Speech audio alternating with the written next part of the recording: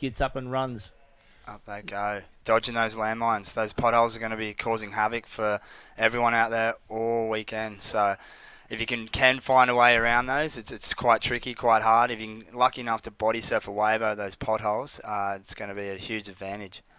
Yes, most definitely. So the trick to that is get your legs up high, making sure you get your feet out of the water, get your arms up too so you've got balance.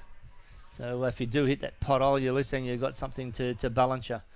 As you can see, we were watching it earlier this morning, and everyone's been copping these little landmines down there, these potholes. And as you can see, the young kid there from Lennox, he just copped one there as he fell in, picking up. But you just need to pick those legs up, keep walking, keep running, and doing a great job. So great skills from these young, looks like under 12-year-olds.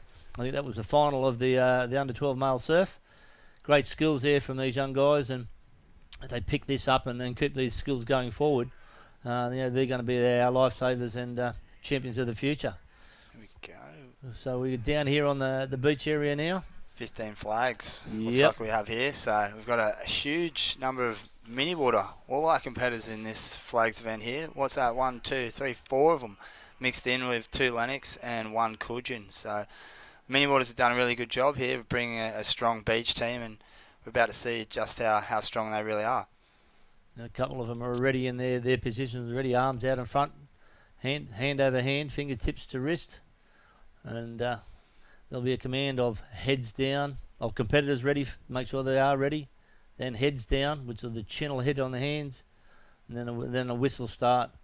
There'll be a few different types of turns here, so we'll just see how they go. Competitors ready, heads down, a delay, and off we go. So some tight racing there. Some argy-bargy and some easy flag picks there. So later on, as you see, it gets close to the finals, they'll come together a lot more and they'll use their shoulders to try and barge and push the other people off the flag. They're not allowed to use their hands, they're not allowed to grab, but they will use their size and their strength to try and to move the people off the angle that they want to run in and grab that flag. So we're back here in the beach sprint there, and it looks like Cudgen there on that left-hand side. I think he stopped a little bit too soon there by the look of it. Got excited. Yeah, but looks like it probably was Brunswick on the bottom right-hand side that may have just pipped him on the post. So back to the surf races now. Not sure what age group, but probably under 11s. 11s or, yeah. As they're coming back out, they're using the sandbank.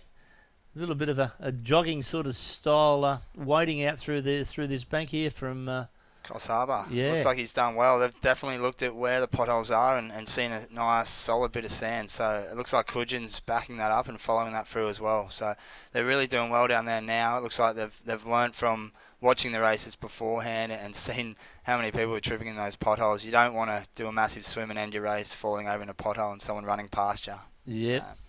Yeah, definitely. You want to be able to use the wave action, all those rips to your advantage. So as we go to see the young tackers down here on the beach in their brightly coloured vests to help the officials judge the races. So it makes it a little bit easier than trying to pick that cap, particularly when they're all fairly close together. And they're all still standing there. They'll have the standing start, these young tackers. Yeah, this will be their first country, so I can imagine the nerves that are running through them at the moment. But I think once they get through this first heat and get it underway, they'll be frothing at the bits to jump in every race possible. Yeah, I think so. It's a big event for these young guys, the 2020 Envirobank Country Championships. And, we'll see these names coming forward. Macca and I were just having a bit of a look through the results from the last year and looking at under 8s. Well, they'll be under 9s this year and they'll be doing fantastic. So these guys, we've got no results at this point, but they'll be all striving for the points for their clubs. And off they go.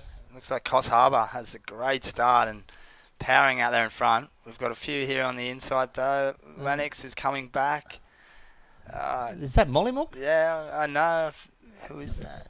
No, I think it could be Mollymook by the look of it. Yeah, they do have a really strong beach club. I know that. They had a few people representing the state teams and the country team last weekend up at Queenscliff. So they're doing really well down there and building a lot of good beaches. Yeah, Dan down there as well, coaching the athletes down there. He does a great job. He has been with a couple of different different clubs, but he loved his beach events, particularly his flag. So here we go again. We've got again Miniwater dominating this event in the under 15 flags, but we've still got a Cudgen and a Lennox in there, pushing them. It'd be interesting to see in flags if you do have a lot of people in the same club, you can use each other as an advantage and try and knock out the rest of the athletes, and then basically it's gunzo for the rest of the time. So we'll see if Miniwater work together or if it's everyone for themselves out there today. Yeah, I think that they'll definitely work together. This mini waters, they work together. If they've been coached properly by the look of it, they're all keeping together. And they're fighting each other for it now. It's at a tie. I love a tie-off. I love a run-off. You love a run-off? So, be interesting. I hope it comes back to there. We'll see the results. But looks like we've got some really young girls finishing the swim race here at the moment.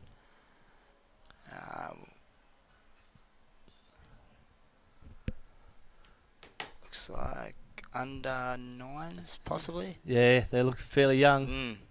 The water safety there in the orange vests, keeping an eye on those competitors, make sure they're doing the right thing. I mean, it's great to see someone like kids that young getting out there in this sort of surf and these conditions. It's the future of our sport. It's the future of the people that are down here. They're going to be doing patrols and keeping people safe. So I guess for someone like us who we've always been on the beach, we're used to being out in the water, it's great to see. It's such a valuable skill. Yeah, definitely. I think it's vital for all Australians to learn how to surf and use the water and read the water properly. So when they get out there, they're swimming safely, and makes the job for our lifesavers and lifeguards a lot easier. Definitely. This looks like a final from the 2 heats beforehand. I noticed a few of the athletes going out now were common faces from the heats before. So yeah. They'll definitely be turning this on, and this will be a flat stick race. There'll be no holding back like in the heats prior. So it'll be interesting to see. Rarilla's got to a great start out there on the northern end. Using that rip, they've all chose the rip. No one's ran up south, so it'll be interesting to see. Cudgen's moving across, and in the swim race, if you're not the fastest or you have someone out in front, the most beneficial way to save your energy will be to jump on their feet, let them do the work, let them look up and try and work out where to go, and you just sit there and focus on tapping their feet with your hands. It also annoys the swimmer out in front, and you can get in their head a little bit, and hopefully that wears them down or takes their concentration off. So what you're saying is, Macca, that the guy out in front is breaking that water, making it a lot easier for the second and third swimmer to come through, just to make sure that, as Macca was saying, is just getting that open that water up for them. Let them do the hard work. Let them know, hey, I'm on your heels. I'm here, dear. There we go. Port Macquarie out in front. Oh, Cudgen through the middle, and it's Port Macquarie's coming back. This is going to be a tight one for the officials. Oh, leave that one to our judges down on the sand. Yeah, I won't be calling that one. I'll get No. in trouble. I reckon if it's going through to a hoot, just take the top four. That's it. Bring them over. Put them all in. Yeah. Don't give them a place. This board race, this would be the heats. I couldn't expect a final yet, but this looks like a heats of the under 15s, under 17, under 15s. So as you can see, look at the guy from Warilla. He really picked that. He worked it hard to pick up that wave. Oh, there we go. A few mistakes from the other competitors. It's one of the vital things about our sport is you use so much energy and so much mental strength out there in a race, and then when you get to the end, you got to make sure you stay clued on. Yep. So these guys have only been on the bigger board for a couple of years, so they're picking them up. Here we go back to the flags again, and come back down to even pegging now. Yeah. 2 versus 2. Team Mini being knocked out slowly. We were expecting them to team up together, so I think these two from Mini will be starting to talk now to each other and make sure that they're teaming up, because as soon as someone gets knocked out, they're in the medal. So we want to make sure what goes on. So back here to the swim area, as we ran on getting up to the white can, orange can there. Not quite sure who's out in front. Looks like female swim, possibly.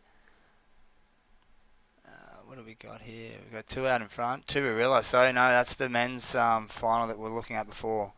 The under 12s, I think it may be. So we've got 2 Rarilla out in front working together, which is good to see. Cudgen following up in 3rd and 4th. So see if local knowledge can help these guys out in 3rd and 4th, maybe pick up a wave. But at the moment, Rarilla are dominating out in front, 1 and 2. Yeah, so they keep coming up to this other bank. They'll use this bit of a wave. And one for Cudgen, there we go. Does he get it? Where's the skill? No, he's put his head up, he's missed it. But on the northern end, Cudgen's picked it up. And they've just picked their head up, which is put their bum down and put them off the wave. So we really still hold that lead, but only just. Oh, there we go. Molly Mook there first on there. Molly Mook, Sawtell. Yep. Cudgen. Dark blue cap, not quite sure who that is. There we go. So this is the danger zone for people out in front here. If they get to that dark water, that gutter inside, and they don't get a wave, then you always sort of think in the back of your mind, is the rest of the field coming back through this on a wave? Which there's a few bumps out the back, but it doesn't look like they're going to carry them through. So those front runners, as long as they can work through that gutter, they should take the medals for this race. Yeah, well, they'll be working hard. There's a number of them on that, picking up those little runners as they hit the bank. They're coming back into that front gutter, coming back towards the shore. So this is the hard area. This is where they need to dig deep, making sure that they're getting back. So we're back to the flags again. This is it. This is not where you want to get knocked out. No, definitely not. So No, you only get the chocolate medal on that one. That's it. So we've got Cudgen, the two there from Minnie, and then Lennox Head on the top side, on the left-hand side. So with the light blue cap and 3 yellow stripes. Off they go. Off. See what goes on. It looks like a little bit behind there from Minnie. Yes, Minnie want to fight each other again here. So looks like that's another runoff. Could be a runoff. You beauty. Clubs too. So I guess this is going to be tricky. If you know the other person's better than you, you're going to have to either get up quick or muscle them out. I'm surprised at that they didn't all team up and knock everyone else out. But I guess it's something to learn. Still young. Still got a lot of years in them. So. Here we go as we're running up here. You can see some great waiting action of the young guy there from Byron Bay out in front. Blue jammers on there. He's looking around, but he really waited well. Big tall guy there from... That's going to help. Get those legs through the gutter. Oh, no, I guess the taller you are, the longer you fall. Yeah. So they're up now. They're all through that landminey section, and they're all out racing for the minor place. It's good to see. It's not always about winning. It's about getting that result and bettering it next year. So... getting them all to run to the finish line is a really great thing to see. Yep, never give up. The race is not finished till you finish that, go past that line. Here we go, the runoff. So, mate against mate. This is for the medals too. So, everything's on the line. Nerves will be rolling. Oh, definitely. You see the guy down there. He's a little bit nervous. There's the guy on closest to the bottom of the screen. And a good turn from both of them, but he's in front, the guy there. Yeah, see. Oh. Yep, he's just down there. He's a little bit taller. Yep. A little bit more muscle. He used just the edge across a little bit. So the young guy there with the black jammers from Mini Waters gets a chocolate medal. And the next runoff will be for the bronze. Let's see what happens. So we've got the young ones here, under 8 girls by the look of it, and looks like Byron Bay, probably not quite sure. Can't see the full cap. So Boot Sprints is still running on the track closest to the water. Got a lot of heats, so you got to try and conserve that energy. If you are a fast beach sprinter, you want to get out in front early and sort of coaster. But in saying that, you want to make sure you know where everyone are, so you're not getting knocked out just accidentally from running too slowly. So it's a fine line and a hard game to play, especially if the younger you are, the more heats and more rounds you can go through each day. I've seen plenty of the open competitors try and just back off a little bit and then get pipped in the line. So got to make sure. We've got the girls here now.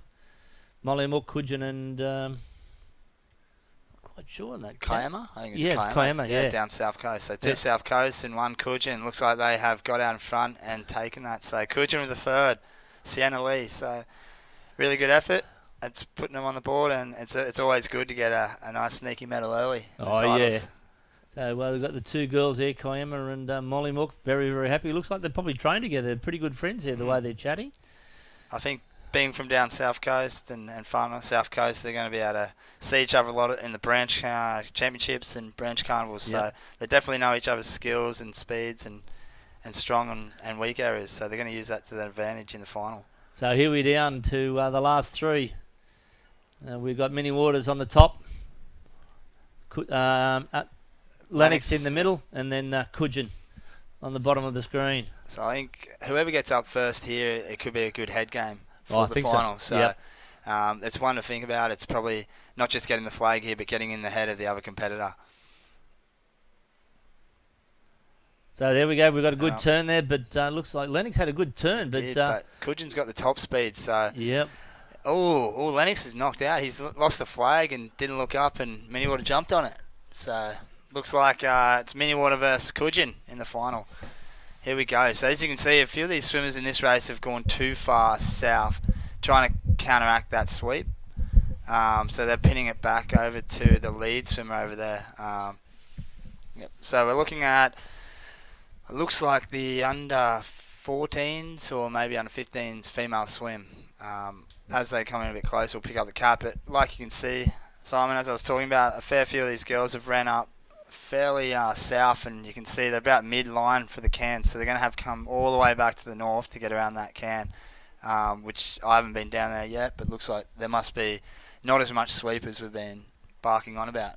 So. Well, good morning, Scotty. Great to be in the commentary box for the first time today.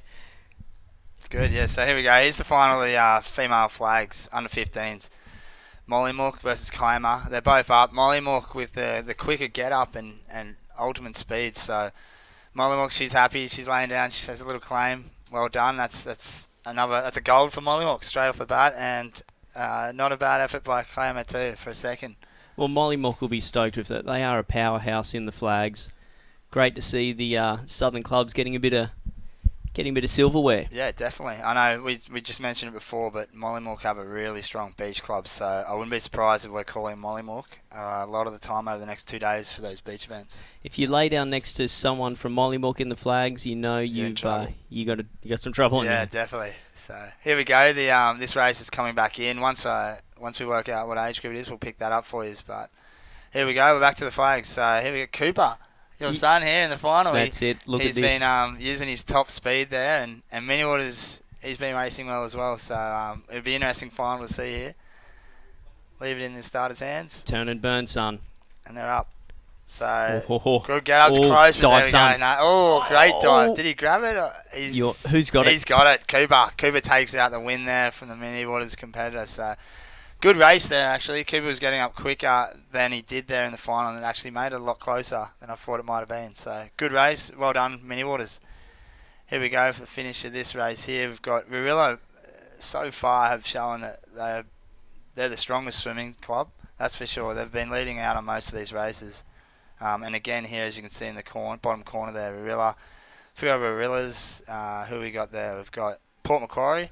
Competitor coming in now, might pick this sneaky wave up. Here we go. How's the skills? This could push him up. Very well done there. That sweep actually looks like it is starting to pick up a bit, Scotty, in that gutter. Yeah, definitely. As they're coming in, and I mentioned that earlier before, where it's not just trying to get to that first can. It's when you turn around and come in, you want to make sure that you've counteracted the sweep so you can get to the wave section or get to the bank or whatever your coach or your team has decided you want to come in on. So looks like a Cabarita competitor here working in for third, looking awesome. Good. Yep, followed by Port Macquarie. So they're coming in. I mean, it's still tricky. I hope on the low tide, when the water goes out a bit, they'll be able to see those potholes, so they won't be collapsing and falling over in them too much later on. The old potholes, it's brought many a competitor unstuck. It always does. It's not what you want at the end of the race. So here we go. We've got another heat of the under-8s beach sprint, so we'll wait and see. I was down there looking at the under-8s. That is a long way for those little tackers. It is, yeah. You see them get halfway and they sort of really start getting gassed and looking for the finish line. And it's soft all the way. There's no hard sand at all, which is good. It evens it out for the competitors. Yep, yeah, and I mean, for the sand being so soft, it's probably an advantage for the smaller, younger guys. And girls, they don't have to sort of plant their weight in the sand. They can skip across it really nicely. So it'd be interesting to see as we get to the older groups, just who actually takes those races out, the lighter people or the big, strong, powerful people. So here they go, and they're off. Cudgen with a great start up on that end with Lennox down this end. So it's hard with the camera angle. Lennox look like they've ran away with this one. Oh, look at this. What masterclass. Good form. So, and the colours too. Look at the colours. It does help. On the vests. Looks unreal. And it's great to see, again, these young ones down here having a go. And this is where it all starts. So That's it. We breed them tough, nippers, in Australia. that's it, and it's a vital skill for everyone. And it's underrated just how skillful they are. Considering 90% of the people in Australia are probably scared to go out in this surf. So it's great to see the youth coming up through our ranks. Sure, there's Coach Phil there. Look at the man, the great man, Coach Phil. We got the finish of this female swim race. And back to the sprints. So this must be the under-8s female beach sprint. They're all looking a little nervous. The big singlets. I think their singlets are made for opens. And no one ties them up these days. I remember when I was a little tucker, we used to have to tie them up. Wind resistance. Yeah. Any advantage you could get, I'd take it. Oh, there's the McQuakers down the bottom, just moving out of screen there. That's my sister, my brother-in-law. Lovely. Everyone's come down to enjoy the country titles and watch the competition. Good Lennox family. So here we go. It's interesting when they're this young. You've got some that have sprouted early and then some that are holding back. So we'll see if that's an advantage or a disadvantage, being so big and lanky. Well, I think this young Cudgen girl here, yep, she's going to be one to watch. Yeah, look at the size. I mean, that's what I was thinking. Her stance, it's intimidating. Yeah, yeah. I'm sitting up here in the commentary box. I'm intimidated by her. So here we go. Oh, false start. So that's all right. As a young one, they get a little bit more of a chance. I believe it's 2 false starts they get. So unlike when you're in the opens, I think if you break, you're out. So yep. I guess they assume you've probably learnt your lesson by now. Once Fair you get enough. to opens, it's go time. So here we go. They're getting set again. Oh, they're off. No, it's on. So game on. This is really going to be a really tough one to judge. Oh, don't look sideways. There just we go. And it's this back end that changes the race here. Yeah, well, that's an official score, that one. That's right. It's a tough job. It is. So, like Donnie said before, it helps with those vests. It's easy to judge. I think I can see Claudia Crawford down there too. Yeah, she's under the tent. She's a ex-country champ for the beach sprint and the flags. So I'm sure she'll be down there. She's watching the flags at the moment. She's probably coaching and helping a few of the kids out from her local club, Cudgen. I don't know if anyone's ever seen her run on sand, but she hammers. She is. So this is the nerve-wracking part when it's a close race. They got to line up and wait for the officials to call your number. So when you never know, it's a little bit scary. You start seeing 1 and 2 and 3 get picked, and you're praying that you're the 4th competitor just so you can get through and get another race in the final. Well, I don't know what that's like waiting for the number 1 spot, Scotty. I'm sure you know what it's like, but I don't know about on the beach sprint. Maybe when I was younger. Definitely not now. I've lost a lot of speed. So it looks like we've got the under-17 female flags starting to get ready here. So it's good numbers. I think a good mixture of clubs. I don't think there's any double ups. So unless they actually know each other, they won't be working together to try and knock a few people out. It's going to be everyone for themselves out here, which will be good to see.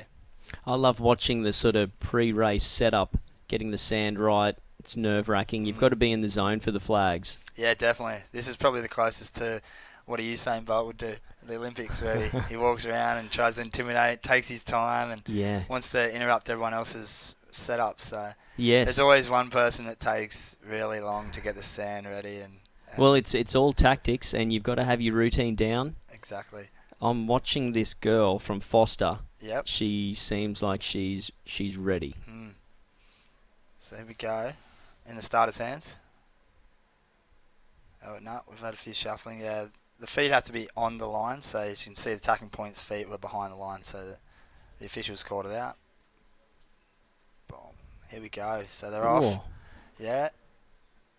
Oh, no. Oh, there's a flag there. Look at this. What's going to happen here? There? No one's even seen it. There we go. Sneaky win. Lovely.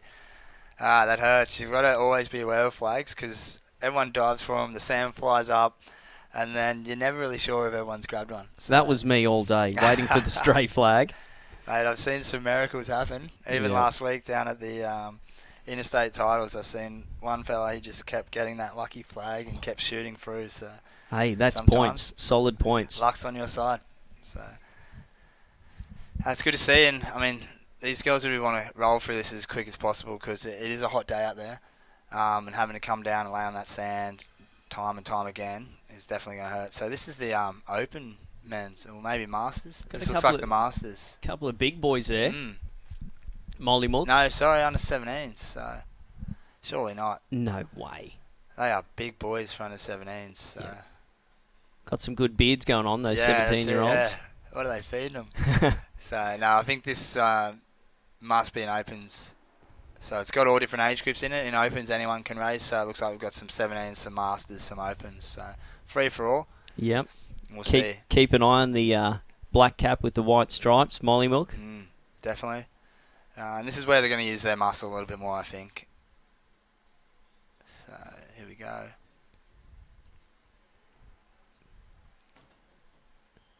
They're away. Here we go. Cape Hawk, you watch. Okay. Absolute weapon on the sand. All right. There he is. Yeah, so he come up and raced interstate for the Okay. New South Wales country team and did a really good job. Ended up third overall in his flag. So that's against the best in New South Wales, best in Queensland and all around Australia. One to watch. So Definitely. who's that, Scotty? Which one's that? Tacking Point. Okay. Sorry, Cape Hawk. Keep your eyes on the red with the white and the green stripe down the middle. Yeah, gotcha. Basically, after each flag race, they're going to pick up a paddle pop stick. It's going to give a number, and that's basically where you're going to line up. So they do that, just the randomness of it, because a lot of people like to be next to certain people or they want to team up. So to be able to make it fair for everyone, they have to draw paddle pop sticks and then get on the line. So.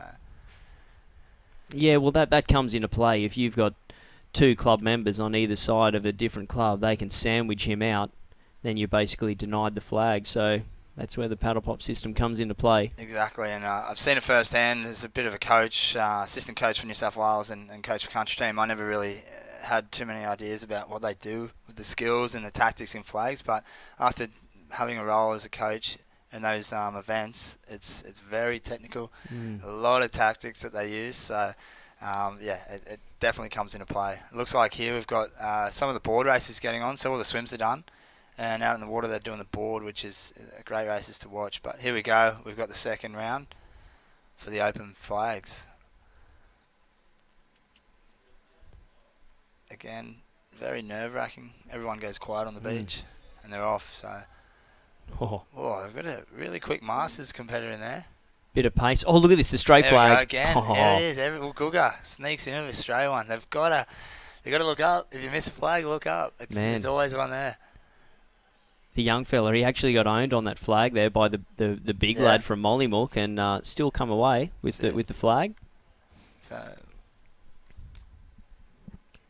Yeah, so have a look. We've got a young fella in the board shorts there up against, men. So we'll see. Shorts off. Good work, young fella. So back onto the board. Looks like Cudgen out in front there. Yeah, Chloe Mills out in front, leading over Port Macquarie. And then back to Lennox and another Cudgen. So this is sort of the tricky part in the board race. You don't want to get caught in here and have... These boards will pick up innings. So you don't want the back muckers coming through when you're stuck in the gutter. I think Chloe's got this one in the bag. If she works hard here, she could pick this one up. Looks like it's just fattened out in that deep gutter for her. But the next one with Port Macquarie possibly... No, falls off the back of that. So look at this. It's going to be on here. There we go. Chloe Mills. Well done. Bring that in, and then we've got a race for second and third. We've got 4 on the wave. So are they going to catch Chloe here? Possibly, if she can stay on that runner. Those boards will run through that gutter, but yeah, it looks like she's home and host. But we've definitely got a race for the minor medals. Chloe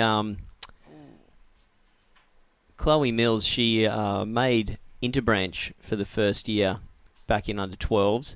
And then she missed out on under 13s, and I remember her saying to me that all she wants to do is make Interbranch, and she completed a goal, and it's just having a ripper season. Yeah, and that's the beauty of this sport. Not everyone can make a team. And when you don't make a team, it's about sort of putting your head down and using that extra motivation to train a little harder or improve those skills. So then next year you can sort of rub it in those face that didn't pick you, I guess. So. Who would that be, Scotty? Who's picking them? Mate, no comment. So here we go again, the Overmen. So we've had two in a row where there's been a stray flag. Can we make it a hat trick? We do have 2 Ballina Lighthouse competitors actually. So wait and see. The fella on the end, he's got a lot of pace off the start. So keep your eye on that. In the starter's hands. Here we go. How are they feeling? A little bit of banter between the boys. You can see that. We're on. Ooh, and they're off. And young fella, he's going to have to be. No luck this time. No lucky flag. It's definitely getting down to the crunch time. Those 5 competitors left, they're all getting up around the same time and got around the same pace. So it'll be interesting to see moving into that finals package. But from that air view we've got here, it looks like a few more board races getting ready on the line. I tell you, look at the day, mate. It's unreal. It is unreal. Yeah, it's perfect racing conditions. Apparently the surf is going to pick up a little bit tomorrow, but I don't think it's going to cause any issues. I think it may be a foot bigger, but if anything, I know most of the competitors on the beach are going to want that and are looking forward to bigger and better waves. Everyone loves a bit of size, especially the nipper parents on the beach. Yeah, I know they might start panicking. I'm talking opens and under 15s and up. We always want to wave, but I do know that the parents do get a little bit nervous when the swell picks up. But well, the nipper mums do. I know the dads, they like to get them out there. Yeah, that's it. Well, and they are capable. That's the thing. That's right. Here we go. Females. Oh, they're off, and looks like Rarilla. And who is that down the end? Naruma. I think she's taken out the flags last year, possibly, in the under 15s. So she's gone up to under 17s this year. So obviously she'll be the young one in the age group with a bunch of girls that are a year older than you. So it'll be interesting to see if she can go back to back. Probably the hardest thing in this sport is going from your age group and then moving up into an age group with older girls or older guys in there, and it can be a little bit intimidating. So. And I guess it's the same for the older people that have been in that age group, having the youngsters come in and kick you off your mantle. So. Oh, definitely. I mean, that's probably where I see most of the disgruntled older people get is when the young ones come up and start beating them. No one wants a younger kid to come up and beat you, but it does happen. Oh, and we've got a break. It looks like no, they've let it go. So, nearly got back in time. Looks like the Ballina guy must have thought he broke because he did move and he had a little bit of a grin on his face. You just got to go. You never know. Go to the whistle. So that's it. There's some great footage of the board race here. Again, you can see the guys out in front. It's all about skill getting through that break. If you can keep that nose up and not get hit by the waves, then you're going to get out quickly. And the rate too, especially going through the break there. You want to be giving maximum effort. Definitely. Yeah. If you're not, you're going backwards. Exactly. And I mean, it's all well and good to feel fresh out the back, but you're better off using a lot of energy through the surf and getting out there quickly, and then trying to recuperate some of that energy once you're out the back. Then save yourself in the shore, because those waves are still strong and powerful, even though they're not very sizey. That bank's really shallow, so as it breaks, it's going to start pushing them back. So we'll try and pick that race up as it comes back into the screen. But as you can see further down, we've got a few of the nippers, little grommies, I think, running over the bank. A bit more flags action. This is getting to the tight end of the flags now. Again, no one wants to come forward. No, you get nothing. This is the pressure round right here. Once you pass that point, you're taking something home. Yes. So there we go. Looks like those 3 girls got up well, and Minnie Water just a little bit of a slip when she went to get up with that back foot. So any kind of instant like that's going to cost you. That's it. Look, races, it is a game of inches of not even. It's a game of millimeters. You need to give it every little advantage you can. So great footage of this race here. We've got 3 out in front. For those at home watching this and aren't too familiar, the beauty of a board race is if you're not out in front, you can tuck your board to just the left or the right of that leader or right up behind them. They're going to do all the work and you're going to get a lot of rest. So you would tend to see throughout the day and tomorrow, a lot of these board races and ski races, people will be sneaking up right behind them and basically sitting there waiting to make the move later on in the race. Yeah, getting the toe. It's a good tactic to have. Here go the boys. Here we go. Oh, So Ballina. Little battle, but that's Yeah. right, Ballina. Little pat on the back. There you go, champ. Yeah, No deal. Look, the older Yeah. boys talking smack. I like it. So two of those, the two fastest in that event, I'm assuming it's the open flags, are both masters. So goes to show that that age, experience, and a little bit of extra power in those legs and that explosiveness of getting up is really using that to their advantage. So Look at these little legends. Little nippers cruising out. These are the ones we've seen running over the bank before. So a little bit more scattered than the other races, but you can see the rating, and the legs there just to keep the momentum going with their arms. So you see them all kicking the legs, keeping it out of the water. If they've got them laying down, they're going to be dragging their feet and their toes in the water, slowing their board down. So getting them legs high up in the air and keeping the rating up, so the faster they kick their legs, the quicker they're going to stroke. So, and again, it looks like Rarilla's out in front here. Made a little move around that first can, done well. Coss Harbour close behind.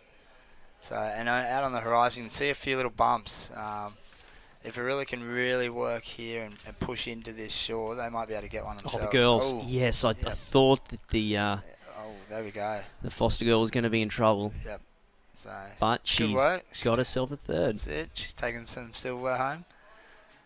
Here we go. So down to the final.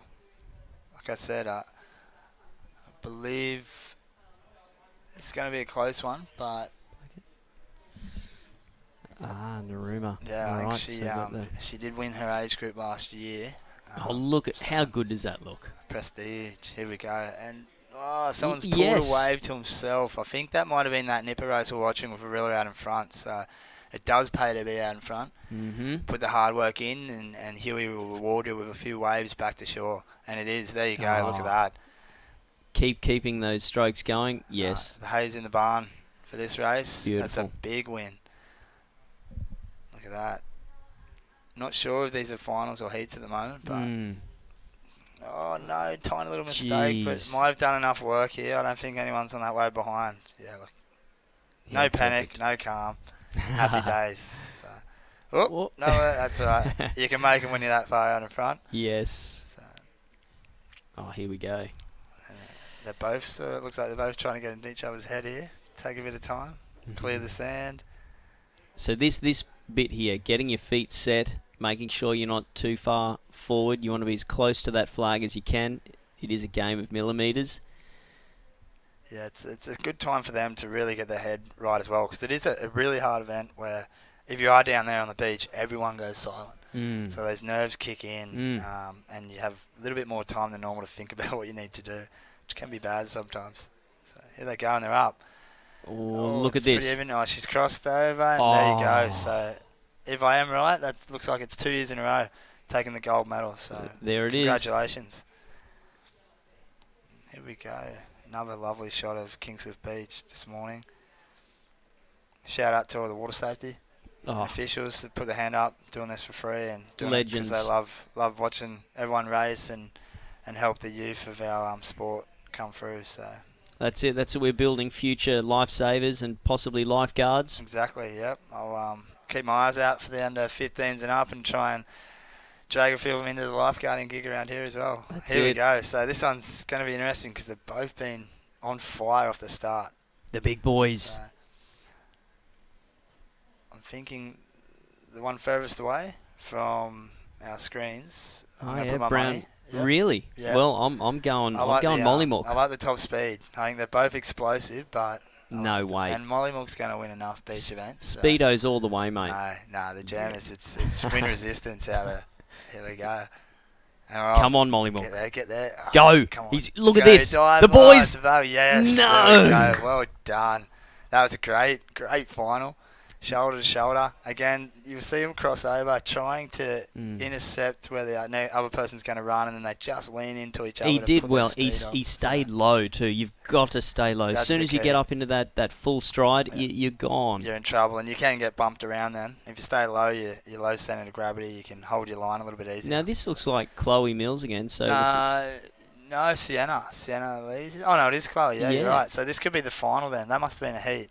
And that's Suki from Byron Bay. Okay, look at this around the cans. This is going to be a battle because they're teammates in their branch club, like far north coast. So here we go. Turn and burn, Chloe. That's it. Suki had the inside, which is always where you want to be going around those cans, and you can see it's paid off. She hasn't had to turn as quickly, and she's pulled about a board length ahead. So 100%. I don't know if you've. I'm sure you've watched Shannon next time, but he is a master around the cans.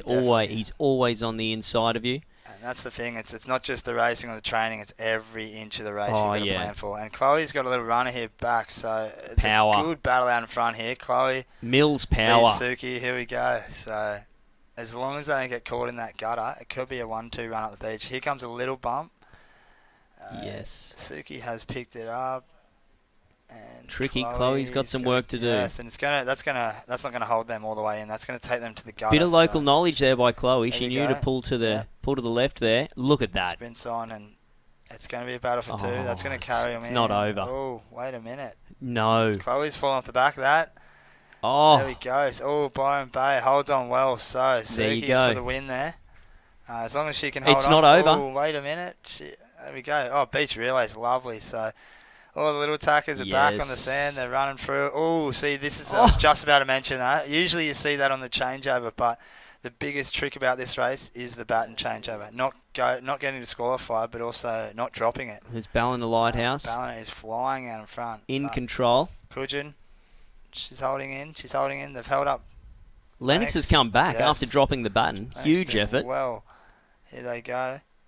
Clean change for most of them. Yeah, they're all doing the standing change, which is much better than the flying change. For the young ones. Cudgen. Cudgen through the middle. Don't look around. Here we go. Straight down the middle. Love to see a star cup out in front. Here we go. The final runners will wear the vest too. Oh, look. He's got his eye on the prize. Flying away. Yeah, that's race over there for first. It's good to see that they obviously train. I know when I was younger, we never really trained for this. We'd just wing it in the race, and you'd see a lot more drop battens. But these days, no one was dropping a baton. It was awesome to see. So they've definitely hats off to the coaches that are getting them out there and getting them ready for these races. Because every race counts. Whether you're looking for your first medal or trying to get that overall point score win for the club. Mate, look at Wollumben out in the distance there. What a great shot. So that's Wollumben's an Aboriginal name. It means cloud catcher. Nice. Yeah. Right. Have you been up on Mount Warning? I have, yes, a couple of times. I went up once, and some of the people I went up with, she rolled her ankle, so I had to carry someone the whole way down, which I haven't been to Mount Warning since. You're the right man. Oh, here we go. The Masters ladies. Yes. They've still got it. Look at this. They're going well. Flying. A lot of pace. Oh, a bit of bouncing around in the potholes. Yeah. Even got the dive. Love it. So it's great to see them still down. Look at the smile on their face. And that's the beauty of our sport. It's not something you do for a few years and then you quit. It's a lifetime sport. So that doesn't get any better than that. It's great to see. And these aerial shots are really great for not only the people at home, but if you're a coach watching, you really be able to see where the deep water is, where the banks are, and what's working out there. It looks like so far most of the people, you can see on the bottom end here, someone's tried to go that bank, but it just isn't working yet. That deep gutter with that rip and the water pushing out is probably the place to go. I've seen it earlier today in a few of those races. Oh, I see what you're saying here. These kids have gone the bank here. Exactly, and unless you're really tall or you've got a lot of explosive power, having to wade and push through those waves, if you're not getting a good lead, it's probably going to hurt you once you're out the back. So a couple of Yamba, Byron, and a Cabba. The Masters men, looks like. Far north coast. Oh. Yeah, it's an all. Oh, there we got Urunga. That's Jimmy down there on the end. Ah, Urunga. Yes. Ah. Yeah, he loves a bit of competition. So see who's been training. That's it. Who's been putting in the work? They're up. Well, I say Jimmy's got a bit of pace getting up. Good style too. Oh, Yamba battling out, knock each other out. There we go. Legends. Love it. 60 plus. So you can see the skill and the ability to keep their bodies in tip-top condition, because it's not easy for someone to be laying on the sand, get up that quick, and then sprint, stay low, and then even dive at the end. Mate, so I struggle just getting off the lounge. You don't see me doing flags anymore, that's for sure. So So the girls, so I'd just like to mention it's 40 years in surf life saving that women have been in surf life saving. So it was, we're putting it out there. We want photos and stories. And if you can email them to memberservices@surflifesaving.com, we want to know about female stories in surf life saving. And look at these girls here. And I'll tell you what, pretty good lookers too, just quietly. Keeping their bodies tip-top condition. Indeed they are. That's it. Like we said, you've got to be able to do all the agility and explosive work that's included in this flags event. So here they go. Girls. They're up. Oh, looks like someone's just put the afterburners on and see you later. Oh, yeah. I'll take that. Thank you. Thank you very much. So, there we go. There we go. There it is. Team spirit. Love it. Well done, Yamba. Surf Life Saving Club. Again, great beach setup. Great conditions, great day. So here we go again. The looks like the under 9s beach relay. They're off. Lennox coughs out in front. Lennox powering away. It's interesting in these younger races. You get to put the girls up against the boys. It's good to see the girls touching the boys up. There we go. She just smashed those guys there. That's another interesting point too. It's surf life saving, male and female are equal. It's great. It's great to see that. Yep. And often, like you're saying, the females they're owning the males. And we've had a few times where we've broken the board teams up and sprint teams into male and female. The girls just give it to the boys. Definitely. I mean, even in our racing and seniors, we don't really want the girls to go against the boys. I think we've got we don't get to race the girls as much anymore, but we have the open swim teams. And at country, we're allowed to put the girls and boys together, so it's always a worrying thing. Yeah, no one wants to come second to the girls. I mean, you've just got Lily, who just won her age group in the open swim, so she'll be in it, and you don't want her chasing you. No. So, there we go, the boys again in the flags. Looks like it's the Byron and Urunga. This is going to be tight, this final. It will be. So we got length, and then look at that stocky power. Power, yeah. Yes. It's just really interesting. So, yes. Mates, or they starting to get in each other's head before the race. Let's see. Perfect time to do it. Yep. So the big fella's going in. Look at him. He's stayed in front. Yep. It's all about the mental game. At this point, I don't think the paddle pop sticks really matter. They're going to be left or right of each other. So.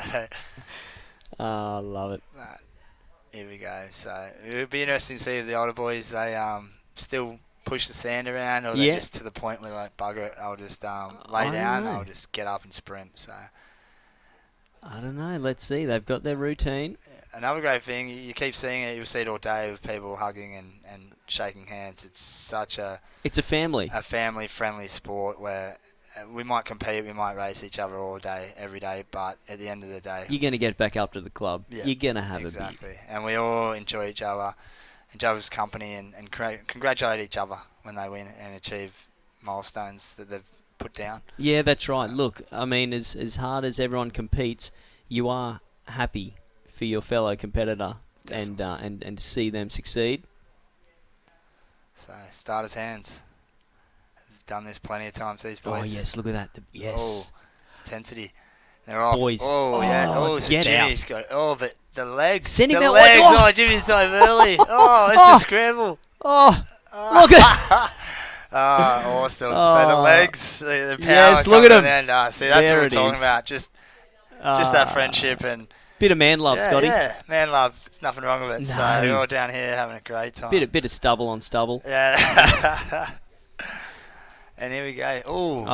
That waves. hurts. The waves again. Oh, that was really well done. That looked like Lily and Alyssa on the far wave that barreled over them. Then we've got a race for 4 down the bottom. So that is the grudge match right there. Trying to pick up these races. But yeah, that's the under-17 board, the girls that we've seen on that wave.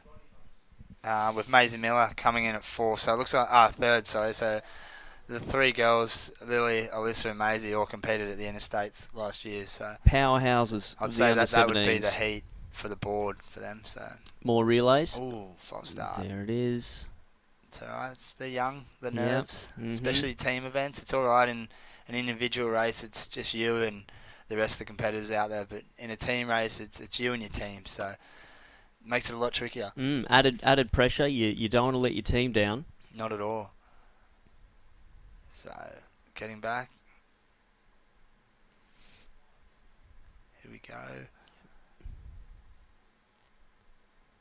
So got a couple of nice looking nipper mums down here, Scotty. Plenty on the beach. Oh, you'd have to say, as far as mums go, nipper mums would have to be the hottest, don't you reckon? Oh, mate, they are. Well, you've got, you know, Stunners. you talk to me here. You've got your soccer mums. You've got your dance mums, a little bit hyper, high Yeah, maintenance. I've seen that, the Dance Mum show. Yeah. Nah, not going there. So. Nah, and then you've got your NRL mums. You know? Yeah, no, they're a bit aggressive. Yeah, so. a bit aggressive, bit bigger, larger set, nipper mums. They enjoy the beach, the cruisy, Yes. or majority. Yeah. Yeah. get a few helicopter hyper nipper mums, but you know they're good to watch too. Here we go too. So race 2 at the moment. We've got. Oh, he keeps looking back here at the moment. Oh, he looked back again, but I think it could be home and hose depending on their last. They usually put their last sprinter, their fastest sprinter last. So as you can see, but Byron Bay just off the start. Here he comes. He is flying, and yep. So Look at that, straight past. He's got the big, face strong on. boy too. Yeah, and the face. So I think a lot of these young ones, they're going to learn as they go, but they've got to make sure they're looking forward, looking where they're running, and not worrying about where everyone else is. So That's it. Your goal is the finish line. That's all you want to be focused on. here we go. Look at that. So as you can see, they're all friends till the gun goes, and once we're out there, it's race on. But as soon as it finishes again, everyone comes down and has a chat and hangs out. So, More big lads. yeah. So this must be a different master's age. Bit younger, bit older. Yeah, 50 bit plus younger, yeah. possibly. So straight into the medals too. Yeah. It's always a bonus. Yeah, why not? So I've got my money on. Who is that, Scotty? In the speedos there. Urunga. Urunga. You've got Urunga in the middle. Yes, you and got Sawtell to on the end. bet on the Oh, he's let me down. Yeah, he knows. Had not too bad of a get up, but Yeah. There goes another 50. Oh no, that was Cabba. Oh, it was. Yes. So there we go. So got these two men left. Have a little bit of a chat, a little bit of a laugh. Yes. The final. So still we've got the powerhouse, and then The the women's. long fella. Ah, yep. So here they go again, straight in the medal round. So once you get to that point, you know you're taking something home, but you're never really satisfied. You want to win it. So it's be interesting. Yes. Cudgen could work together here. Two are the same. So They could. depending on their abilities, if you have your fastest in the middle, you could duck out and try and snake that one on the end, and then give the that's far competitor where that free run. That's where the battle's going to be. Let's go. see. Oh, Oh, no. she's Is that Cabarita? no. Is it or no? Now. Must be Nara. No, Cabarita. It is Cabba. Yep, so Cabba, they look red hot for Yes. that final. She was straight up. Yeah. It's all right. Here we go. More board action. So this might be that's Cooper in there. It There's is. Jackson Borg. There's a few of the boys. So what's that? The under 15s. He's board under race. 15s. Again, not sure if these are heats at the moment.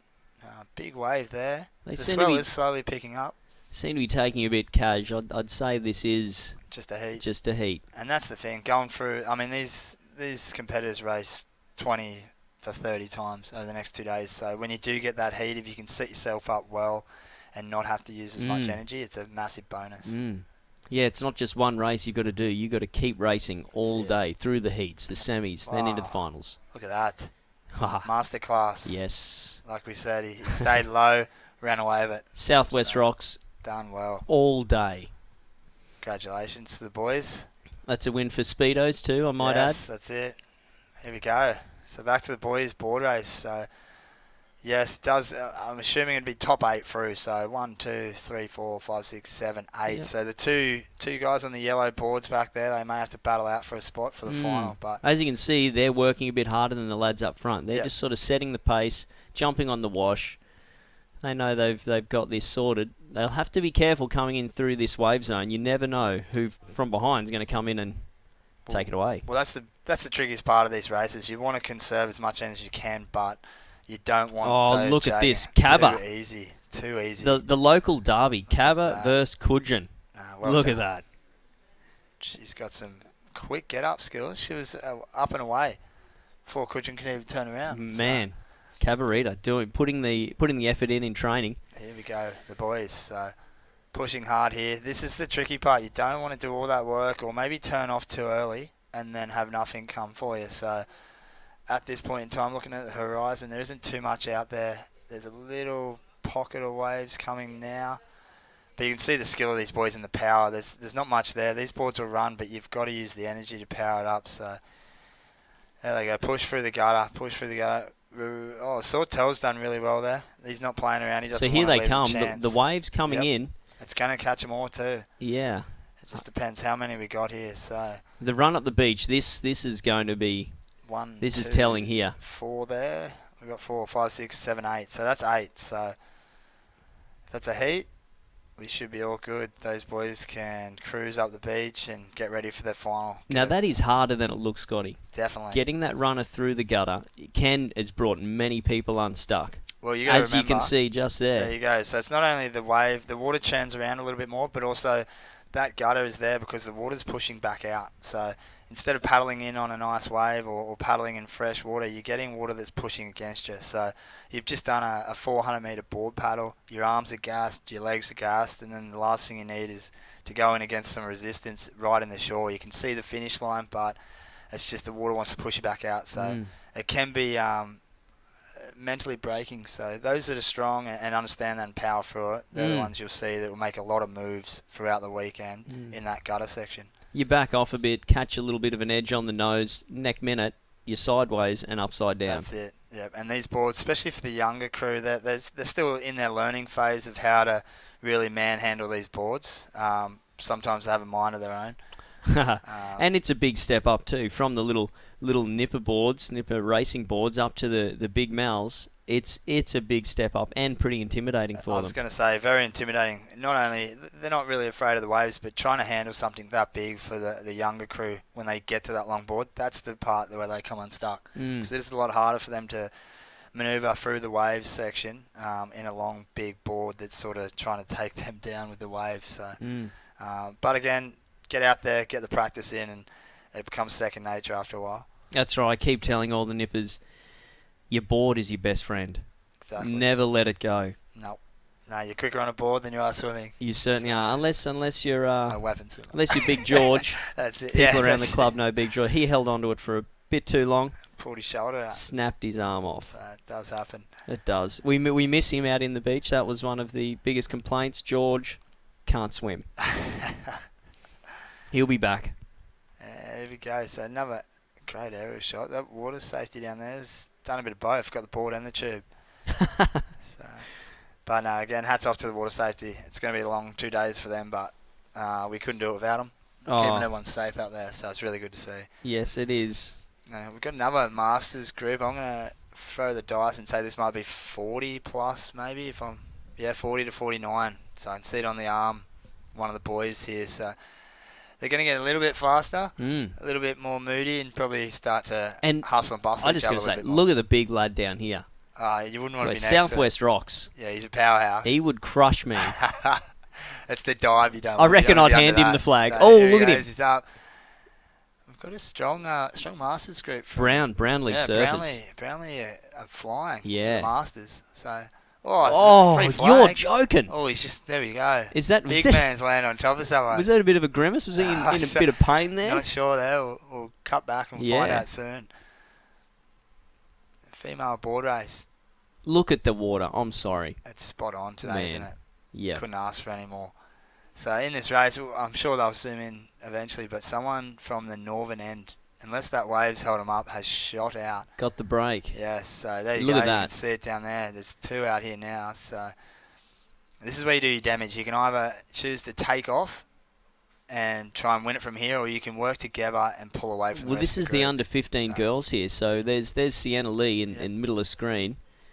They're all coming together now, so an arrowhead. And that would have to be Kalani Ives out in front. Yeah, definitely. So here we go. It'll be interesting. They're not really working together at the moment, which if I was... Yes. You want to sort of conserve that energy. They're kind of both having wash. a go to get to that first can, which is also a vital part of the race. If you can get that inside can, you're going to get a lot easier turn around the cans and probably pull the first runner. Yeah. So. Yep, turn and burn. They've all sort of... Sienna's done well to come up, get on their watch. Here we go, the boys. Ooh. Oh, it was a runoff, so it was. Yes. Oh, maybe possible. Oh, there we go. Kiama will take that one. Yep. I don't think the big fella's too happy. He's like, I think he wanted that one. He did. So. Get your name down there. Get the points for your club. That's what it's all about. Yep. Club first, individual second. So. Oh, Yeah. Here we go. A little bit of hustle bustle around the can, Okay. not too much. But again, like I mentioned, the inside can, it's going to help. As soon as you turn that can, you want to pick up a runner. So now's the time to put the gas on. Break away. Try and mentally break the spirits, the ones behind you as well. Got more nippers. This could be, looks like a beach relay coming up. Yep. Hands are set. That's Getting them set early. That's it. Yes. Lock those hands in. Lock them in. Get the bat and then run. The Don't bat. run. Grab the bat. So Look at the boys there. they're all Got the keen to hands go. ready. They're all Yes. ready to roll. Love it. Another nice nipper mum walking down here. You see there, Scotty? They're everywhere. Yes. So, here we go. So they stand well far back from where the line is, but I guess that's, as a young age, they don't want to get disqualified, and this is what they've sort of been taught. Here we go. So, boom. All good transitions. Cudgen, out in front. star cap in front. Here we go. Oh, They keep look at the looking. boy. They love looking at each other.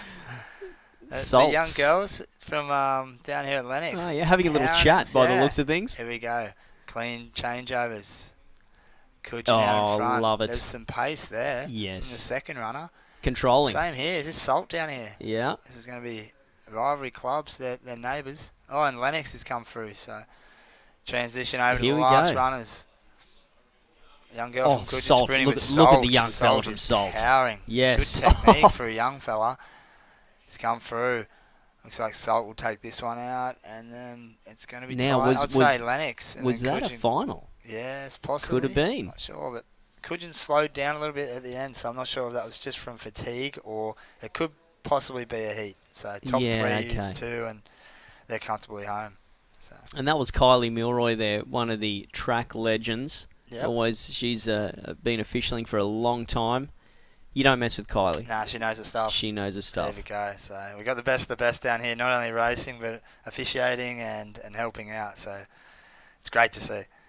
And here we go. We got again Warilla are absolutely dominating these younger races. Every time we flip over to one of these young crew out in the water, it's Warilla out in front. So whatever they're doing down there, they're doing it right. Such a strong club. So we got 78 competitors from Warilla Barrack Point. Yep. It's a long drive up here, and It to is. have a good number like that. Oh, big wave. But they've had a lot of pedigree come from down Warilla. I mean, you've got Hayden White and Ben Carberry, who have both been in the Nutrigrain. Benny just did the Iron X, and Hayden just won the Ironman up at Mooloolaba on the weekend. So they're here today. They're coming down and they're just racing a little bit for Warilla. But I mean, you've got Ali Day, the big name as well that everyone loves about. So yep. Definitely got a man crush on Yes. Ali Day. Yes, I'd probably turn. But as you can see, they've got plenty of pedigree. So having that in their background and walking around the club, seeing all their photos up and all their achievements, definitely inspires these young ones to kick on and try and replicate what they've done. That's right. Look, I mean, I met Ali Day a couple of years ago. I was starstruck. He's an absolute legend. Yeah, He's they a all legend. Are. They're all. It's part of the sport where they just love to race hard, but Yep. they're just such good blokes Yep, and give good girls. back. And, want to talk and chat and give back to the community. So it's That's awesome. it. Don't ever be afraid to go up and say hello, because they'd love it. That's it. And Kalani Ives here from Yamba out in front. So this So- must be the final now. Well, you got Elizabeth Warren, so no, it must be a heap. You're right. Sienna was in the last race, so You're right. yeah, this would be semi 2, and Kalani's out in front. Followed, I'm trying to pick up the cap of who in second, but with these waves that are coming, you can see it split the field up. It's pretty much relaxed time for those ones. Save the energy. You got the final coming up. So, what do we got here? The 40s. Yes, Jenny Curnow. Yep. The Kiama. We've got Paul McCrory and the Lennox. So good diversity of clubs. Yep. That's My money's on Jenny. That's the fourth position. Here it Yeah. is again. The four. Oh, I didn't like that sandbar. No, see? See, yeah, you might be onto something here. The experience, they know what they want. Yes. Had a sneaky look at where the flag is Ah, she's done that before. Look at the little yeah, cheeky smile. yeah. Yeah, I know. I've done nothing Trying to wrong get the there. advantage. The girls know too. They all should have had a yeah. little peek. Mm. Here we go. Look at the giggles on the line. Alright, starter's hands. Look at that. Goes from giggles straight into focus. Jenny. Ah, yes, Jenny. And the lady from Port Oh. Macquarie. Done well too. Oh, come another on. run-off. We're getting lucky What? today. Here we go. I think she could have, the Lennox girl could have really? ripped that out then. Anyway, we'll see. Look at that dumper there. That was, Yeah, as that tide goes out, yes. it's definitely going to start getting a lot heavier on that bank. So Oh, yeah. a lot more skills going to be involved because they're going to have to get down those waves quick. If they don't get down those waves quick, they're going to be Down going the mine straight shaft. down the mine shaft. Yeah, so not where you want to be after doing a long paddle. It's good for the competitors. It's good for the spectators. Oh, it's great for us. That's where you're on the beach and you hear these oohs and ahs and looking around to see who got smashed. Yeah. But, they've all been training. They've all been out there. They know what to do. It's sometimes a position you just can't help. So it looks like Cabba. Yes. Yeah, come in, cruised in with. That's great. Cabba up front. Love it. Nice and easy jog up the beach. Going to try and save some energy, get a wave in, don't have to paddle in. It's always what you want. Having a bit of a look across, bit of a laugh. That's it. Till the final. Yes. Enjoy, relax, and then in the final is go time. Yep. So under 15 girls coming in the background there. A couple of girls out in front. Yeah, so that final will be up soon. That's going to be a really good final to watch. Look at the clarity today. There's Cook Island there. That's, 15 Ks away? Yeah. Clear. Beautiful and clear. Here we go. So you can see in the background as well, those skis. So they're surf skis. That's even more advanced skill needed than these longboards. So that looks like the open ski, possibly heats going around. And so that is going to be one to watch coming over that bank. Great to see, especially if you're if you know the sport, you know what we're talking about. If you don't, that's one to watch because the skill level is insane. And with these shories, it's going to cause some huge issues. And remember, guys, get on the Facebook page, leave some comments. Love to hear what you guys where you guys are watching from, who you've got your eye on, who your tips are. So get on Facebook and leave a couple of comments. Here we go, the men's. So they're off again. Oh, looks like this could be a runoff. No, Miniwater's done well. Taking no Sneaked prisoners. in. That was really good. He's had to come from this end line, crossed across behind someone else, and snaked it from Kayama. So it doesn't look too happy about it. Looks a little bit dirty. I think 40 might have had it. Yeah. So, you live, you learn. You do, especially if you've got your kids there watching. You want to give them a good show. It. I remember I won a sprint race and my daughter was watching. I was like a superhero to her. She couldn't believe it. Oh, well, you got to set the standard. That's the thing. Yeah. I'm sure you're not down there racing her anymore. She'll probably towel you up. Oh, I don't even... Look, I never let them win in anything when we were growing up. You know, video games, chess, anything. I'd take them out because I knew as soon as they get older... They're going to get you. They're going to get me. So that's right. I built that mentality as well. Yep. You want to win. Oh, she still tries to beat me. You know, wrestling, it's everything's a race. You know, wrestle, get into the pool. Here we go. Jenny Curnow. So, top 3. Cudgen. Medal placings. Yep. Come on, Jenny. Oh, they're up. Port Macquarie again. Getting up quick. Gosh. Got some top speed too. She hasn't had to dive and she's been pretty calm going into those flags. So it's going to be on between Port Macquarie and Cudgen for I think Cudgen's going to have to really get up a little bit quicker than she has been. Yep. So. Jenny won't let us down, mate. Here we go. And if ever you need any chiropractic work done, get down to Tweed Coast Chiropractic. They've fixed me up many a times.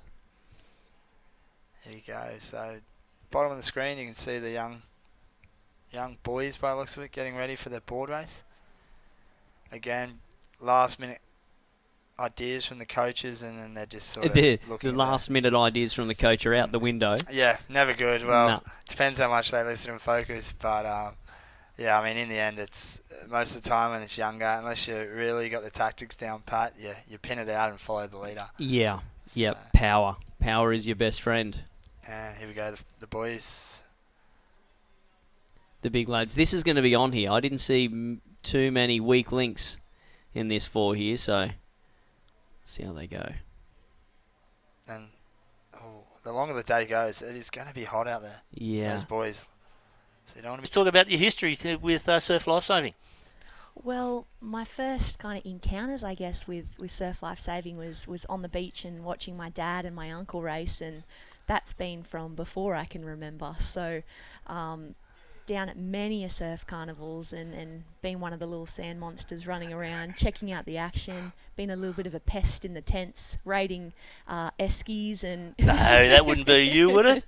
Yes, all the naughty stuff. One of the small little sand crab nipper children, but I guess I had my first taste of nippers and surf life saving at Thirroul Beach, and I was too young to be an official nipper, but I was in amongst some of the action down there, and we as a family then moved to Queensland, and I started nippers at Mooloolaba Surf Club there, and I've had all of my Ironwoman Series career and professional career up at Noosa. So we keep heading further north, but definitely the South Coast holds a very special place in my heart, and heading down that way still feels like home to me, and whether that's because we've got family and grandparents there, it's one of my favourite places in the world. So it's pretty cool to come down and see the New South Wales country talent, you know, and the young brave children out here really with a passion for surf sports, and obviously fast little ripper nippers on the sand as well. For me, it's inspiring to come down and witness this action. It is, and when you start looking at the amount of nippers that we Surf New South Wales has in their competition, you know, it fills in probably the better part of 50% of the amount of numbers that are in surf sports and or actually in membership. But what sort of tips would you give for these young kids coming out through, say, a surf like this in this board race that's in front of us at the moment? They're handling it incredibly. I think that is so awesome. My tips for today, I think, there's definitely a sweep on. So when you're doing a little bit of a warm-up and the nippers are out there getting a feel for the water, I think that's a pretty important thing, just to recognise where the ocean's energy is wanting to pull you, so that you can compensate for that when it comes to those races, knowing that, okay, this sweep is heading from left to right, so I need to be ready for that, maybe run up a little to the left so that I'm ready to hit that can when I get out the back. And the biggest thing is to use that ocean's energy to your advantage, and that comes with experience, but I think you can do a fair bit in the warm-up to get a feel for the ocean out there. And today there's a bit of a shore dump, and then they've got the gutter to find a bit of a rhythm to work through, and as you see now, they're heading out through that final wave of the back bank.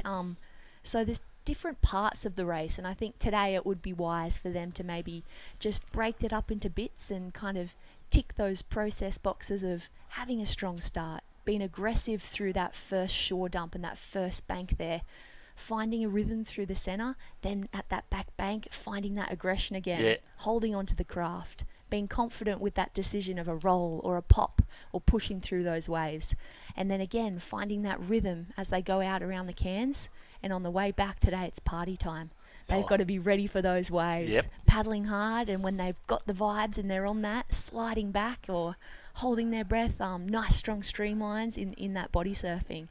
Yeah, that's essential, and like you said, the experience comes from many, many hours in the surf, and I think that's essential. And the kids playing around on their nipper boards, you know, on weekends or weekdays and stuff, they find out what their needs are and what the water is actually doing, and that if you're behind a wave, you know, and the wave's coming up behind you, is that you can actually feel that bit of a lift and that bit of a push. So you start to get on your board, may need to go back a little bit, look over your shoulder, see where you're at, and then they give you that experience on when you get into a competition and you put all those practices into play. So I think that is really, really, really, really important. So you were in the INX this year, and how'd you find that? That was amazing. It was scary, it was entertaining, it was incredibly hard work, but I had a lot of fun. Good. It was such an awesome experience. But I heard leading up to the INX, there was a bit of negative talk about something different in surf sports, but I think it was something that surf sports needed to do.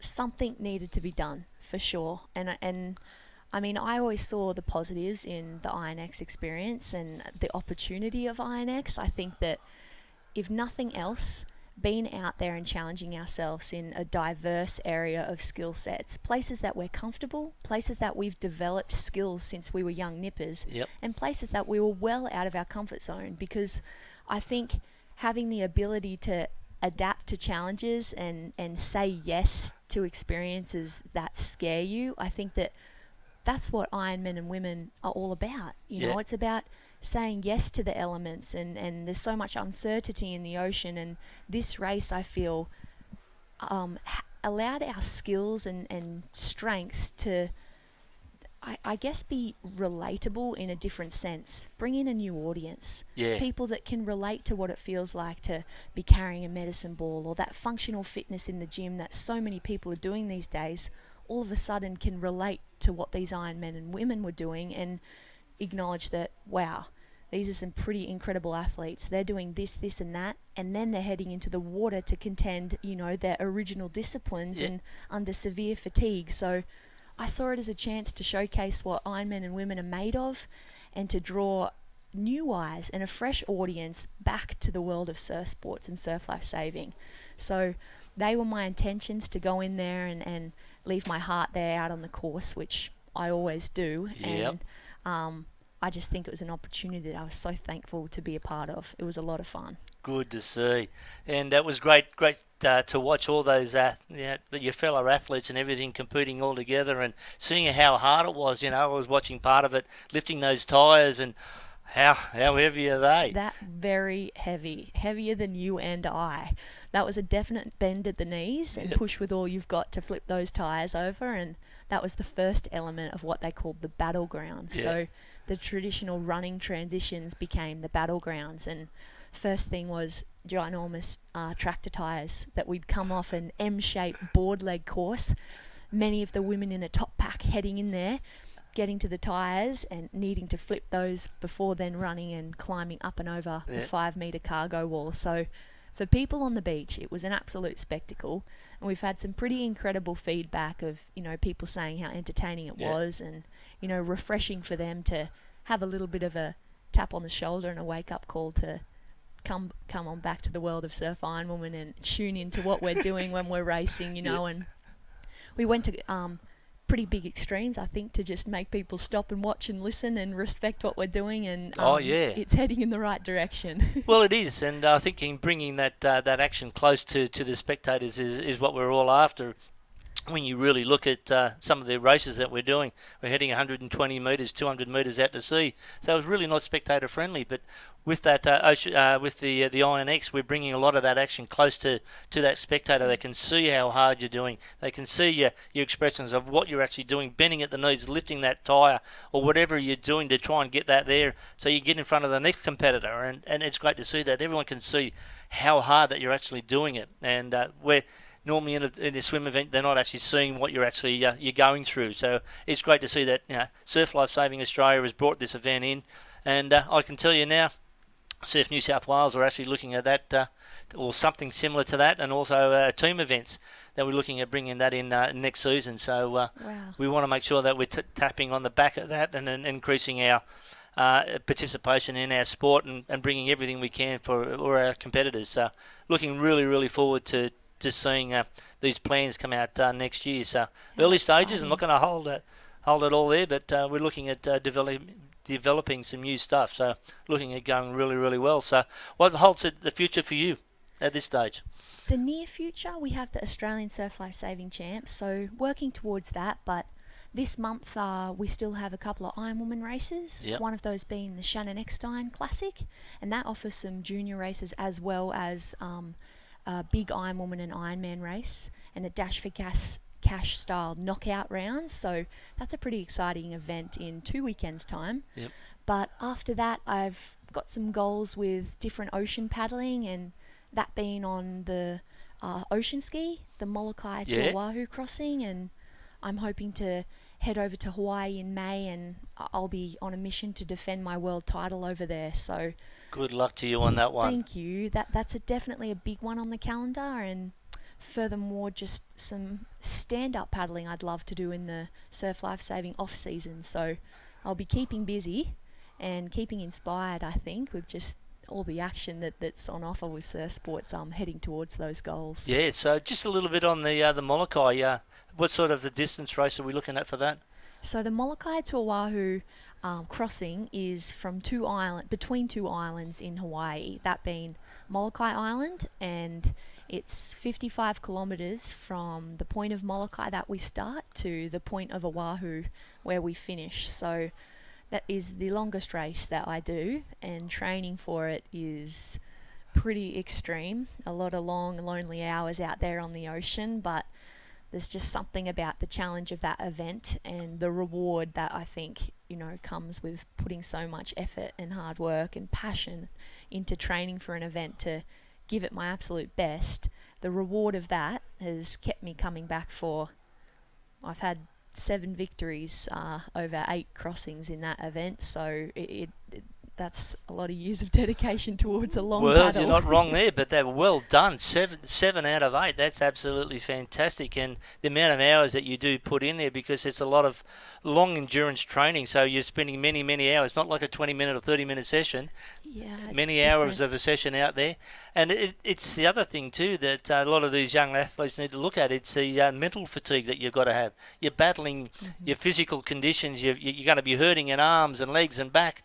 You've got to fight through that to keep going, and then keep focusing on what you need to do. You might need a bit of a speed rep to just get through, and then just slow down and get your pace going and go with steady pace. So it's a mental fatigue as well that you need to concentrate on, and some of these kids may need to look at that, because some of these events that we're looking at here today, they're not going to do one event. They're going to do 6 or 7, maybe 8 events. So they need to look at is how they're going to deal with that mentally.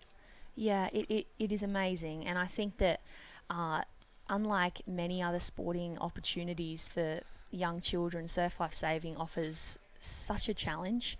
Yes, there are so many incredible rewards, but it is really challenging for these kids to be out there in these elements. They're not just racing against the fittest and fastest of their kind. They're out there challenging themselves in the elements, and with so much diversity. They can be paddling, swimming, and then engaging in team events, and being a part of that camaraderie and having other people rely on you. And this is just back-to-back events. Then they're on the beach running like little whippets on the sand, or some heads down go action. And I think the variety that surf life saving offers for the youth is just amazing.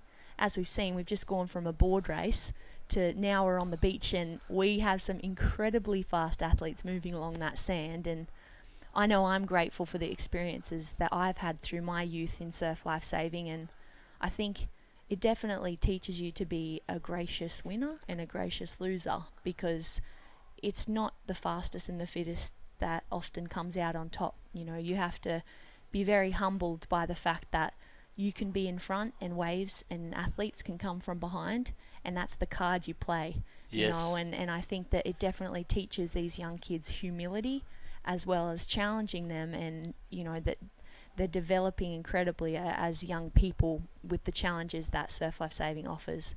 This paddle has been incredible. This young girl has worked this wave from the back bank. She's preempted how that it slowed down through that gutter, moved a little further forward on her board, shuffled up. Now she's in the shoreline. That has been worked incredibly. Gets off her board, picks it up, and then she knows that she's in front. She doesn't have to look back. Well done. She's done really, really well. And then we've got the next few markers coming back in through. We're just trying to find them at the moment. Here she comes there from Warilla Barrack Point. A little bit of a shucker to the mates there. I love that attitude.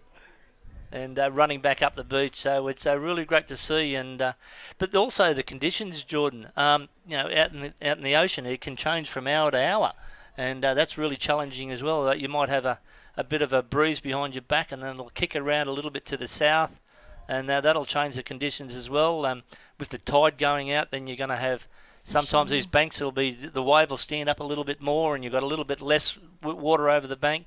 So you've got to change your techniques and Yes. change your thinking all the way through. So you just got to be mindful of what you're doing and how and what you actually have to come in. Like you were saying, if you've got to read that water and that water, feel what that water is doing around you and saying, well, okay, I need to change this so then I can get onto that wave. I'll need to push the board a little bit further forward because it's dropping off. Having a bit of a roll there, I think she just wants a bit of a swim, so cool off a little bit. Browley surfer's running back up there, but yeah, you've got to change your techniques all the time to suit the surf conditions, and no one wave is the same every time, so it's always going to be changing. So one of those things, and here we are in the female beach sprint, and looking there from looks like Ballina slightly out in front, and yeah, we've got to go a little bit further down. We can't quite see that finish line, but that's down there, I think, near that yellow flag, and It was a tight battle for the top 3 there. oh yeah, I'm glad I'm not a finish judge in the boot sprints anymore. Me too, Don, me too. Definitely, I've spent many a year down there judging boot sprints and flags and stuff. I'm glad I'm out of that area and sitting up here in the air-conditioned box and looking at everyone doing all the hard work. So it's You been. best stop bragging. We'll have some friends up here in the booth with us soon. Oh, I think we've got a few of them out there waiting to come back in here. So, but it's great. I just one thing I want to ask you is, how do you enjoy doing the commentary? Well, I haven't done too much of it, but I love it. It's a nice place to be. I tell you what, it is a little bit cooler than the surf club tent. Yeah. Here. I could get used to this. Yes, well, we did the New South Wales Championships last year. First time that I did it there, and really loved it. And I really loved coming in here and having a bit of a chatter and giving some of the experiences that I've had over the years, but also some of the tips that I've had to pass on to different athletes, and just to give an idea of what these conditions are about and the experiences that they're going to have, and the experiences that we get in surf lifesaving. They can use those in future years. How to learn the surf, read the surf, learn the surf. So when they go out later on, and kids may drop out through one thing or another as life gets as they go through life, they can use those skills to pass on to other people. For sure. But also, if they're down the beach enjoying themselves and they see someone in trouble, they know what to do. And I think that's essential, that as a community within surf lifesaving, that we're using our skills that we've gained and our knowledge and experience to save other lives. And you may not use it in the surf, but you may use it maybe on the on land somewhere. Someone may fall over and hurt themselves. Exactly. In an office or something. Well, you know how to handle it, which is great. Which is some of the experiences and things that we're actually doing, the skills that we're passing on. And I know it looks really good on a resume too for some of these young kids, that they're putting in those hours in patrolling and the courses that they've done and the awards that they've been given. Holds them in good stead for later on in life. So I know that a lot of employees say, okay, if you're dedicating yourself at a young age to do patrols, I know that you're going to be dedicated to work. So which is fantastic for their resumes. And so true. Yep, and I know that through my years of experience, everyone goes, well, you've got a first aid certificate, you've got this, you know how to do it. They're big ticks. Big ticks, and really, really great experiences. So these kids have got a lot in front of them. So good luck to them all, and I know that they'll enjoy these 2020 Envirobank New South Wales Country Championships here at Kingscliff.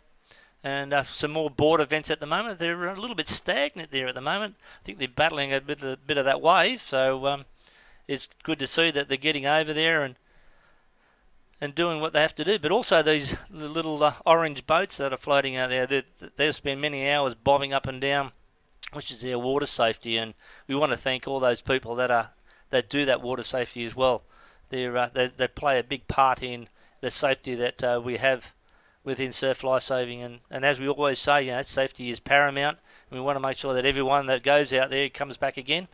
We have our processes in place to have that, and we want to thank those water safety. We also have the guys there, you might not see them, a little bit closer into shore with the rescue tubes, the yellow tubes. They're just as essential in there, making sure that everyone is safe, and if they have to, they use the tube to support someone till the IRB gets in. So thank you to all those, and many hours bobbing in the surf. I've done that plenty of times myself, and we had a bit of a break there, but yeah, they're a great essential part of surf lifesaving, so we want to thank them very much. But also, make sure you you come down here and have a bit of a look. And I hope you're enjoying the live streaming. I know I'm enjoying it down here. And the young kid there from Cudgen right out in front, he's streeting through and doing an absolute fantastic job. And he's putting an effort in. That might have been a final too, because the amount of effort he was putting in, he never backed off at the end. So, wait to see where we're at.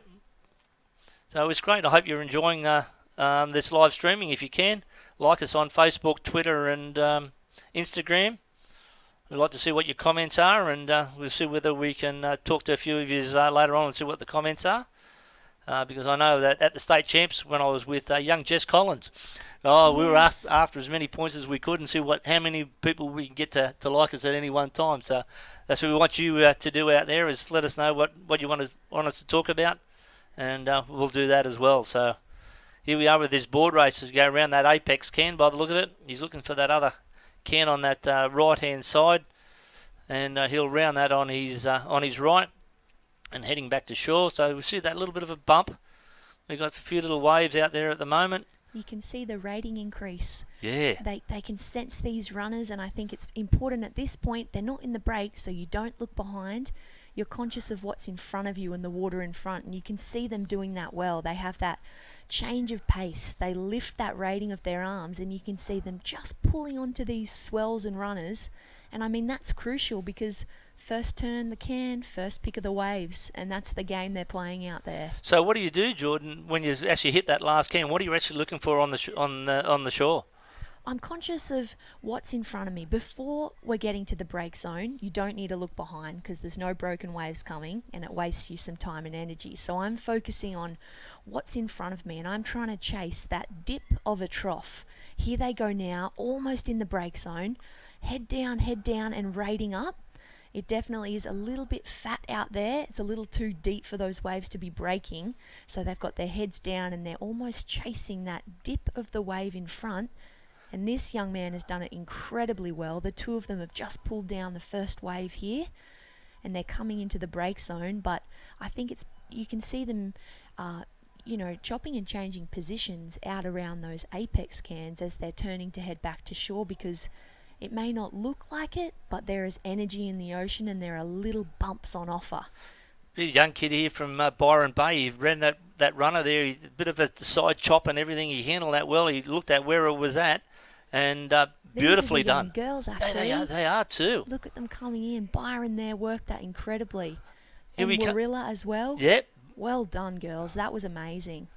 That was excellent. How that surf changed and that little bit of a side chop. That was poetry in motion, wasn't it? Yeah, definitely. Reading the ocean and just working those little green waves and not giving up. And look, they turn into whitewash and they bring you straight to the beach. So well done, girls. That is some incredible skills that you're showing there. So back to the beach sprint. Oh, we have a bit of a false start there. Must have been a noise out there in the background there somewhere. So starter will just pull them back and get them all ready. So we've got Foster in the near side. Looks like Port Macquarie, Ballina, Cudgen, Mollymook. But on the top side there in the dark blue cap, Coimba Downs, but Mollymook coming through in the middle there. Foster, another great beach sprinting area. Doing so good. Really long strides, the whole lot, having a great time out there. Now a bit of that runoff area. And the event staff down there taking photos and keeping everything there. Here we go, Jordan. She loves a bit of a video occasionally, Jordan.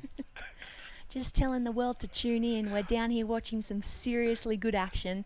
New South Wales country champs. It's amazing. On the water, in the water, on the beach. The action is here. You can tune in live. Oh, well, this is social media at its best. This is fantastic. I love it. So make sure you do tune in. Tell all your friends about what's going on down here at Cudgen Headlands at the 2020 Envirobank New South Wales Country Championships, held every year. This will be the second year now. We were at Cudgen, or Kingscliff Beach, and the young girl there from looks like Coffs Harbour coming back in through there as well, and the young boys here waiting there ready to have their turn on in the surf. So well done to these athletes, and doing really, really well down here.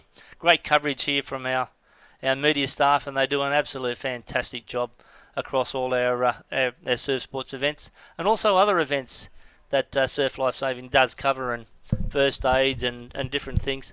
So it's absolutely great to see. So well done to our media staff, and they do a great job under the control of Donna Wishart. So poor old Donna, she's cringing there that I've mentioned her again, but she does a great job as a manager, and well done to her.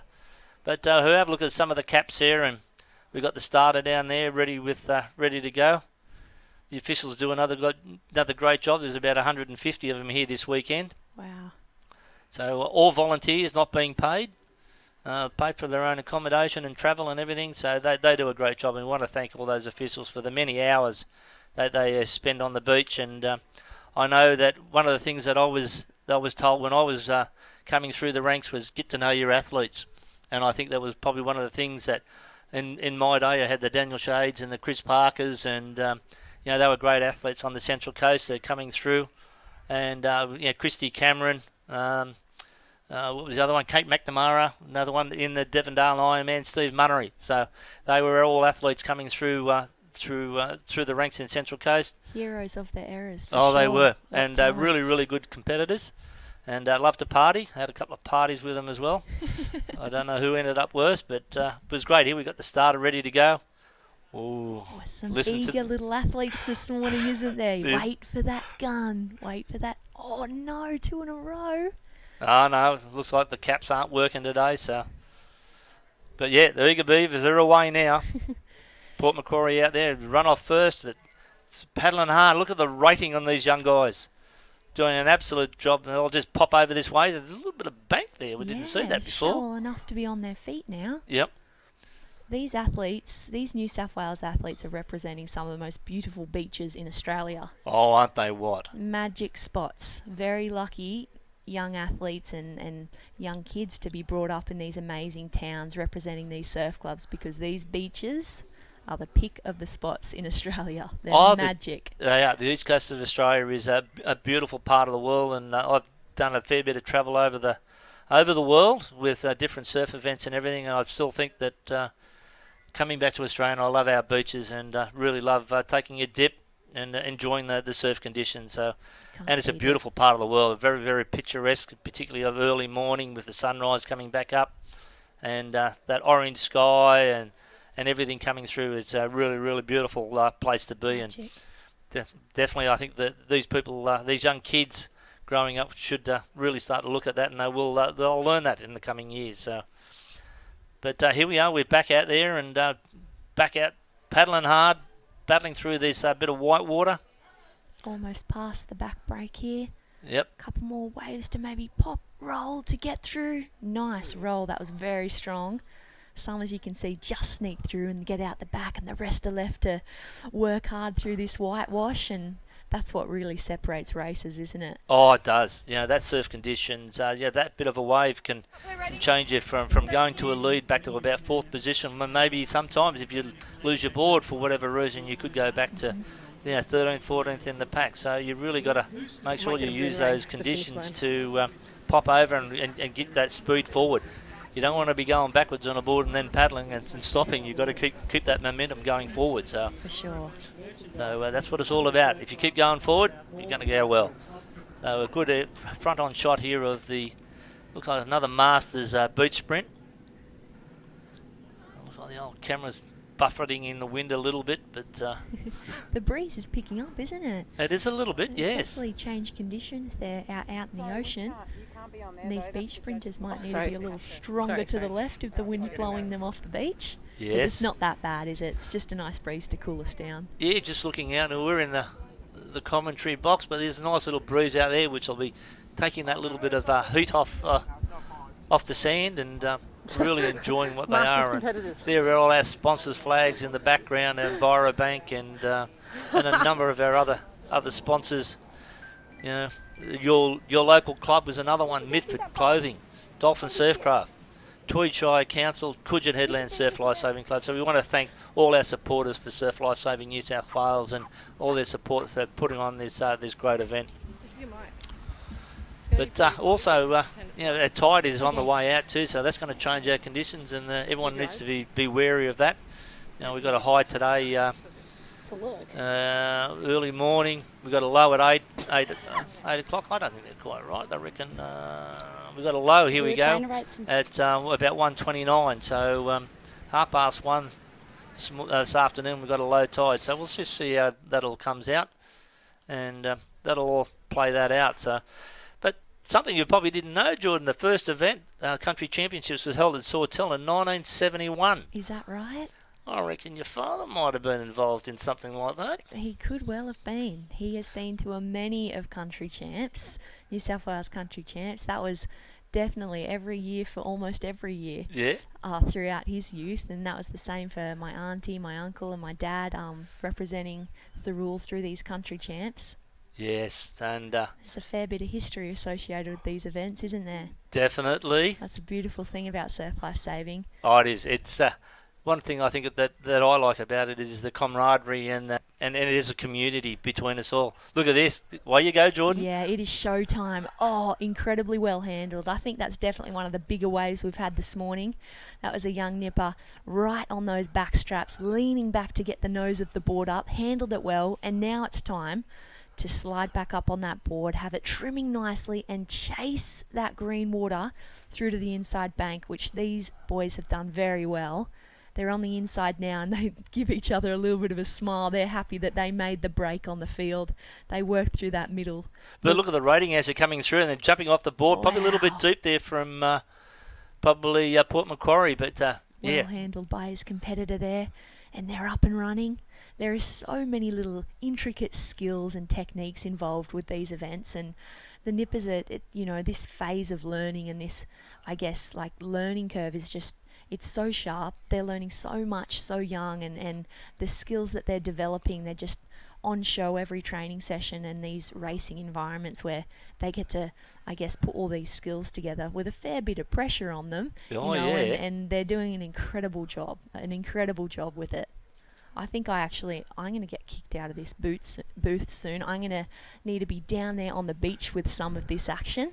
I think there'll be a replacement shortly, and yes. Just looking out there, and we'll see whether we can get someone here to replace Jordan so she can go down there and maybe do a bit of on-beach commentary for us down there. Maybe. I might head down there and find the mic and say hello, but I appreciate you having me on. It's been nice to chat, and I appreciate the aircon. No problem at all, Jordan. So thank you very much for spending some time with us. And if you want to go down there on the beach, you go on down there and enjoy it. Hopefully we may have you back a little bit later on today, or maybe even tomorrow if you're still around. So awesome. Thank you very much for your time, and congrats to the athletes that have raced so far in their incredible events and the shows and the entertainment that they've been providing us, and for those who have races yet to come, hard on the line and enjoy yourself. It looks like a lot of fun. It does. Thank you very much, Jordan, and good luck for the future. Thank you. Appreciate it. So here we are back at... thank you so much for Jordan for what she's done on the inside of her life and surf life saving. So it's really, really good to see that one of our top athletes is spending the time with us to give us some insights into surf life saving and her experiences that she's had. We'll look at this in this board race and how clear this water is. Absolutely stunning. This look at they're floating on air, bit of a wave in front of them, the whole lot. So well done to all these athletes. So as we're looking out there, and looks like we might have a bit of a legend in his own right. Chris Bond is going to come and join us. So I've known Chris from the entrance club from Central Coast, and his father for many a year. And now Chris is coming on to give a bit of commentary now with Lennox Head. Lennox Head. Yeah, well done, Chris. So thank you very much for coming on board. Thanks, Don. Central Coast, they breed them tough there, but now on the far north coast of New South Wales, and loving this country New South Wales championships. Yes, it's really good. So how many of these you've been to over the number of years?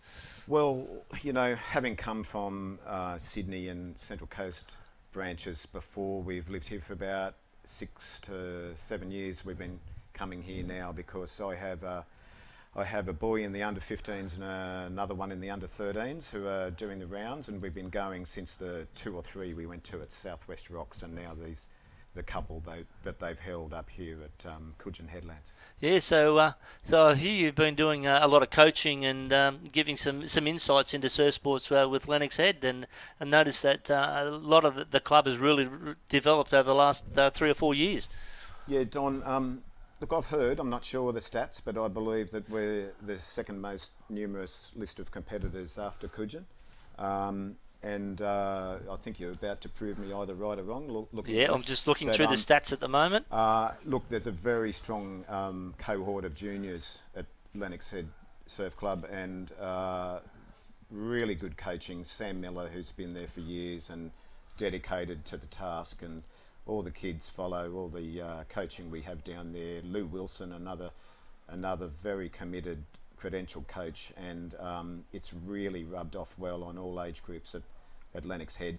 Bit skint in the seniors. We have a few really keen seniors, but we're looking to build that. And on the coaching front, that's something I could apply to these juniors coming through when they're of age for the ski and the under-17s, and beyond that in skills training and setting up good sessions for beginners to sort of ply their trade out there and in these championships. Yeah, so I just had a look at a bit of the competitor numbers there, and 107 competitors from Lennox Head, Alstonville, which is fantastic. 107 athletes. Cudgen, I got 205, and then Byron Bay 103. So very well represented up here in the far north coast, and I've been lucky enough that, like you were saying, that Southwest Rocks was my first country for that when I started, and I just saw the athletes that you had through, and we spoke a little bit down there that about 5 years ago, and it was really good to see, and you've really been coming up in the point score as well, which has been fantastic. So I think what we have last year, Lennox Head was fourth on 317 points, was an absolute fantastic effort. And you're in the top 4, which was great, just behind Warrella, Barry Point, Byron Bay, and Cudgen Headland. So with the amount of competitors you got, you've done a really, really, really good job. So it was great to see. So what's the future for Lennox Head? Look, it's a continual building phase. We concentrate on fun and enjoyment, and of course that's how you're going to keep the young people in the club.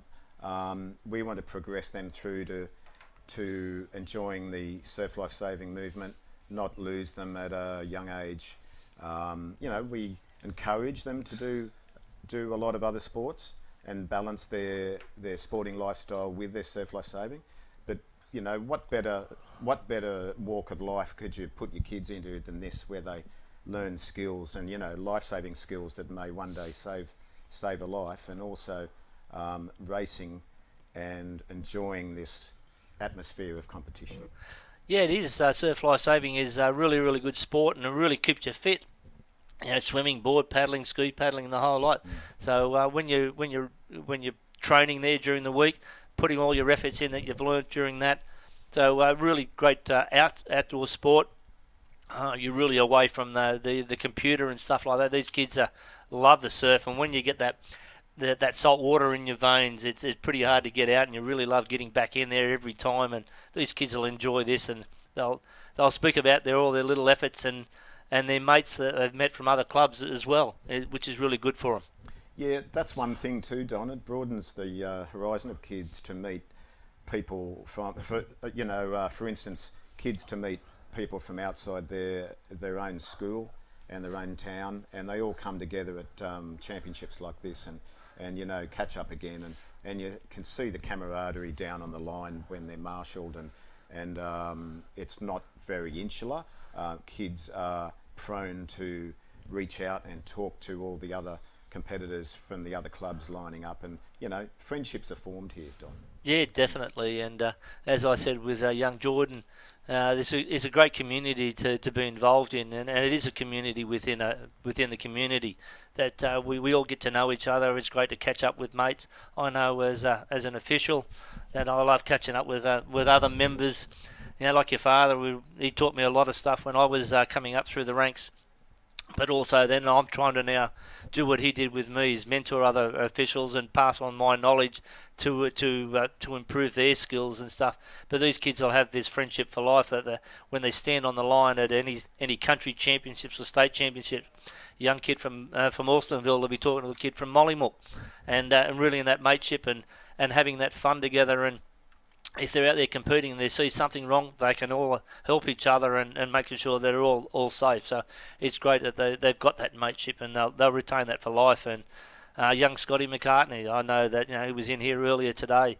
The amount of mates that he's made all over Australia is fantastic, and you'll keep that for life. So it's good that we build that, and it's a great stepping stone and really good for developing youth and people within surf lifesaving. So we want to thank all them, and really hope they enjoy that life and really enjoy surf lifesaving. So, but surf sports, what have you got out of surf sports when, and particularly competition, since you started, Chris? Look, I never looked back when I first took up this sport many years ago. You can't beat it. It's quintessentially Australian and just healthy, and it's colourful. It's media pick it up well, and it does have a high profile in the public, even with the public knowing about it who aren't involved or living near a beach. We have the professional series on TV that's doing the rounds, and it's really raised the profile of the sport. I mean, what I've seen happen is, I was there the day Grant Kenny won the junior and senior Ironman titles at Maroochydore in 1980, and that turned the sport around to be something in the public domain, and a fantastic way for people to branch out into different things. And it's not all about the winners. It's about developing life skills and skills that you can apply on the beach to protect you. I even know Lily Murphy. Oh, no, Lily O'Sullivan. So I noticed that, and when we first met, when you were doing the board and ski series on the Central Coast, I remember that quite vividly. As you come off the ski and I'm trying to hand you a decal, you were out of breath.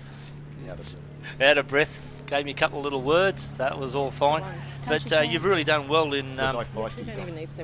No, I wouldn't say that, Chris. I wouldn't say that. No, I've mellowed. I've got older. But look, you know what? That competitive spirit, some of these competitors can be disappointed after their event. Like my 12-year-old Luke swam to the wrong can, and he's got a little bit of a pinched nerve in his back. He came in, he was a bit upset, but philosophical and ready to fight another day or in another event. Yeah, well, that's it. We all can't be winners, but that's gracious. We can be gracious in defeat as well, and congratulate the person that you've may have beaten you the whole lot, and that's what it's all about. And that next time, what you'll have to do to get that next placing and go in front. So that's that competitive nature, which is great to see in these young athletes. But you've done also well with ski paddling within your career, Chris. Yeah, I was waiting for you to bring it up so I could speak. No, I'm just joking. But no, very fortunate to be on the spot to win some titles back in the 1980s.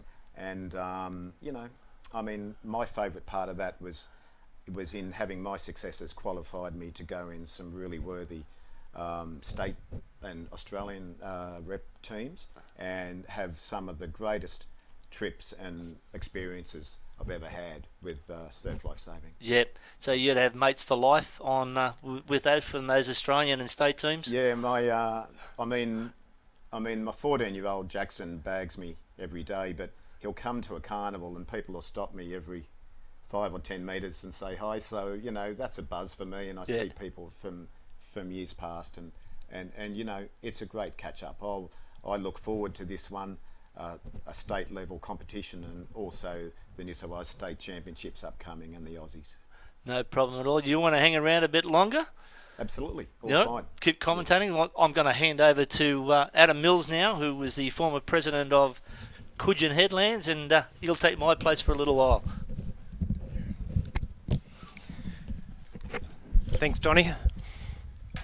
And you're looking at some of the action on the beach now. Chris, how are you? Good, thanks, Adam. I know Adam quite well as manager of the Far North Coast Interbranch team. So thanks, Adam, and thanks for your input here. I mean, I was back in the early 80s. That was a golden year, or golden era around that time. Racing. I remember Kroll seeing you on your ski, and you also accomplished ocean paddler as well. I understand. I don't know, Adam. I was only about 2 years old then. No, I'm kidding. But no, look, Adam, in that you were heavily involved in state teams in your beach events. I remember you running around there. And, you were Western Australia at the time, and I really enjoyed running around in the New South Wales Cap. So looking at some of the action now, Chris, Yep. out the front, the conditions are absolutely perfect, aren't they, today? Look, this is great. Last year we had a little bit of upsetting surf, which affected a couple of events, but this is just magic conditions. There's a bit of a wave on the bank. Just saw the Byron competitor come through there on the board, and look, the conditions here are perfect for a surf carnival, and also perfect for all the actual risk management processes run. And there's my son there, Lennox Head, just Coming through on the board. Well, the there. bottom left of the screen. So he's doing okay by the looks of things. I'm sorry to miss that, but I'll tell him I saw him on. Saw him on the big screen. Yeah. All right, that's fantastic. And there's a testing little gutter here today as well, I notice. Yeah, look, my 14-year-old mentioned before when he went out there were that many potholes. Look, that makes it harder for the fast wade and the risk of just slipping into a hole. But look, you know what? That's surf. We take every alternating conditions you get, and you try to make the best of it. If we weren't going to accept this, you'd go and race still water all the time. But injecting surf and its varying conditions and weather patterns into it makes it for really exciting racing. So I've got some of the sprint races down on the track there now as well. Looks like the Opens, by the sound of things. Yeah, Like the big boys Opens coming down and for a run. I spot the Yamba Cap this end, and Cudgen in the middle there. yeah, Molly Mook, Cudgen, always in Molly Mook, Ballina. Molly Mook always strong in beach events, and down the south coast there. South coast heavily ravaged by fires, and we were hoping that it didn't affect the ability of a lot of their competitors. Oh, it's to fantastic to see the travel South north. Coast clubs coming up. It's magnificent. They made the effort. Here, what do you call this as here, Adam? Who's Ballina out in front. Cudgen in the second place there. Looks like Benny James having a run in the second place. He's a Masters athlete. Yeah, Ben! These two. Masters? Yeah. There's a Masters I event know there. some. In the Open. Okay. Yeah. Well, Adam, you'd know I never could run, so I could only marvel at the efforts of you guys back in the day. It's a great looking track down there. Somebody who's ever set that out has done a fantastic job. looks like a brilliant little arena down there, and the racing's fantastic. It's right in front of the club, so the spectators on the veranda are having an excellent view. So Kristen, the ski, in terms of prepping for the ski today, in these conditions, what's the tips for getting out on a ski? I mean, it's not too bad of conditions. No, as the it's- tide goes out, that bank will sort of jack up a bit. Yeah, it'll make it a little more interesting with some small waves dropping on the bar. But look, as always in ski paddling, there's such a long craft, can be a little bit finicky. It's about negotiating the break and having a go, and always trying to just maintain the balance over these small waves by clipping the paddle over the wave as you come over it, and just try to correct any off balance. And once you're out the back, it's pretty plain sailing out the back there. In the people in the ski events down there and the Ironman will find that once you're out the back, it's about consolidating your position around the cans, and then looking for that elusive wave coming home. Yeah, there's not much chop out there at the moment, so I guess once you're out through that wave zone, you're sort of clear sailing, aren't you? Or paddling. Yeah, pretty good. I did see a few skis slewing down there before because there's some fast breaking waves, and as you said, with the lowering tide, that could get a little trickier. But look, once again, as I said before, the conditions here are ideal, and you couldn't have wanted better for the carnival. So there's some sprinters lining up again. This looks like the second heat of the Open event, I'd say. I think it could even be Browley South Coast this end. Is that right, Adam? Yep. Yeah. Tacking point in the middle. Tacking point. And they're off. It looks like Gerringong is at the middle of the front. No, attacking points coming through. I think he's going to take this one. Yeah, attacking points Big strides. down there just south of Port Quarry. Terrific place on the coast. And that is Browley Surfers Surf Life Saving Club from the far south coast. And as I said, we feel for those communities that were directly affected by those devastating bushfires from New Year's Eve. So down the arena, so we were looking before your son's arena. So that was he was into the board race or the iron races? He was just in. That would have been, because I only know because I had to deal with Macro. I was like, do I compete? He was like, just before I came in the room here. I'd probably do beach, but my shoulders just can't do the water under stuff. 13s board. So at this point in time, their heats are done and dusted in the 13s at least, and they'll be progressing to a final. So they must have some good numbers down there this year in that age group. Look, it's always strong in that age group. Yeah, I think your 12s, 13s on the fiberglass boards, 11s, 12s, 13s are the pinnacle group. There's a lot of numbers. They're the ones that we try to keep their interest in the sport, foster them through to the more mid-teen years and through to seniors. So we're watching. It must be the last heat coming around now. Is it of that age group? Yeah, I'm not 100% sure which age group this is, but look, there's one competitor there with a big lead. So Warilla Barrack Point potentially. Warilla Barrack Point, looking like that, and aren't they strong? I mean, showing up in every section. Really a club that's built over the years, and of course some worthy, famous names there like. Ali Day came out of that club, and Ben Carvery, you've got Hayden White, both competing here today. There are some names you've thrown up there that have gone on to the greatest levels in surf life saving. So I noticed Ben and Hayden have come down there competing for Warilla Barrack this weekend, so they'll be a force. I think they had 1 and 2 in the surf race earlier on the day. Great. Well, look, Warilla Barrack Point as a club amongst quite a few other clubs here that will figure highly not only in this country championships but in the actual state championships coming up in about a month, and the Aussies to follow. So there's a Warilla Barrack Point competitor cracked that wave and it's got a nice little break. Now here's where they have to throw in some fast strokes to keep in front of that. You can see it filling out and across the gutter, but he's done very well there to keep the momentum of that board up and just scoot through to the finish. I think taking it right through to the end here. It's a tough little gutter to contest, isn't it, today? It is, and that was well done for a young guy about to pick up his board and sprint across the line.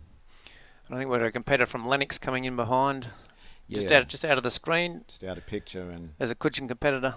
Yep. Who's that, Adam? Do you know who that one is? I just can't pick the face at the moment coming through. There's Cabarita, and there's another Cudgen competitor racing past.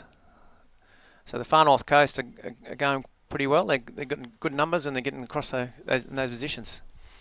Look, I was surprised when I moved up to the far north coast about the depth across all the clubs. I mean, it's the lifestyle, the climate's great. No real problem in attracting large numbers of nippers to the club to come down and get together every Sunday and go to all these carnivals. We saw another couple of Lennox competitors there in the race, and look, that's my club. We've got better depth than ever in the club and looking to surge forward in the future. Look, the junior carnivals up this way have been well attended. There's been good numbers in competitors. There's a lot of competing sports at the moment, but they seem to be doing quite well still in the nipper field. Yeah. Look, always great to go to. It's fun. It's a family outfit. It's just the greatest lifestyle. I am biased, but anyway, I wouldn't recommend against it to anyone. Here we go on another heat of the board. A couple of Byron caps, Lennox Head. Cudgen in there. There's three Byron Cudgen. in that.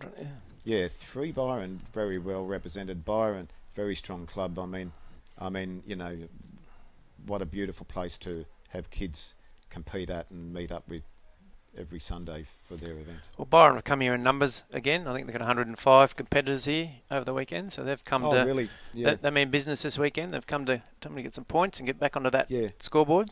And it gives it massive depth for all of the events across the field. Like you've got your kids who prefer beach events, and others who like the board and swim, iron.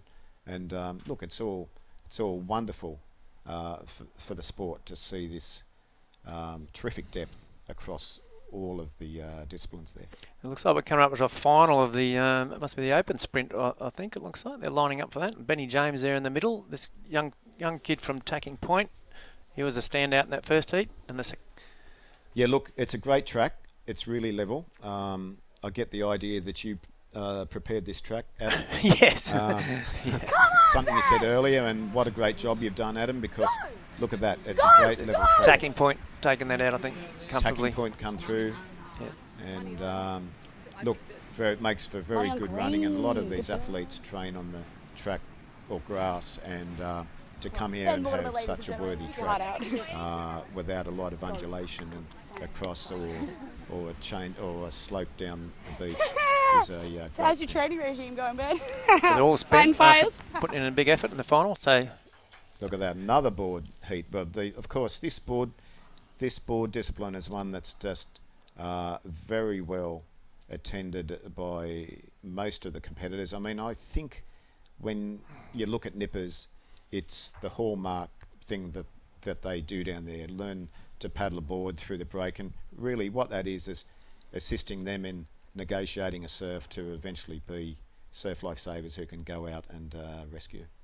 Oh, look, my girls, I know they've got the flags genes as I did, so they can run all right. They're the flags, but they're keen board paddlers. Just love it. Absolutely.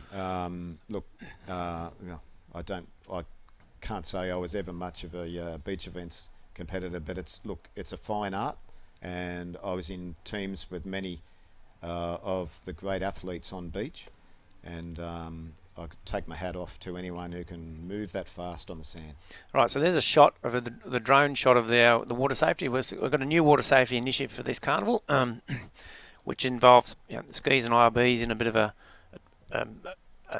fixed role. They've gone through the paces and the drills in preparation for this carnival. And you can see it in action there. There's the tail enders of the board. The ski sort of picks up that tail ender, and they'll sort of work their way around. The IRBs will pick them up. The ski works the inside of the cans and picks up stragglers in that wave zone because they're quick to respond.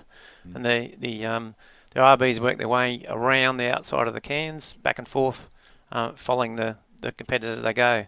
You'll see the ski there tag in the back end of those boards, and making sure that they're around. As soon as he gets around into that IRB zone, he will zip back and pick up the paddlers coming in.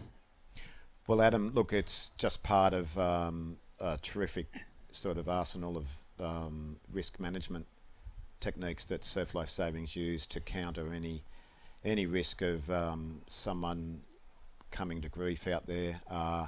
The drone operations have really opened this up to enabling us to see everything in the water, and parents and onlookers can be fully assured that all of these young competitors are being looked after all the time.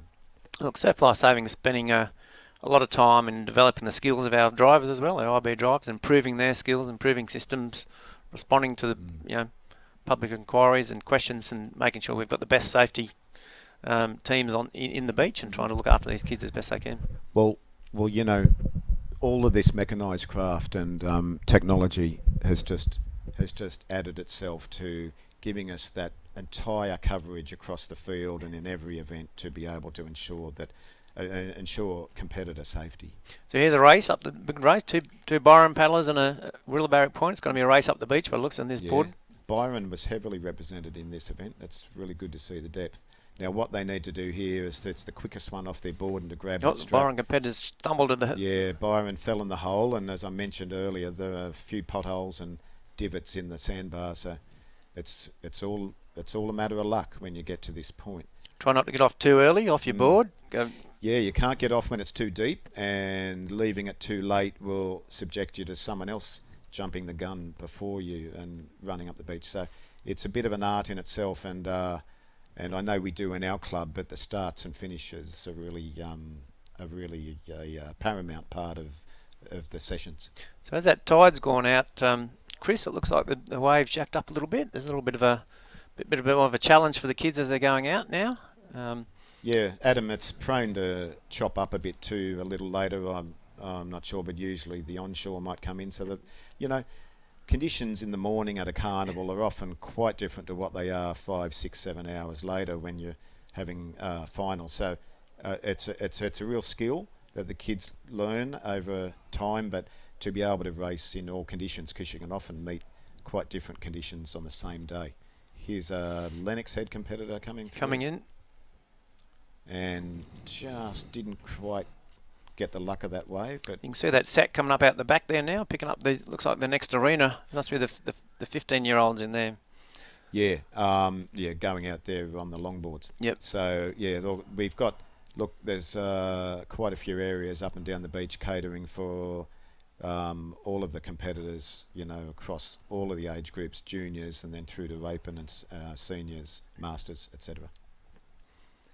All right, we'll see. This year, I think we've been lucky with plenty of sand, so we can actually consolidate the carnival. We've managed to get the track and the beach flags all on a little tight knit near the club. We've got the wood area stretched out, and they all seem to have a very fair start as well. So it's made for good racing. Look, Adam, it's a great venue. I think your beach here, Cudgen Headlands. It's I've been to state championships here back in the day, and even an Australian. Way back, and look, it had no problem catering for such big events for that, and of course with a lot of accommodation around, and as you mentioned, the size of the beach is one thing that lends itself well to the conduct of a full carnival, including the boats as we saw up the beach. Oh, look, it's fantastic to get this championship up this end of the coast. I mean, but prior to last year was 13 years before country had come back up to the far north coast. So it's fantastic to get a couple of years up here, and then we'll probably head back down south, and which all the clubs up here like a trip away as well. But it's nice to be home and nice and close for a couple of years. Absolutely, it does revolve around. But I remember it was down at Mollymook on the far south, on the south coast, some years back, and yeah, we share it around because what we definitely want is encouragement for. There's a board there just lost the board. So I think you're right, Adam. The surf is pitching up a bit more with the low tide. But yeah, us talking about the change of venues, it's just to make it fair for competitors right across the stretch of the coast to attend these carnivals annually. Look, we had as a club at Cudgen, we loved going down to Mollymook. Mollymook's a great venue down there. There's as a team, just consolidates your whole team and allows you to go down the way as a trip, make it a holiday, and a lot of them had surf odysseys on the way home. Yeah. Oh, it's a great part of the coast. I lived down the far south coast for some years, and look, Mollymook is a beach much like yours, really able to hold a major championship, and quite a distinct, chance that it'll go back there in the future.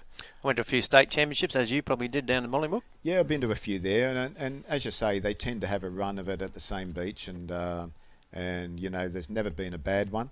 The clubs always bring out all their very committed volunteers, and your work party up here is amazing. I mean, I've been to carnivals here, and it's just a veritable army of people out there doing all of the tasks you need to keep an event like this going, Adam. Oh, our workforce here is we've run a number of major carnivals particularly over the last probably 10 years. We've run 2 states, a couple of countries, 3 Aussie IB championships. So we've got a powerful workforce who do a fantastic job. As I say, it's really one of the best beaches fitted out for it. Here we have the start of a girls' board race, Coffs Harbour on the right, Cudgen Headlands. Young Izzy Tate in there, lining up for the board. Yeah, Warilla Barrack. And Warilla Barrack Point, and another is that another Coffs? Another Coffs Harbour, yeah. And there's the jet ski, as you mentioned, Adam, heading out. So look, we've got everything covered, and make certain that all of these competitors are racing in a safe. It's got a ski race over the back there that looks like looked a bit like Anthea Warren's ski out there. I'm not sure which one. That's Yeah, and here they come in. They've got to pick the wave at the right moment. Paddle onto it when momentum starts to take you, like this person just has. They've done it right there. Other ski paddlers going out the back there. So in terms of catching those waves, Chris, whereabouts on the wave do you need to be when you're catching those waves? Look, if you're coming over a wave and it's about to break, you just got the whole point is not to just sit and let the pitch of the wave take you down it. That's a recipe for maybe nose diving or slewing the ski. Paddle hard in front of it, and this is what I like to point out to people back home in my club, is to just keep the ski in front of the wave, and should be a safe, happy journey home in that case. I will recall watching Clint Robinson in a couple of his 10 ski championships he won, and he was one of those paddlers who could just pull away from the wave. When he needed, he just had it turn into a second gear, and I saw him pull over the next wave in front of him in one, and just sort of pulled away from the competitor, and just, it was amazing. Look, I was very fortunate through my ski paddling career I had some amazing, very well-known competitors when I started, like Kenny Vidler from your home state, Western Australia, and Murray Braund and Grant Kenny came through then in the 80s. Grant and I shared a couple of titles there in the 80s, and but then when Clint came on board about 1990, it changed. It just wrapped up a gear. He was really the most phenomenal ski and kayak paddler, for that matter, ever seen in those days. So he just had a dominant decade, didn't he? A dominant decade, and won an Olympic gold medal to boot at about the age of 20 in Barcelona in 1992, which was a phenomenal effort. I believe the first gold medal ever won in a individual K1 sprint event at the Games. Clint did go on to win 10 or 12 Australian surf ski championships, which back in the day it was probably considered really great to win 2 or 3. Well, he won 10 or 12. Here we have, we did have the flags lining up, but just panned to the beach relay. To the beach relay. And I'd say that's the under 19s beach relay or something. The numbers are always short. The girls against the boys here, but looks at Cudgen. Yep, could be under 19s. They're just finishing. Was it in the final leg? Looks like the final leg. Yeah, changed over the last. So Cudgen against Woolgoolga, looks like. Woolgoolga competing. It's going into the last change now. They're having a little bit of a go. Yeah, that's right. It's a stride. The girls are struggling. Girls are trying to keep up with them, but they're doing and of course they're different medalists in each different group, so they'll finish and picked up the pace here. You just see a panorama of the beach just then behind the run track, and looks awesome, doesn't it? Very even conditions, all good for today. There we go, the final competitor of the Woolgoolga team. He's striding out to the finish line. Terrific. A huge lead. Hasn't got any trouble there in finishing up that event. Nice and easy he's done there. So this is under 17s. There we go, under 17s relay side. Here comes Hayley Smith. Hayley Smith, was that Hayley? That was Hayley running there, just finishing off. So here's the Adam's daughter. some beach flags here. I mean, this looks like Paul's daughter. Yes, Paul Smith's daughter. The Port Macquarie competitor gets one left. I remember a couple of years ago, Adam, at Southwest Rocks, it was so hot, it was something like 60 degrees on the sand, and officials had set up a good shaded area for the competitors. Not so hot today, a bit muggy, but if we all remember our slop and slap, and keep cool under the tent, and everyone's safe. So that flags just then look like the under 17s lining up. So the boys had a run and the girls line up. I saw Lily O'Sullivan in there. She's actually a pretty handy flagger, as well as obviously a top line swimmer, iron. But the flag, she's actually pretty quick as well. I wasn't aware she was that quick on the beach. When here she is. Here she is in the middle. And that just adds to the story, because she's such an amazing swimmer and iron woman. Lily's just a competitor. You watch her here in this start, and she'll be up there with the rest of them. Yes, she's in centre field there, Cudgen Headlands, and Willa Barrack stacked this by the looks of it. They've got 4 competitors in this one.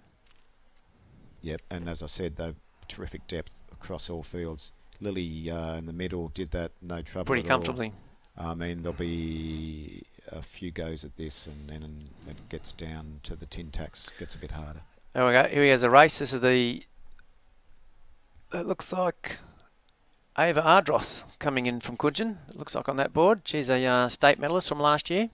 You see how those waves stand. They they fatten out a bit on the gutter, and now breaking again. So it's all about negotiating the right part of the wave. So you got Sawtell coming in there with young Ava Ardross from Cudgen.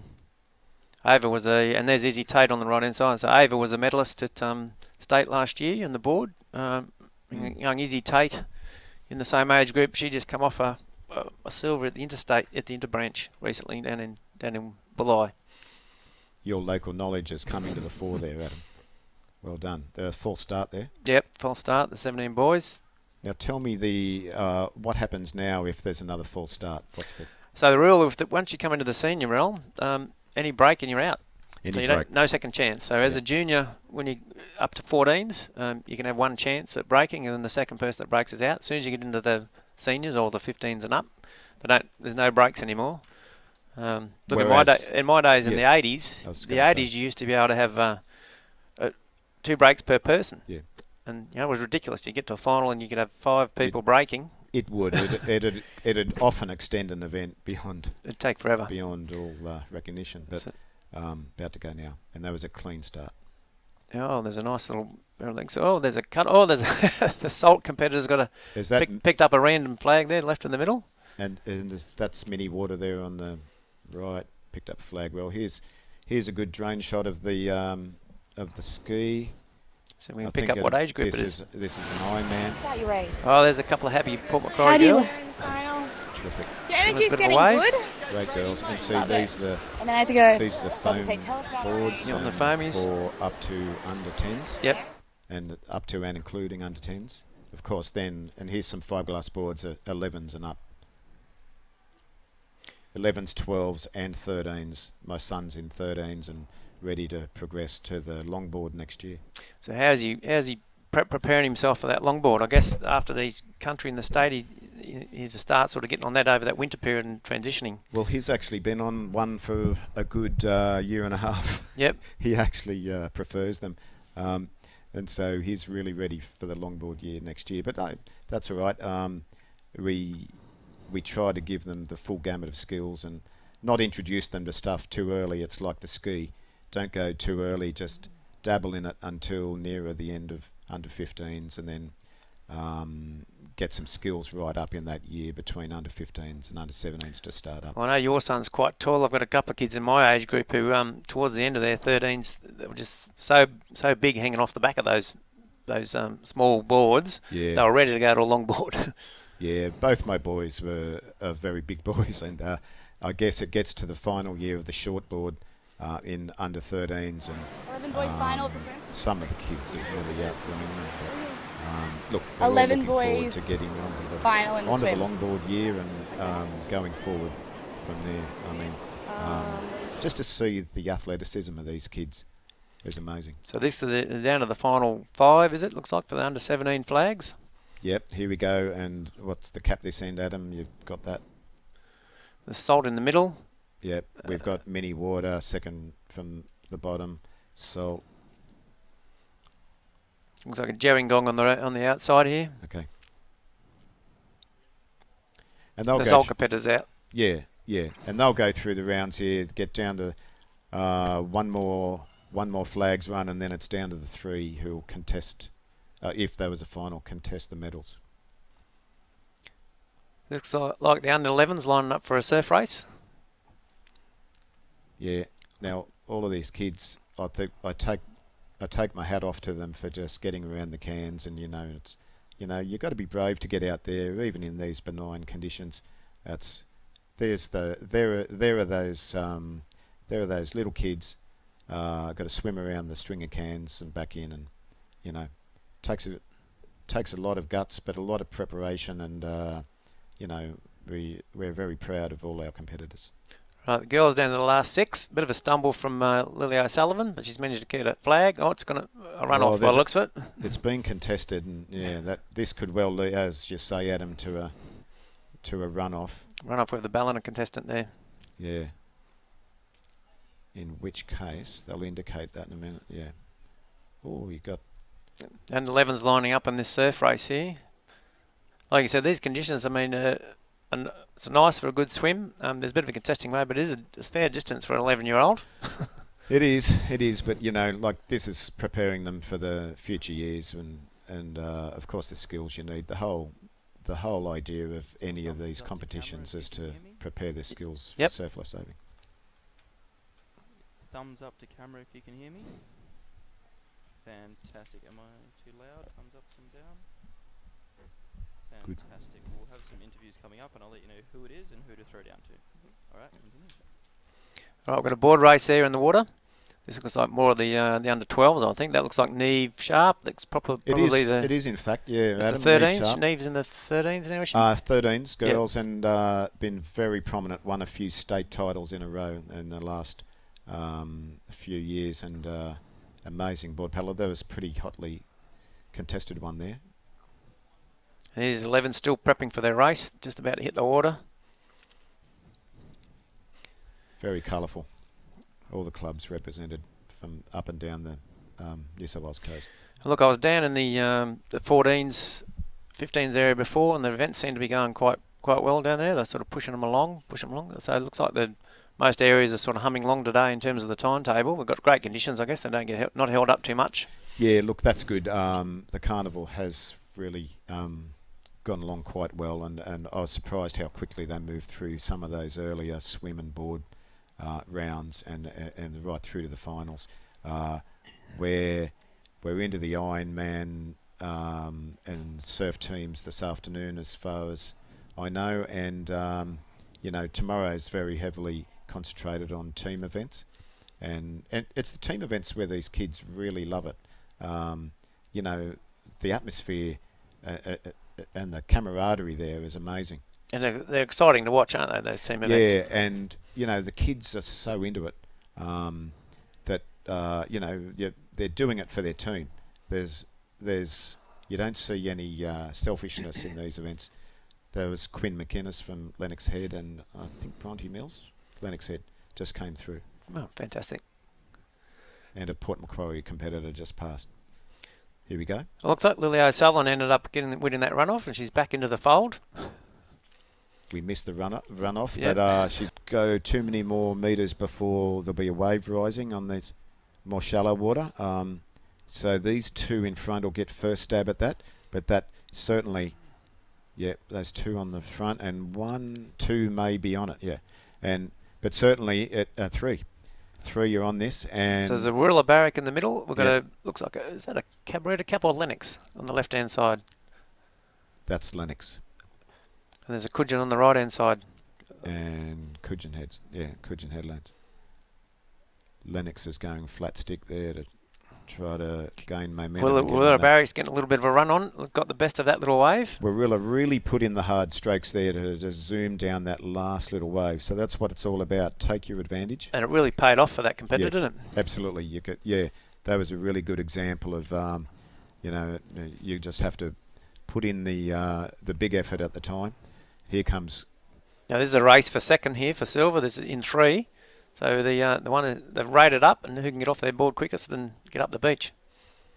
Yeah, that's an art in itself, Adam. As we mentioned, you finish the race, you still got to get on your feet and run up through those 2 flags, a few meters up the beach. So it's not over until you're up past that finishing area. The back markers, there's a lost board just at the final hurdle. Yeah, and it's not hard to do. Unfortunately, they just nosedived that board and flipped it over. Anyway, it's all learnt skills, and this competitor will probably have all the luck in the next event. Yeah, and these short boards they are difficult to handle. They've got to be able to adjust forward and adjust back depending on the conditions and the waves. So it's all about learning where to lay and get those positioning. Training is in whatever conditions you can do throughout the year, so you don't know what you're going to get when you get to one of these championships. Yeah, and that's in their training back at the clubs. That's what they will actually sort of focus on is where to actually position yourself on that board. The coaches at every club spend a lot of time giving the right information to all of these competitors. Here's our Lennox competitor coming in the striking hard to get onto it. He's got it too. I think it was Isaiah Galloway out of our club. Yeah, I've been doing a lot of training down there. So you see all the mechanised craft out there, the IRBs, the jet ski, and we've got our water safety personnel who are flanking the course all the time. Really good to see. So I think we had something like 220 water safety shifts over the 2 days that we've had to fill and get people to come along. We've got plenty of people, put their hand up to come and get involved. So it's fantastic to see them. That's great. And any member with their bronze medallion, they put themselves down on the roster to perform these water safety shifts. And it's a requirement that the club do this. And in the end, we're trying to keep all of our competitors safe there. We saw some. So with technology increasing, Chris, you remember in the old days we didn't have the jet skis and we didn't have drones, and the IRB sort of got introduced about the late 70s, early 80s. Before that, I remember some of the conditions were quite testing. They put you in 6, 7, 8 foot swells. That's how you. Well, Adam, that's right. That's right. It's true. I've been in carnivals that really, when you look at it, probably we were lucky that they went ahead, but with massive seas and that. But look, we have to look at it on a full risk assessment basis these days and keep everyone safe. And to come to a carnival today like this, where the conditions are just right, and not have to consider changing it to another venue, that's great. I know Surf Life Saving New South Wales and I sort of taking the lead at the moment into water safety initiatives and trying to improve how they deliver the water safety to these championships, and it's sort of been a bit of a trial for this country championship to change things up a bit, and they're doing a fantastic job so far. Yeah, look, and it makes for. There's some kids having a bit of fun out the back in between waves. Well, that was my 12-year-old Luke who just launched himself off the board. Then I'm certain. Pretty sure. So you've got plenty of extra energy in between races. Well, he's just been jumping off cliffs down in Janjuk in Victoria. So they're all thrill seekers at that age. I won't do that kind of stuff these days. Look at that kid, amazing. And this is and you know what? That's great to see, because they're letting their hair down. They're getting out there between events, between races, and they enjoy this part of it every bit as much as doing the competition. Well, the camaraderie between clubs is a thing across the organisation that sticks with me. I was in a couple of clubs during my time, different teams and things, but I've got there's a friend of mine that I competed with since I was been 15 years old, and we're still racing against each other. And you still come across each coaching. He's got different kids coming through. His son now is at the competing at a high level, as is my daughter, and just that relationship in surf life saving just keeps going on. Yeah, look, I've forged some of my most enduring friendships out of this movement, and it's a great thing to get into. I grew up around surf life saving, as my two boys currently are, and I can just recommend it highly to anyone as a place to put your kids that's away from any of the other social pressures that might be occurring, and for them to learn skills and make friends for life. So we're looking at a race here. I'm just wondering whether this is they're into the surf teams yet at the moment, and this could be the 13s. They look a bit bigger, these kids, 12s or 13s. I think it is up around the surf teams. You see some of the ones having a look.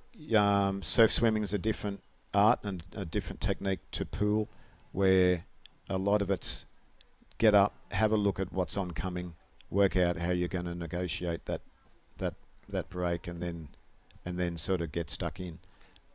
Well, you're certainly on the money with those surf skills. I mean, I've got kids of mine, in the age group I look after, who are quite a proficient pool swimmers.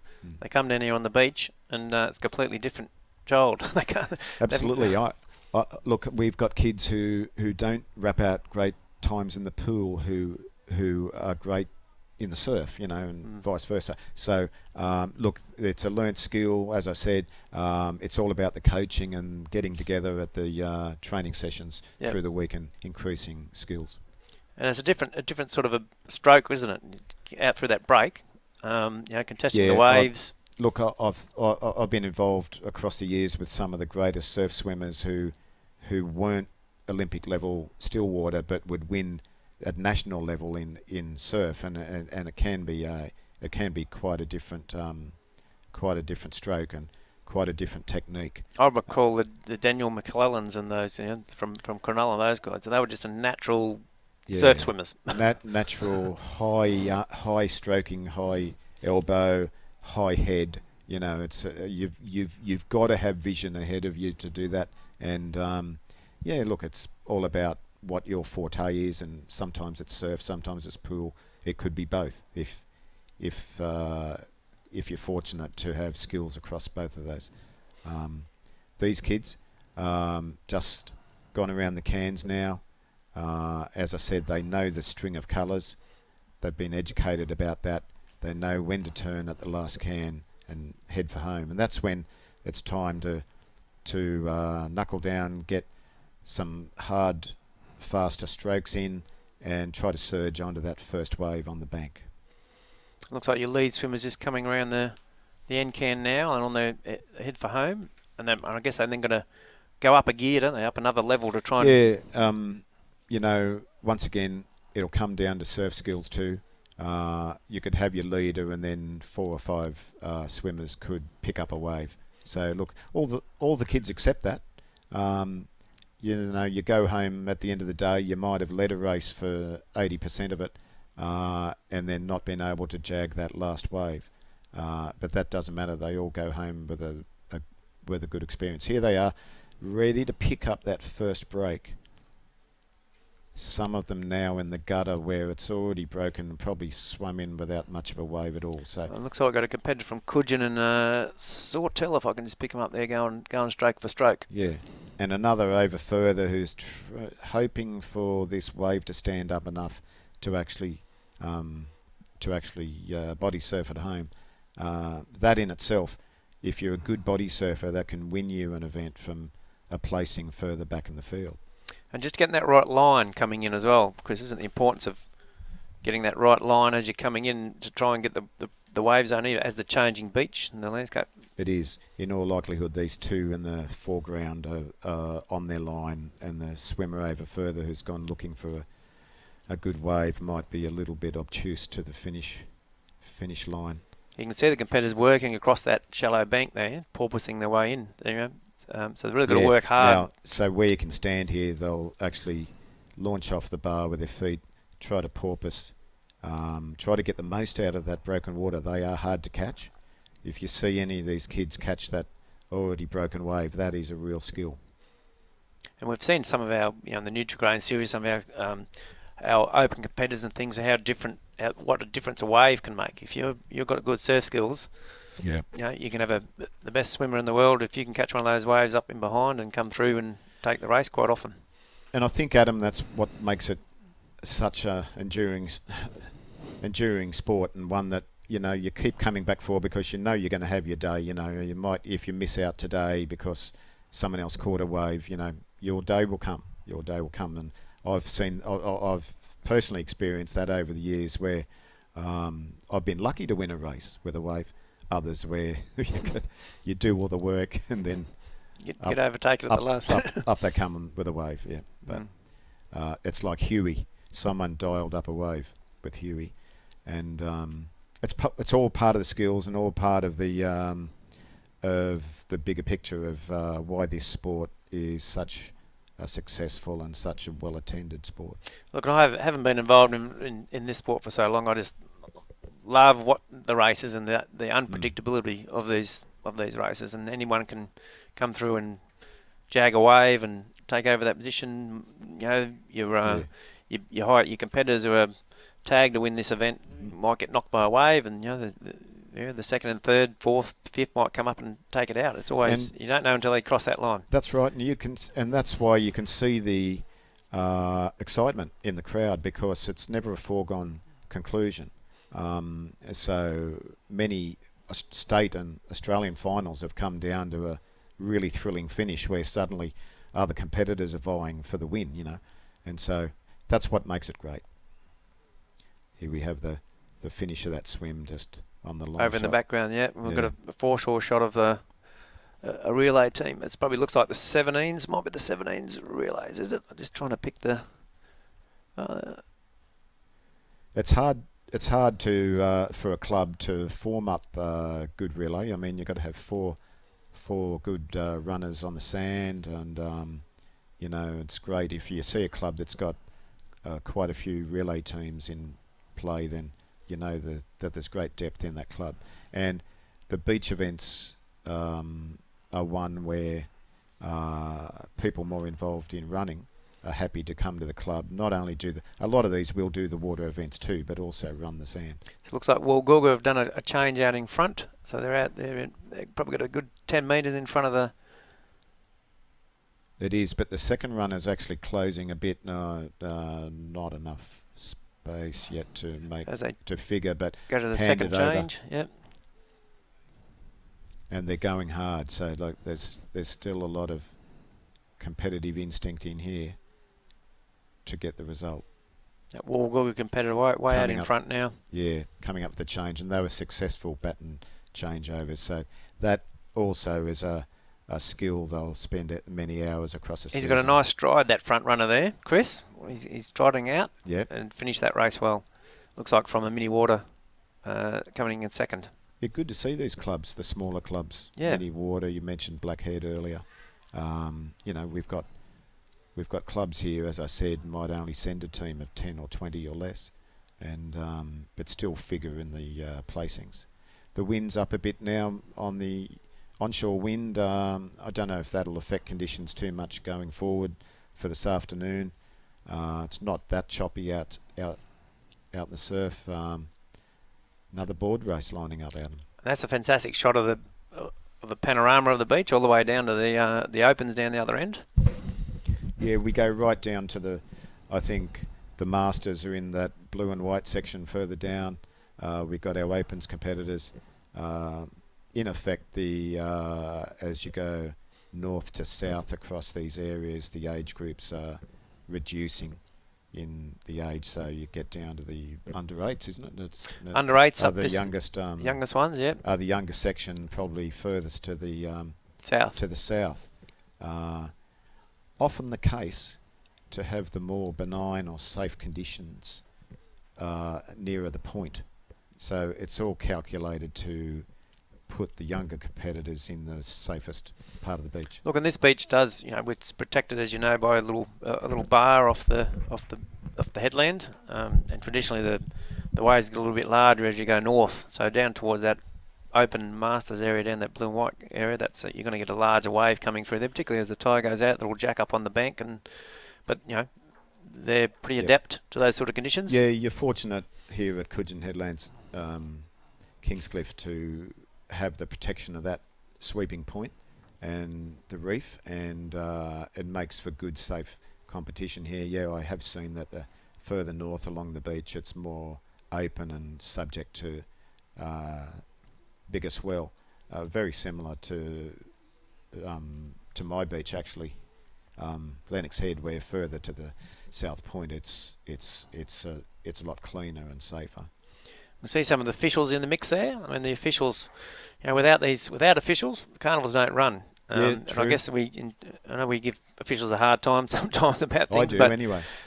But no, I saw Wayne Shepherd there in the foreground a minute ago, who does an incredible amount of work for the association, and like really, the officials, they're volunteers. If they weren't there, this would not be going ahead. Yeah, look, and they're out there the whole day for 2 days. They stand out there on the hot sand. They get a roll and a drink, but I'll take my hat off to them. They can stand out in that sun for 2 days, and it's all goodwill tough to the officials who let this event occur. And without them, we wouldn't have an event, because it's a volunteer movement. They're not paid for this, and they can always seem to be able to. It is a struggle sometimes. We want more and more people to come forward and do the course and become officials, but take my hat off to those who do the job now to enable all these events to go ahead. And yet another board event going ahead here. Yep, here they go off that. Looks like one of the younger age groups. I say that it must be in they're on foamy, so they're 9 or 10-year-olds. Yeah, these are what you call the foamies, or the soft top boards, short boards that are paddled by competitors from 8s through 10s. And of course at the age of under 11s, they go to the fiberglass shortboard. That competitor unfortunately just got swept back by a wave. It was slightly sideways and just got broadsided by the wave. And these foamies are just like a cork, aren't they? They sort of bob around in the water, and there's a real skill in handling these, particularly as a young 9-year-old or 10-year-old who haven't got a lot of strength.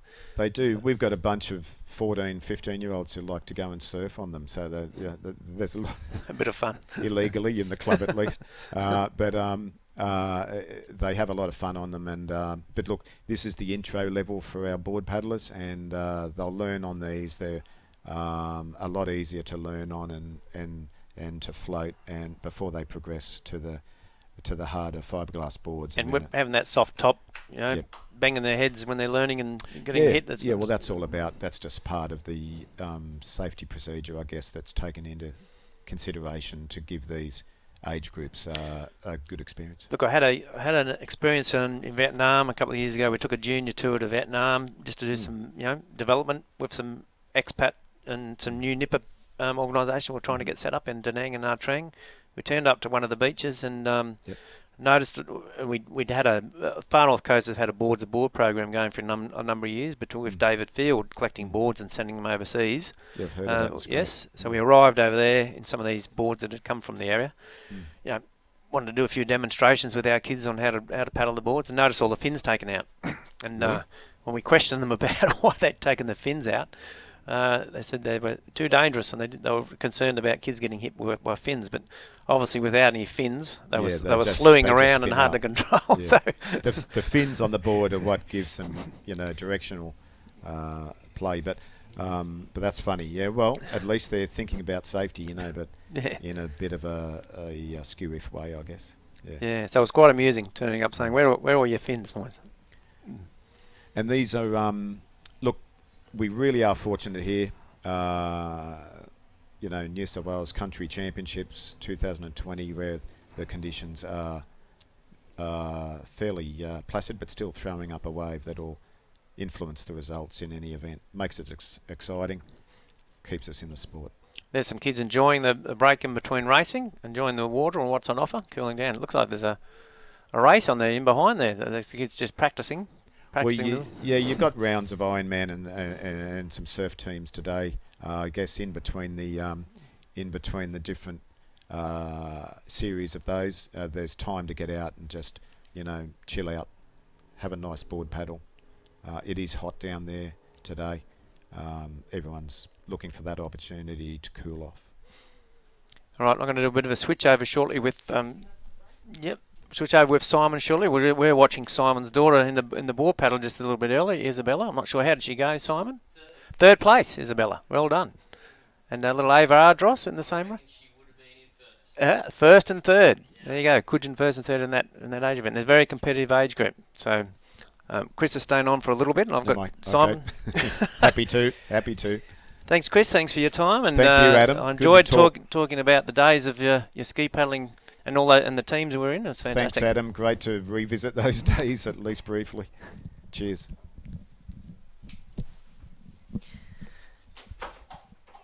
Thank you, Adam. It's great to be back in the commentary box for the second time today. Second time. Yes. Okay. Well, Simon, we've got quite a few board rounds going, and here's another surf swim. Could be surf teams. We've got Warilla Barrack Point out there on the left, Byron. I think it's a Cabarita on the far right. They're all trying to negotiate the surf the best they can there. I think that could be my daughter there. Oh, where's that? Out in front there, Fantastic. Isabella. Doing well. Could be. It makes you verified proud. That yet, Simon? Well, I'm looking at a stroke. It's funny, you can actually pick what kid is who just by looking at the way they pull their arms over. No, I can tell from a distance my boys going around the cans just from their style and that of many other competitors. So yeah, you can. It's a bit hard sometimes to pick it from a distance, but everyone's got their own individual style, and you can often pick that at a distance and know who's up there in the field.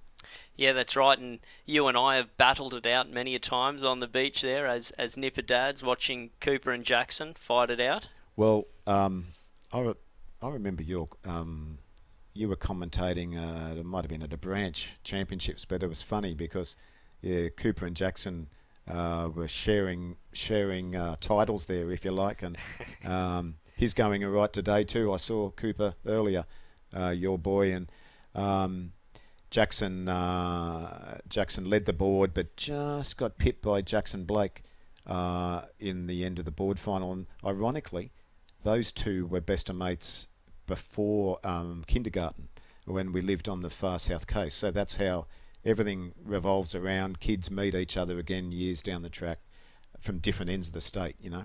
And Jackson Blake has come through. Jackson Blake from Warilla Barrack Point has come through today to win the board in a really strong finish up the beach. How good. Couple more solid results for Warilla. And just what you were saying about meeting back up with his mates, it is a family, and these are lifelong friends that these kids will make.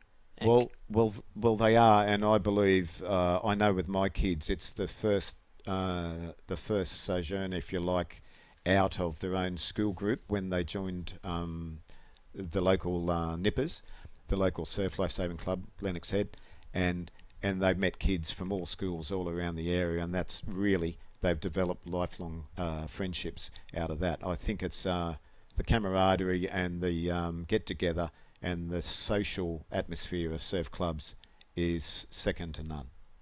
Yeah, that's right. And look, everyone here, we're at the Envirobank New South Wales Country Champs. For those of you that are not aware of what Envirobank are, well, you know, your return and earn. You put your bottles in, you get your little bit of cheddar cheese. Well, that's it. That's Envirobank. And it's a wonderful thing.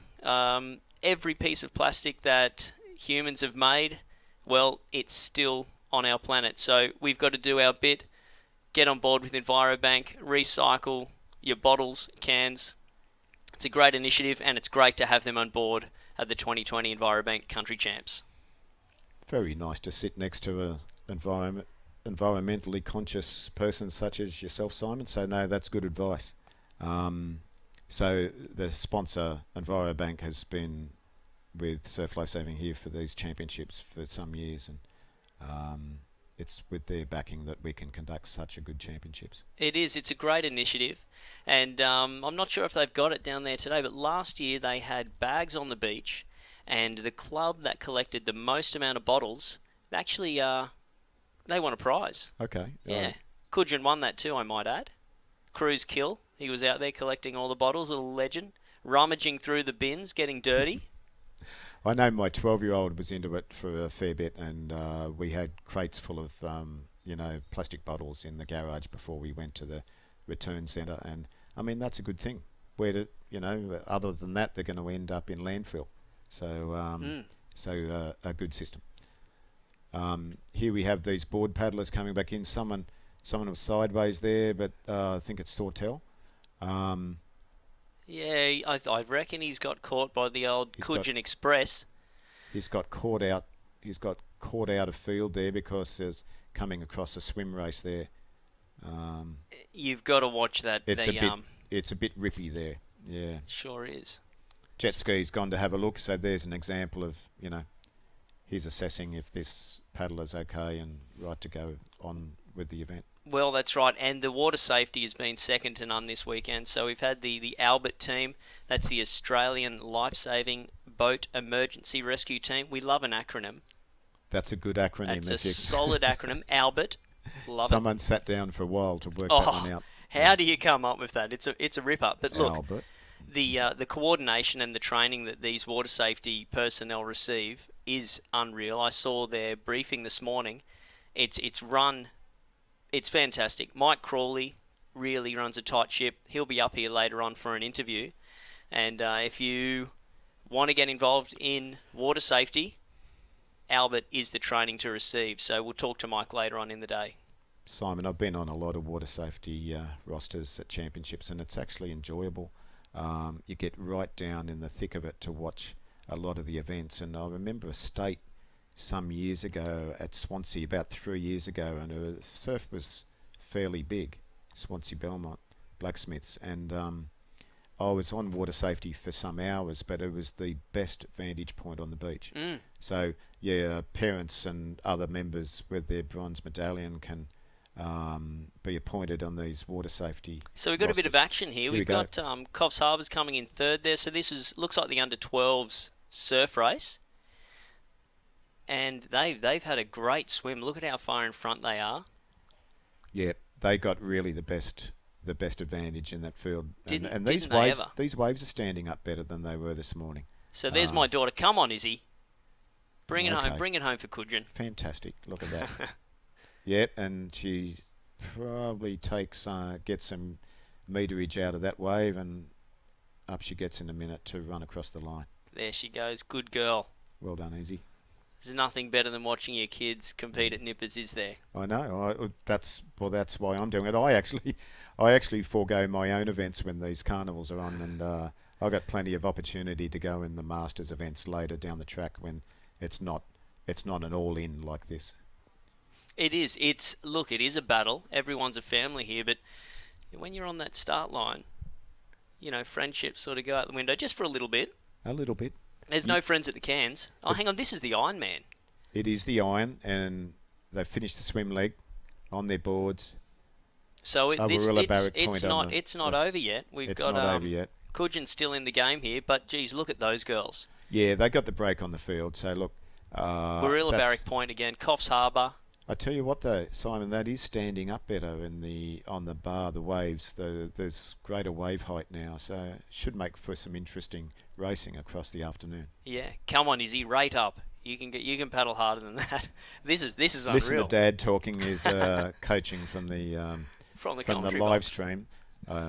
She'll watch this later and she'll hate it. Have a go at you, but. Anyway, certainly if you're willing her along here, maybe it'll rub off in some way. Yeah. So how else has Jackson been going? Jackson placed second in the board today. Was up there in the swim and came across for fifth. Look, he's philosophical. He knows this sport's about the measures, the luck, and look, he's discovered this sport and taken it by the horns, and he's got a thirst for the training. I've got Luke in the under 13s, who's just a classic waterman, if you like. Goes out, surfs for 4 or 5 hours, and so my kids are living the life, and I wouldn't want it any other way. Well, that's it. You're in it for life. Yeah. It's not just a one carnival, one event thing. You're in it for life. I mean, I was a nipper at Cabarita. Now I'm up at Cudgen doing water safety. Yeah. Team manager, age manager. It's great fun. Oh, Cabarita's a great spot on the coast, just down the coast from here. But the far north coast is a great neck of the woods to live and compete and have these championships. Not far from the Gold Coast, and we're of course up there for the more senior competitors for the Australian Championship in April. But in between now and then, there's all the branches you see here today. The clubs, they've got their respective branch championships, and then coming up to state in about a month. All right, so these girls, Coffs Harbour, Warilla Barrack Point, and is that Sussex Inlet? Unreal. No, that's Coffs Harbour. Just turned around. Yeah, it's got the. Oh, that's. I think that's Sussex out in front. Oh, sorry, I was looking at third, but Sussex. It's still on here. Yeah, all the way from the south coast. So that is an awesome result. As Just I said, lost her on shot. Oh, here we go. Warilla Barrack Point. She's reeled her in. Yeah. That's surf right there. She's going to have to work to stay on this wave. Hard to stay on those as you see it fill out. Well, she's on it. That was a great bit of board She's paddling defied my belief that it was all going to fill out and she couldn't ride it. She's done an amazing job. And that's a good bit of skill there. I know that looks easy. Balanced herself on that board well. Yeah. It looks easy, but no, it's a learnt skill that she's spent a lot of time honing. For sure. Plenty of people have come unstuck in the gutter coming into the shore there.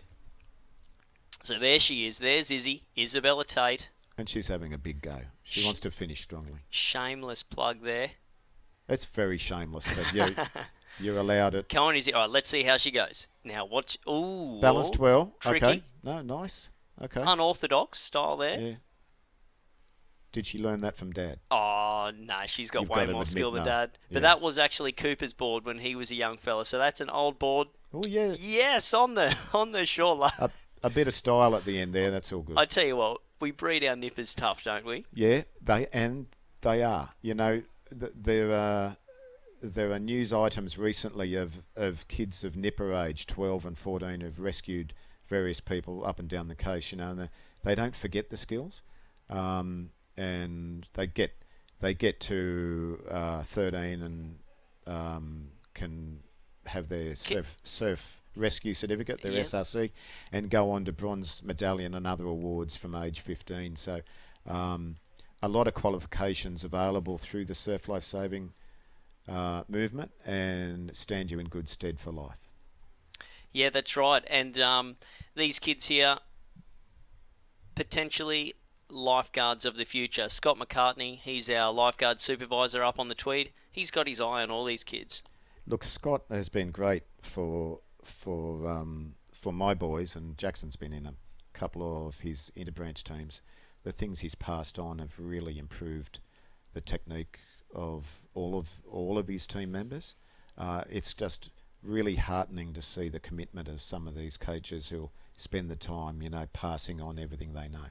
Well, I still remember my age managers from when I was a nipper and still go up, say hello to them, have a bit of a chat, and I thank them for all the knowledge that they passed on to me. So it takes a great deal of commitment and just love for the sport and the organisation to do these roles. So look, we're ever so grateful for our age managers, our club coaches, our club committees, and everyone involved in keeping these kids in the sport and doing what you're seeing them do here.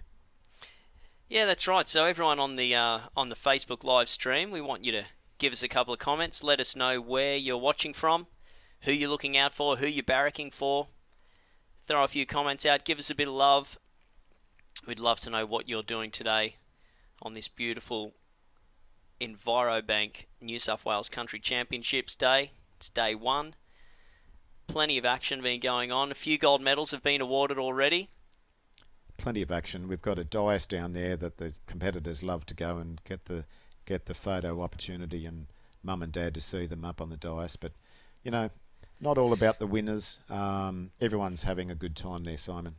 That's right. Look, don't we look good on screen there? I must say. I'd say you do, Simon. I might have a little work to do, but I don't know, mate. I'll get there in the end. Oh, look, I've had a bit of a man crush on you. I've come out a few times today, you know, with Scotty up here, and it's all been very exciting. Look, it's it's great to be able to come up and speak about my experiences in the organisation and also how well all of these kids are going. You know, we've got a lot of events to go yet. I know we've got a lot of team events, board rescues, board relays, and to fit all these things into a 2-day slot is a mammoth task, and people who format it and program it, and as you mentioned before, officials who let the whole thing roll.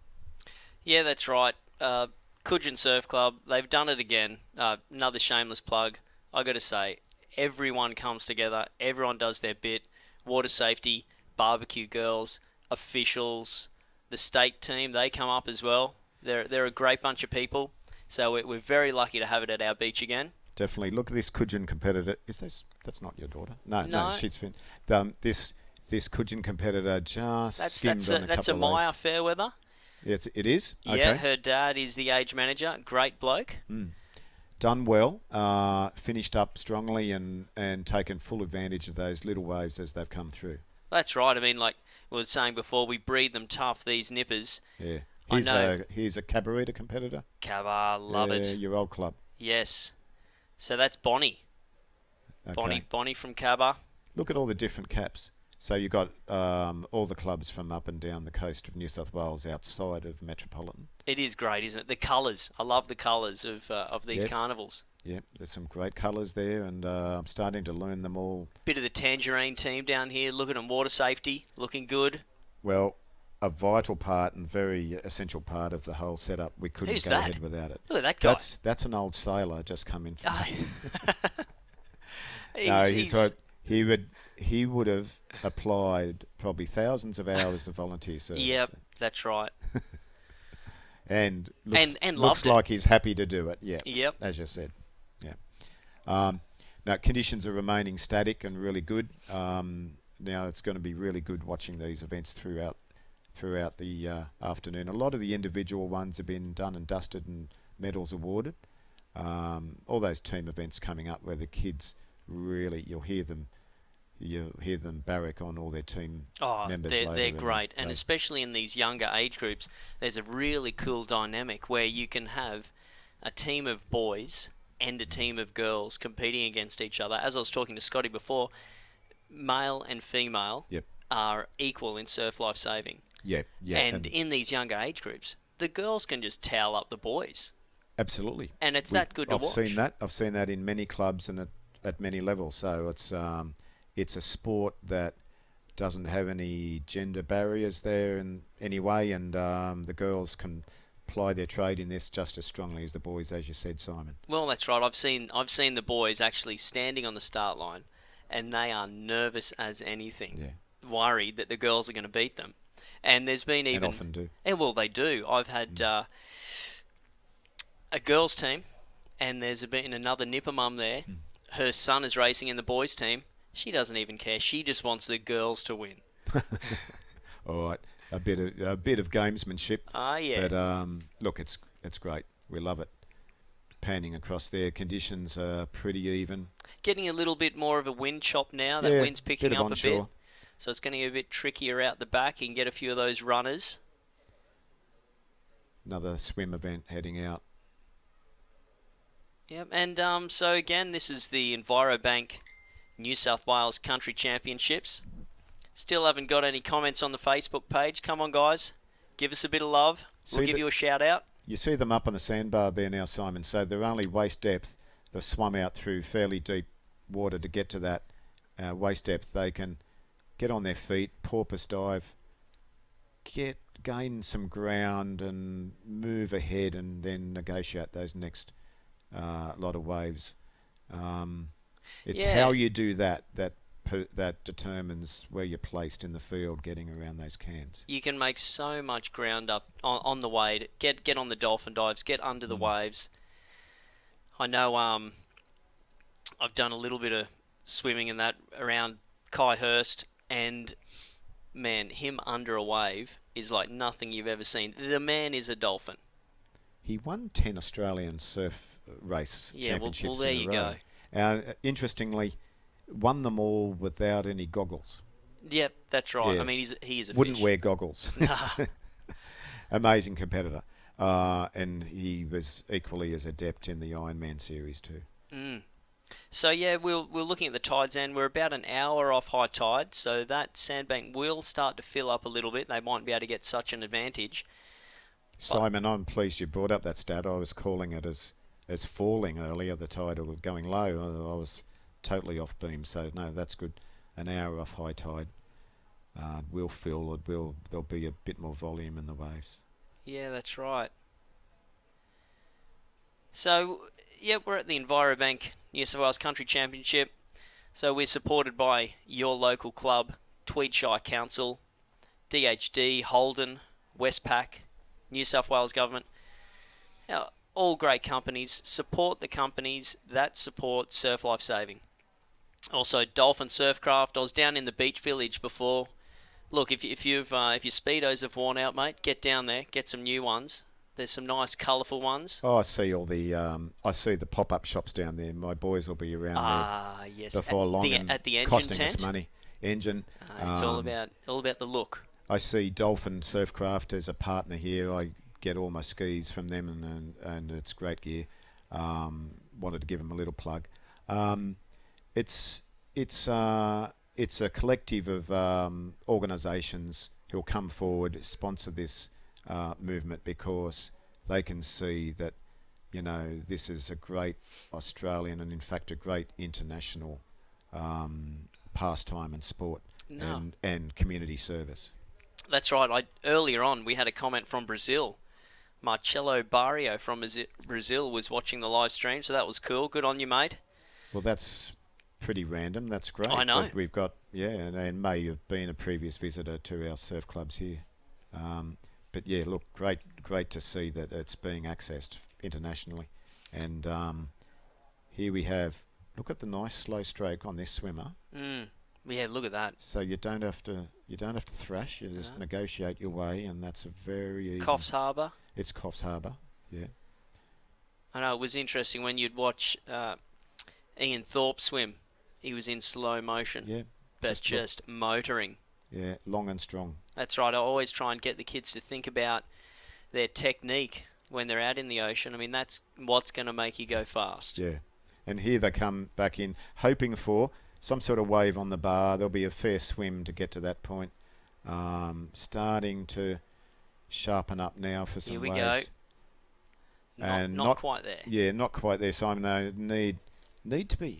It's a finicky thing. You need to be in exactly the right spot to come down a wave like that. Oh, look at this. Inspirational.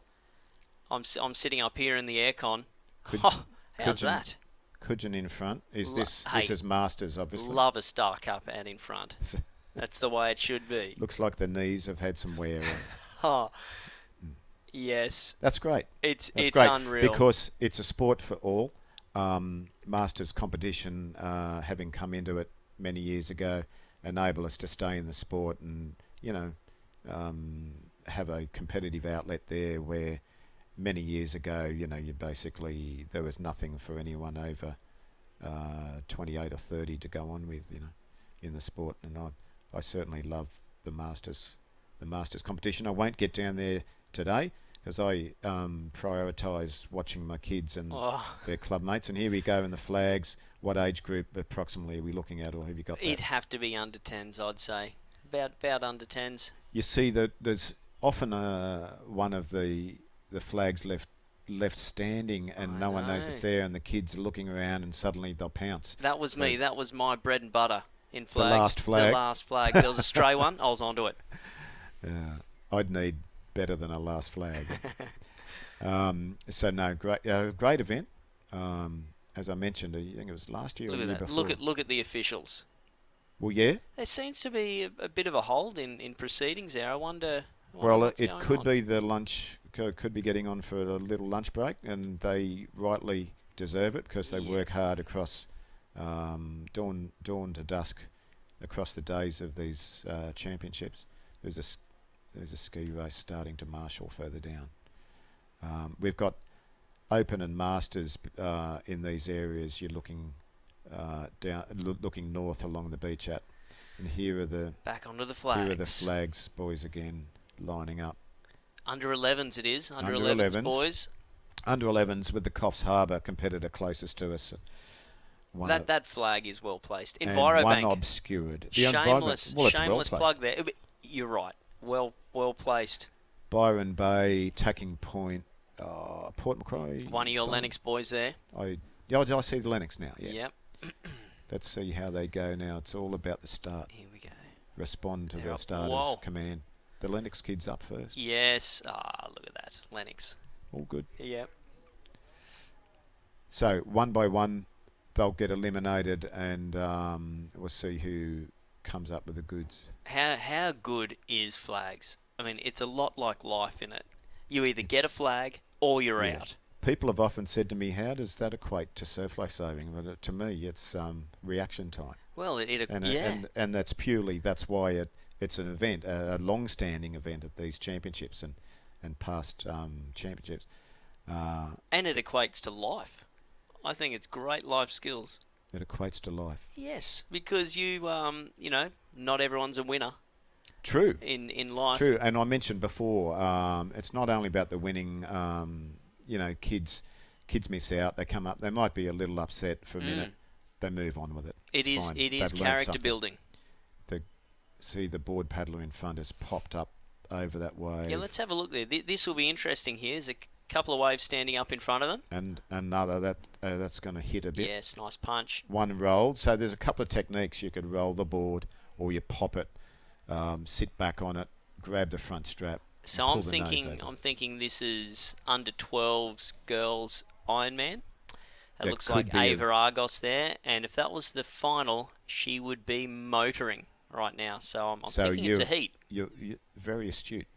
So it's, yeah, I would pick it as that now that you mention it, because the pace, well, they'll just get around the course. They'll look to qualify in the first 6 or 8 or And these girls, a determined amount who'll be allowed through. they know they're through, so they're just going to sit together, conserve their energy for the final.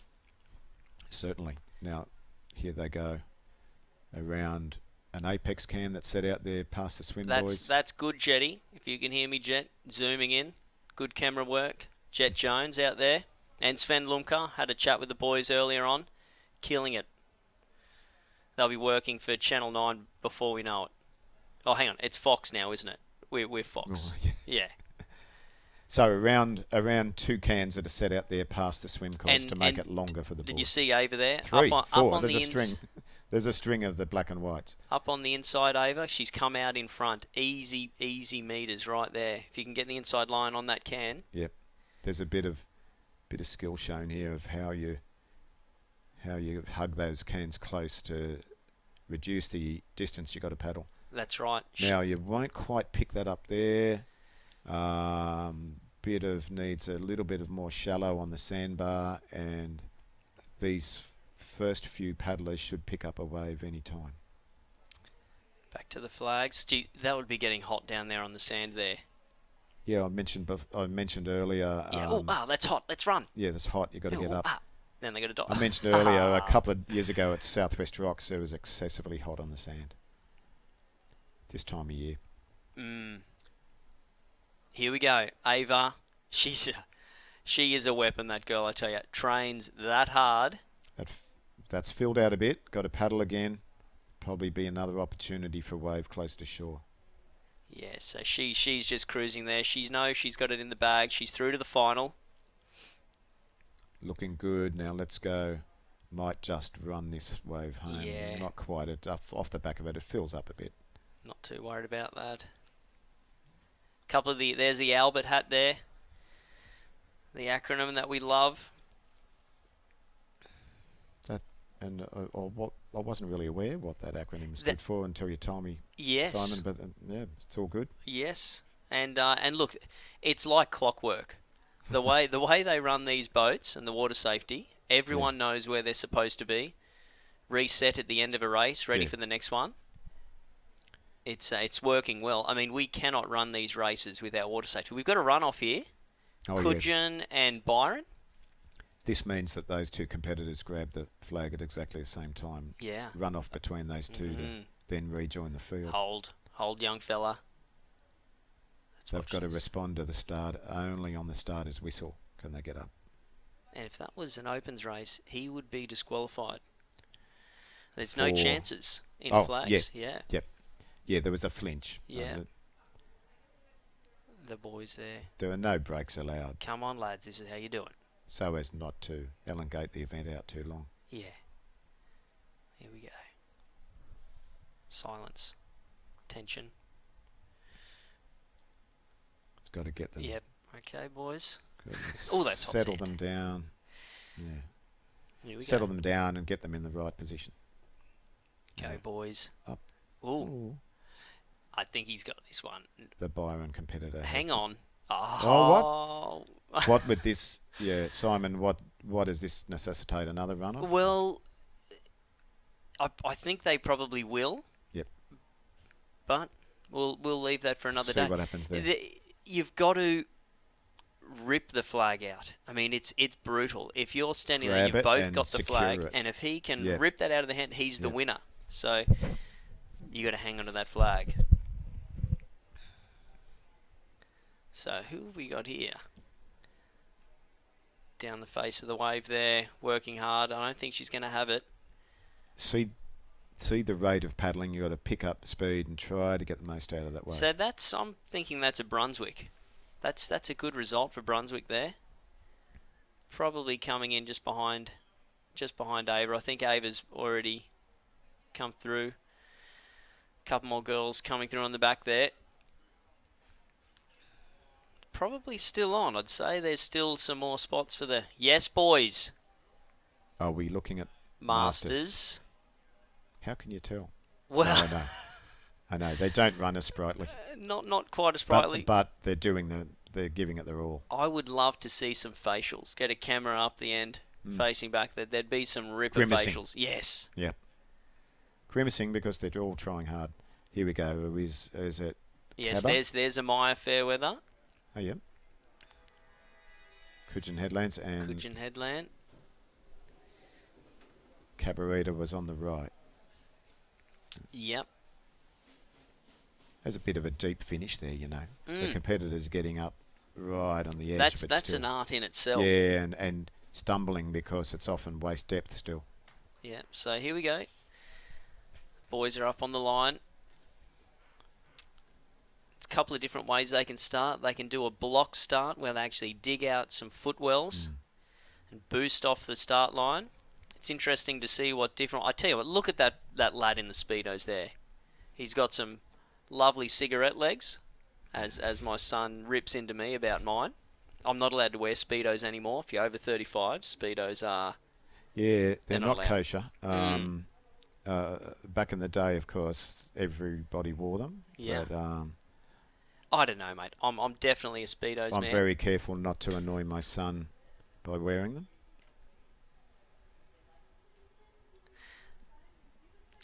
Great. Yeah, look, it's an institution. Get It the is. Speedos on. So here you have some of the Masters, Speedos and all, ready to start. Simon indicated the different patterns are starting. Here we go. Well, Whoa, there was whoa. actually a loss of balance. Yeah. So it looks like we've got Brownlee Surfers, Byron Bay, looks like Ballina, Lennox. Lennox times 3, I Lennox believe. times over 3. there. And look at the Brownlee surf. I'm sorry, that's a good style. He is floating across the soft sand. He actually looks really good. I was once in Browley. It's called Browley Surfers, Surf Life Saving Club. I was once in that club, living down the far south coast. Okay. Really good surf club, strong in boats, strong across all disciplines. As I mentioned earlier today, recently heavily affected by the fires. Here we go, women's surf ski. Not sure what division. It looks open female to me. Warilla Barrack Point looking in the lead, heading out.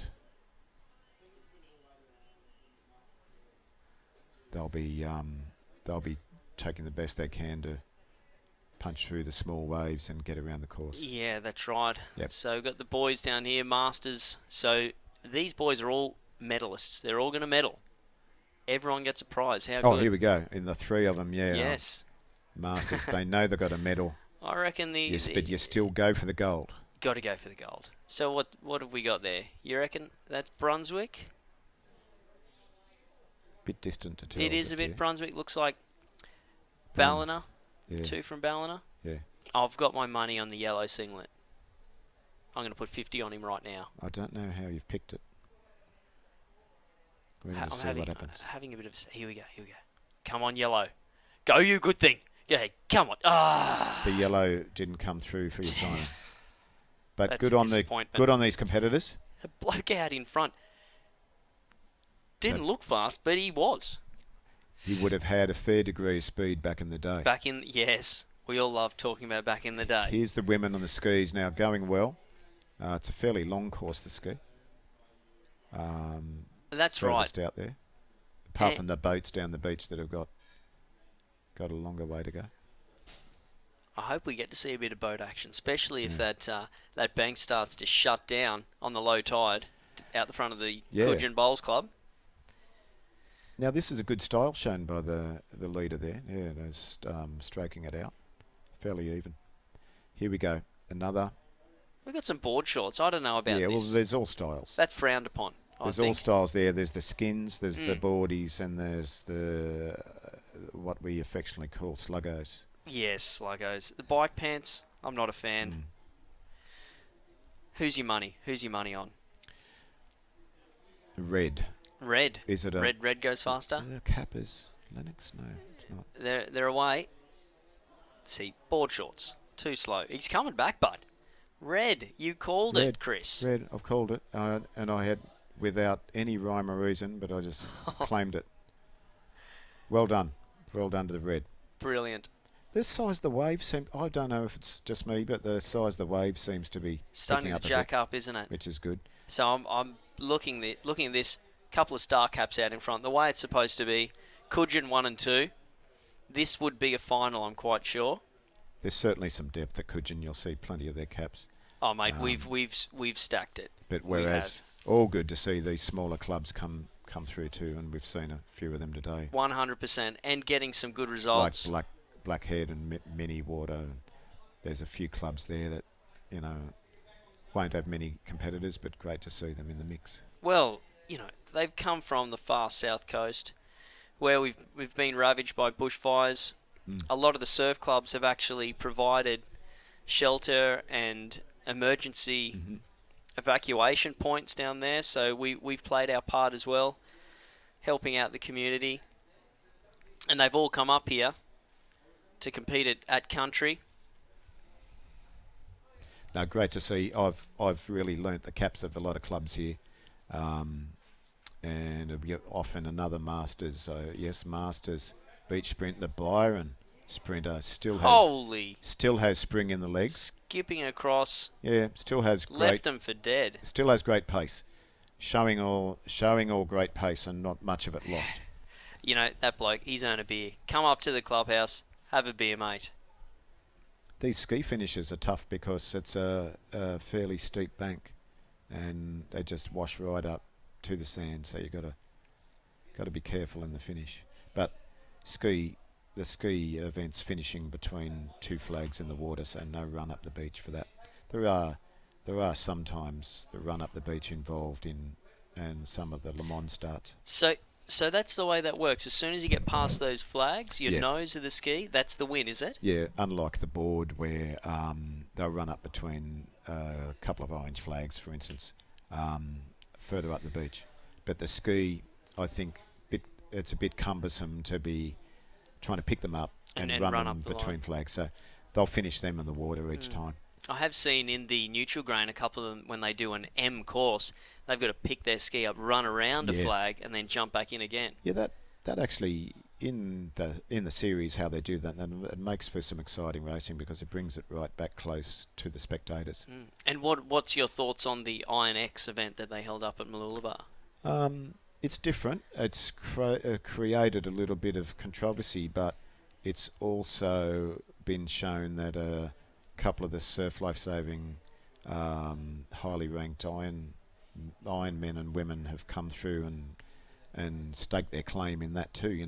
Haven't they ever? And Kane Eckstein and Courtney Hancock coming through with the win. I saw that, and doesn't that just show the broad-based range of fitness that comes out of this sport when you can apply it to that?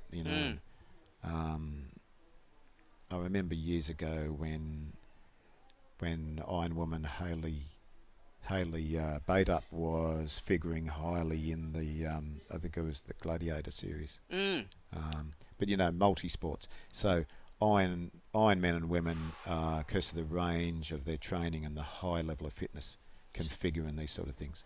No, that's right. Here's another sprint. Masters, I've got my money on the Brownlee surfers. He's lightning that. He's twitchy. He's doing the block start. And they're racing. Look at this. Holy, the big fella in the white singlet. White's coming through, but I think Browley might. Oh, look at the guy. White singlet. How did he do that? That was a lot of weight to go in the soft sand. Awesome job. Man, love it. Yeah, but the Iron X, I just thought it was interesting. Kane Eckstein hasn't won an event for ages. And to come through was awesome for the win. It was great to see him. I mean, he is a weapon. He has the pull-up. He's a pull-up world record holder. Isn't that right? No, I think Kane won 6 or 7 Coolangatta golds. Well, yeah. But his chin-ups, it was amazing. Went hours doing pull-ups, chin-ups. Incredible. Yeah. So no, I thought it was great. I think the controversy was unwarranted. Really, it's a progression in the sport. It could be a standalone event. I mean, it's a lot like Bathurst. I thought the V8 supercars race all year. Bathurst comes around, everyone's interested. This INX could be that event. Yeah, I mean, I saw the course set up there, and my boys actually had a run around it before the actual event. It was Nice. tough. I know It was it's captured Cooper's imagination. He's Yeah. like, I want to do it. He should have a go. Yeah. Rather fit young guy. Here's another junior flags. Oh, that sounds hot. Lennox got up quickly down there and dived. Yes. Couple of Lennox, a Byron, Brunswick, Yamba's there.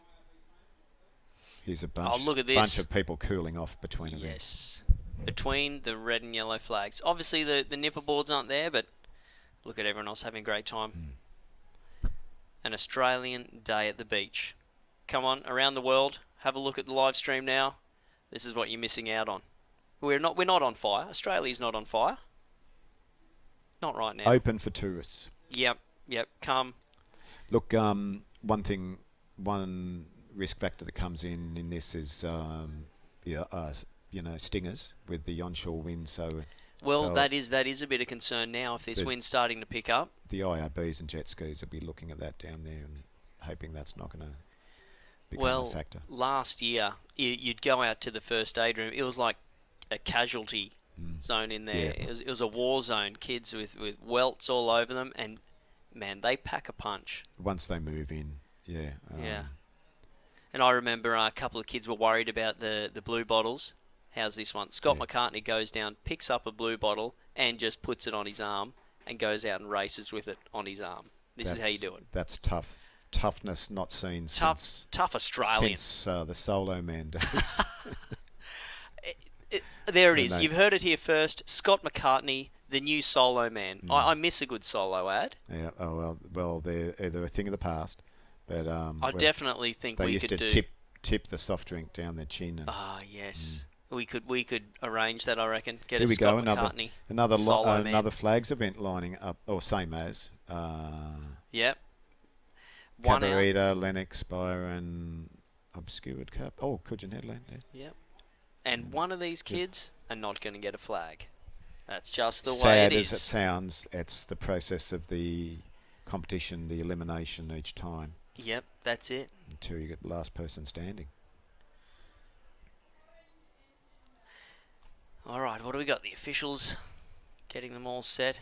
As we were saying before, it's a game of millimetres.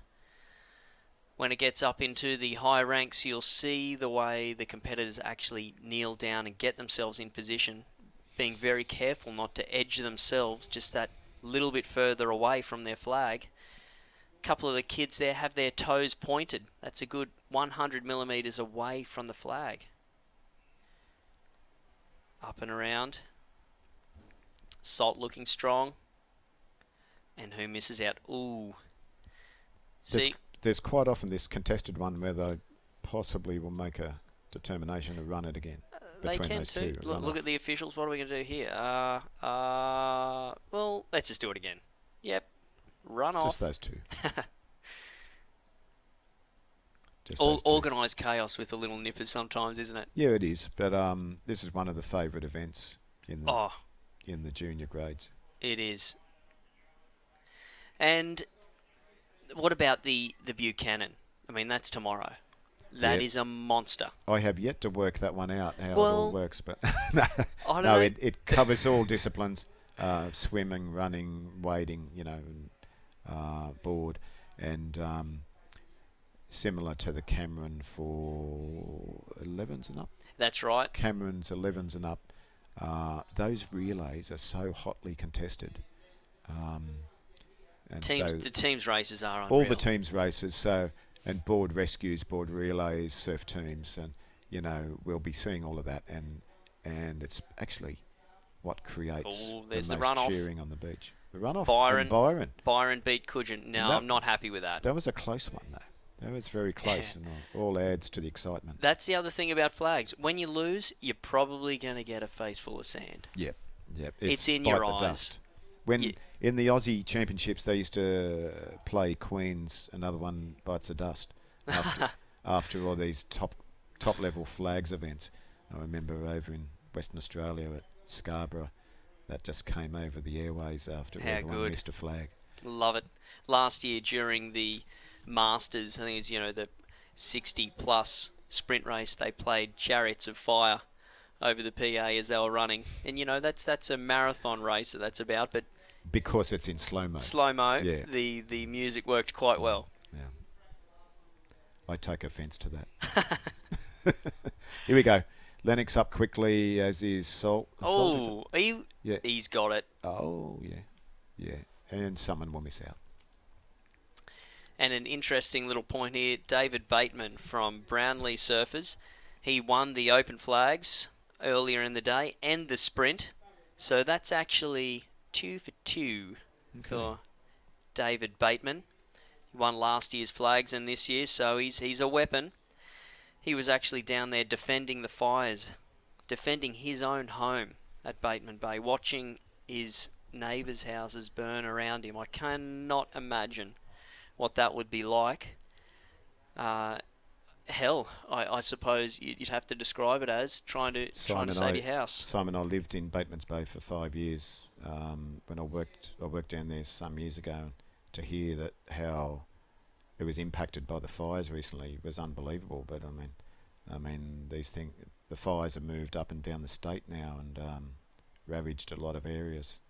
So, hoping that we get reprieve from that and some rains in the not too distant future. We've had a little bit of rainfall, hasn't been enough.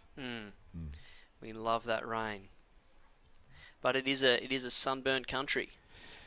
Yeah, typically we get our pouring rain up here at periods of time, but missed it lately. But yeah, let's hope for the fire-affected communities that it all comes through. Here the kids go again, and looks like the Ballina competitor goes without on this occasion. Yep. Ballina Lighthouse and Lismore Surf Life Saving Club. So guys watching the live stream, still waiting for a couple of comments. Everyone that comments today will receive a signed photograph of Scott Morrison. This is not a scam. Cheeky. So yeah, give us a few comments. This is the Envirobank 2020 New South Wales Country Championships. We've got a run-off here, Simon, between Lennox Byron and Lennox. Lennox. Oh, no. Oh, come on, boys. Is this the couple who vied for the These two are mates. runoff? I'm telling before. Have they awarded it to one of them? It looks like they had. And I thought the Lennox boy had it, but he didn't go for the dive. Yeah. Never mind, son. There's another race to be had. Very exciting event for everybody. The beach flags. It's so visible. It's fast.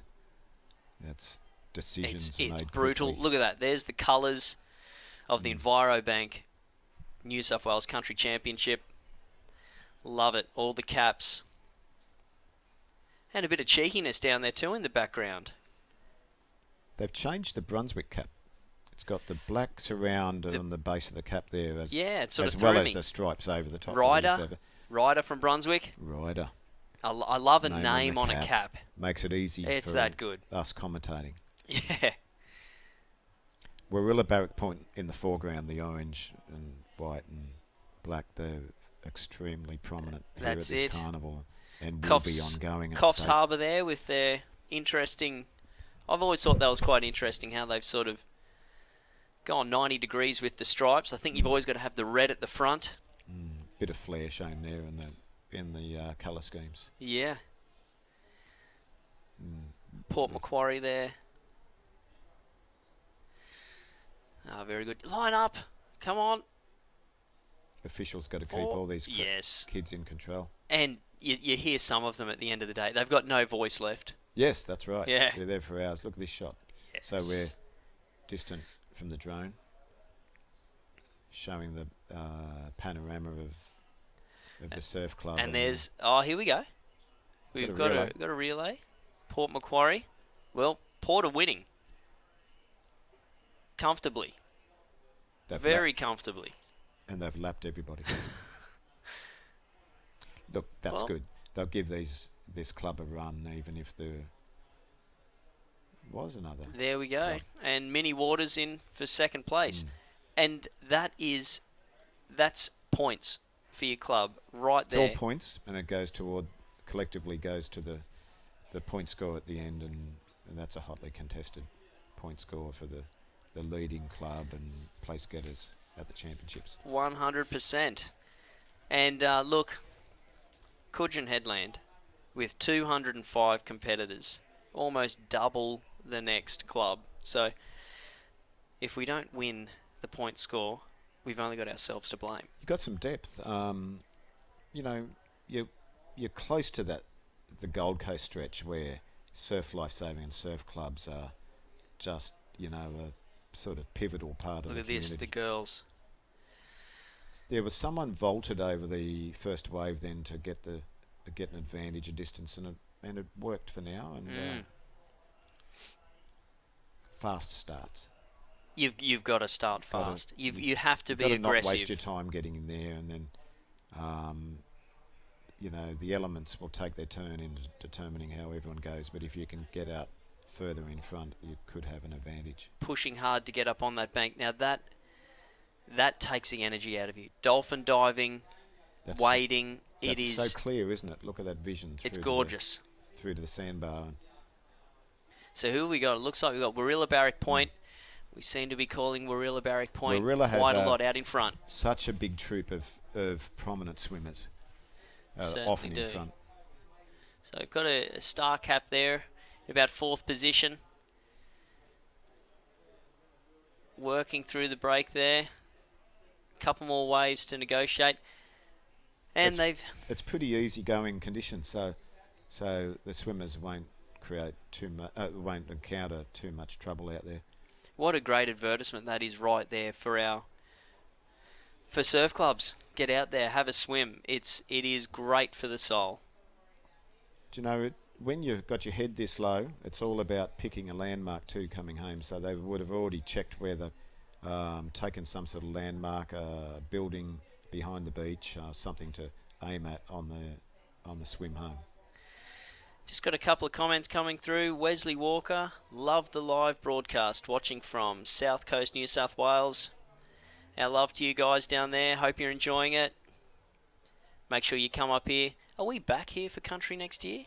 Do you know? I'm not party to that. But we will have to find out. I think not too many people would be unhappy with that, considering the great conditions. Wesley, come up, mate, next time. Lana Elwood, go Mini. Go Mini Waters. Mini Waters, heaps of high fives there. Down past Grafton on the north coast. Yeah, Wooleye. Lovely spot. I mean, they're all beautiful. You go to any of these clubs here, Woolgoolga, Coffs Harbour, Sawtell, I've never been Bellingen Valley, never Urunga. been to Mini Waters, Simon. Get there. I will get there. It's gorgeous. I will get there. Sandon River, Mini Waters, unreal little spot. Nambucca Heads, Maxville, Scott Heads, Southwest Rocks, Hat Head, Kempsey Head, Crescent Head. I go there every year at Easter. We spend a week. I discovered Hat Head the other day and camped there with Jackson on a trip back up the coast. Just the boys.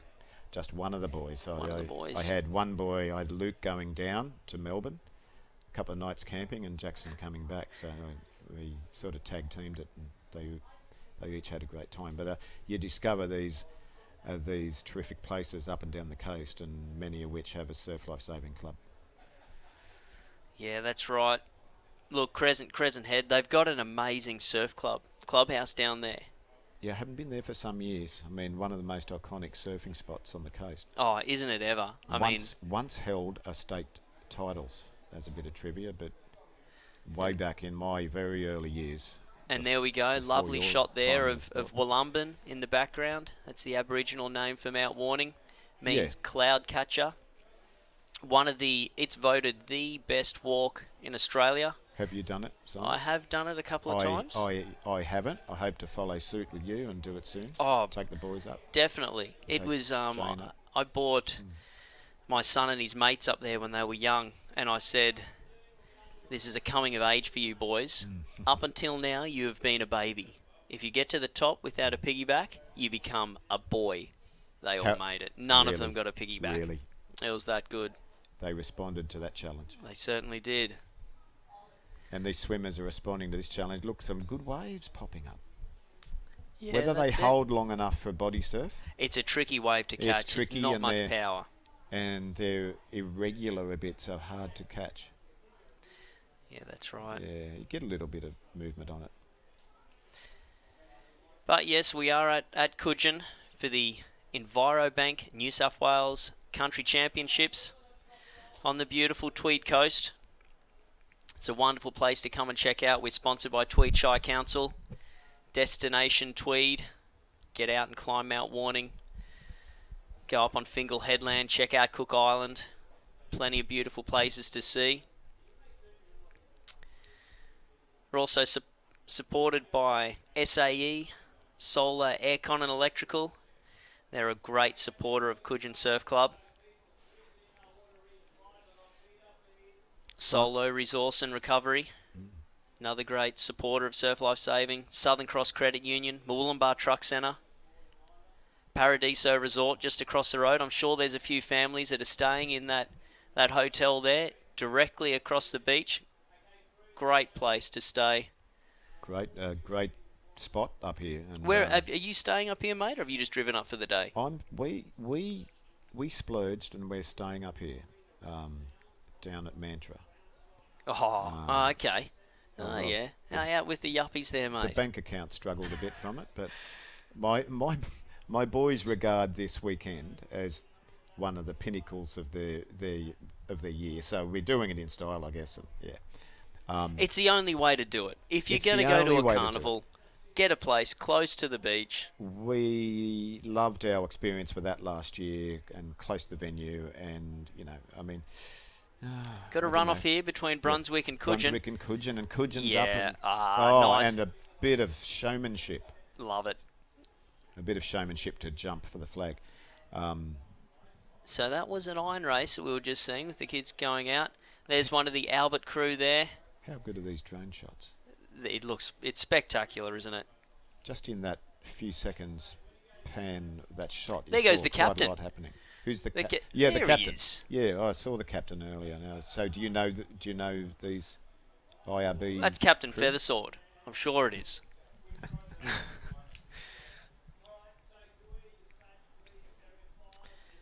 So conditions much the same across the day. We haven't had the big onshore winds come in to make it too gnarly or choppy. I think it's all made for a very even competition. Here we are again, Simon, in the flags. More flags. Well, see, with a range of clubs represented from the bottom, Lennox, then two from Cudgen Headland, another Lennox, Ballina, Lighthouse, Lismore, Surf Life Saving Club, and Salt. Yes. Byron and Cabba. All far north coast. They are all far north coast. Yep. Yeah. Numbers are maybe down from far south coast because of obvious reasons with travel difficulties and that from down there, but also the recent fires. But we've got our strong Warilla, Barrack Point and Mollymook and Browley, as we saw, and other clubs from That's down right, there and hoping that all the South Coast and Far North Coast clubs, Far South Coast clubs are enjoying their time here up at Cudgen, giving them a bit of a reprieve from the terrible fires that have happened down there. Yeah, and what better way to get your mind off that, hopefully, than to come up and, partake in this. But a bit of a wave coming through for these board paddlers. Go, boys. Not too big to have to pop the board where they sit on their haunches. Smash through it. Yeah. There's a pop, so there you back go. on the haunches and pull the strap up. Textbook pop there. You learn that they learn all these skills in their club training. So who have we got? We got Cudgen out in front, trying to pick that. Looks like Lockie Argos. He is a solid little board paddler. Keep an eye out for this kid. You've got Lachlan succinct Argos. local knowledge. Well, Lachlan Argos. You just see this young fella out in front. Yeah. He is a a firecracker. He has Anything a go. that he does, he's giving it 100%. And a bit of a showman as well. Good. Yes.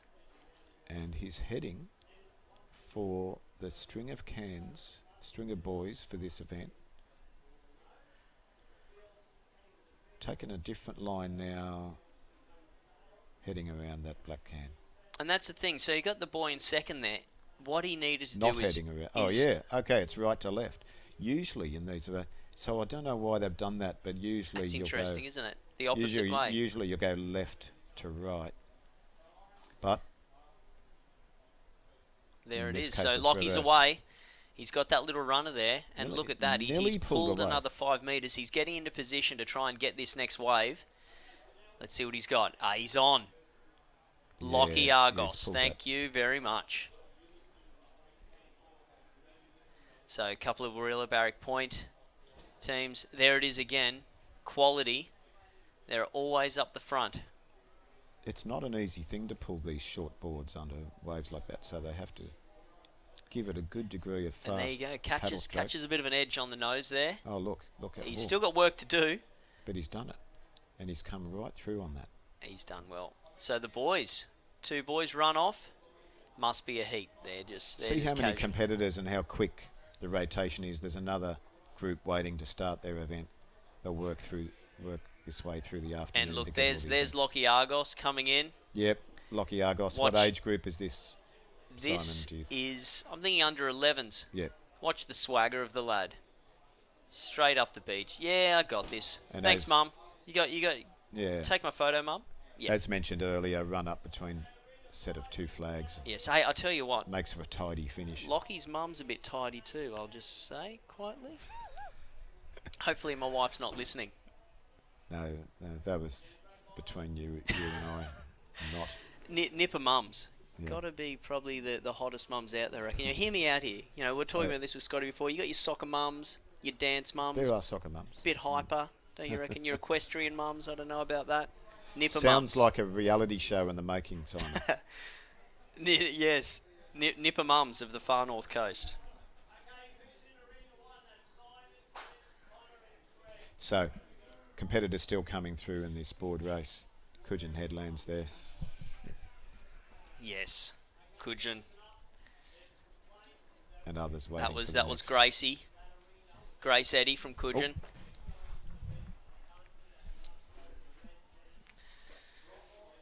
Back on the Flags Arena. Look at the officials, mate. They're there all day. Yeah, this beach starter, the starter for the flags event, is down there throughout on the hot sand for the whole day. Yep. So they're the salt of the earth. They are. Look at that, couple of high fives. Yep. Love it. Cudgen age manager there. We've got another group here waiting for an event. Yep, line them up. Production line. Line them up, shoot the gun. Get them going. Fast carnival's a good carnival. And this one's a good one. We're all enjoying it. Yeah, it's unreal, especially when the weather plays its part like it has today. It Makes does- for a great carnival. It doesn't always, so no, good on this occasion. So a good clinical board finish here. Let the wave do the work for a bit of it. A few more flags, and look, the numbers are going down each time. They are, and yeah, the point of the exercise, one gets eliminated each round. One of the most enjoyed and favoured events in the Nippers regime. Yeah, you're right. Yeah, you're right. Getting pretty hot down here in the sand. Starters getting them ready, doesn't want to leave them down too long. Up they go. Up they go, and hotly contested. Oh, who's missed out on this occasion is It's the Cudgen Cudgen. Headland. No. Yeah, it has to happen, Simon. Yep. Sometimes. Well, he's gonna learn from that. Has to happen. That's it. I had Adam Mills in the seat here before you. And another a diehard. solid flaggy. Oh, definitely. Yes. Former great representative beach events competitor. Lightning fast. From back in the day. Lightning fast, originally from Fremantle, I think, in Western Australia. I didn't know that. There was a bit of moving around goes. Sure. I mean, Former president of Cudgen, served his club really well. great. We've now got Grant Rogers. He's our new president. Great bloke. Cudgen Headland Surf Club, and spearheaded this terrific work party that's made this carnival a success. Here's the beach flags. There was a miss there by the Lennox boy. Yeah, a bit of an injury. Is he okay? Ooh. It's all right. Mum will sort that out. They'll fully check that out down there. This is a widespread out. This is widespread immediately from the start. So swimmers looking for the best line. Looks like an iron woman, I'm thinking. Looks like the girls. I'm amazed at the clarity of the water. It's gorgeous, isn't it? Not so long ago, I've forgotten the technical term of it, but we had the cornflake weed that was inundating the beaches. Oh, yeah. And might still be up some of the Gold Coast beaches, but... not at Cudgen, mate. Well, no, it's beautiful down here all the time. We don't get cornflake weed down here. But it's gone. It's gone, and it's a clear day, and everything looking great. So got a couple more comments down here. I've got Muzza. He wants his signed photo of Scott Morrison. Come up here, mate. You can grab it. Got plenty up here. It's not a scam. Anyone that comments gets themselves a signed photo of Scott Morrison. Fantastic. Rachel Eddy, she's watching. Hopefully we can get a bit of Rachel's girls, the twins, Molly and Grace. Awesome little Cudgen competitors. Girls making their way through the break. Ducking under the wave.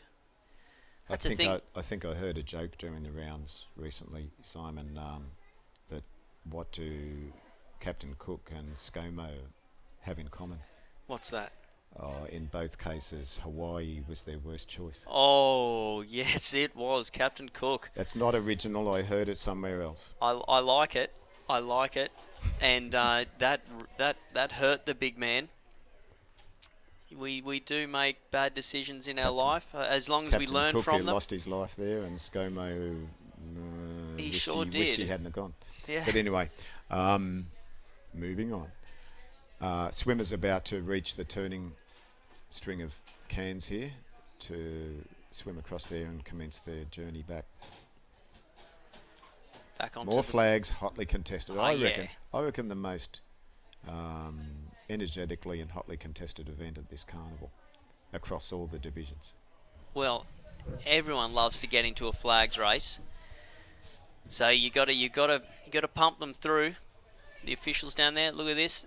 Look, there's officials making adjustment changes even if they're only a few centimetres off the mark. And see how the boys have got their toes pointed. Yeah. That's actually a disadvantage. If you look up there, the Lennox lad, he's got his toes, his toes are dug into the sand, so it's going to pull you closer to your flag.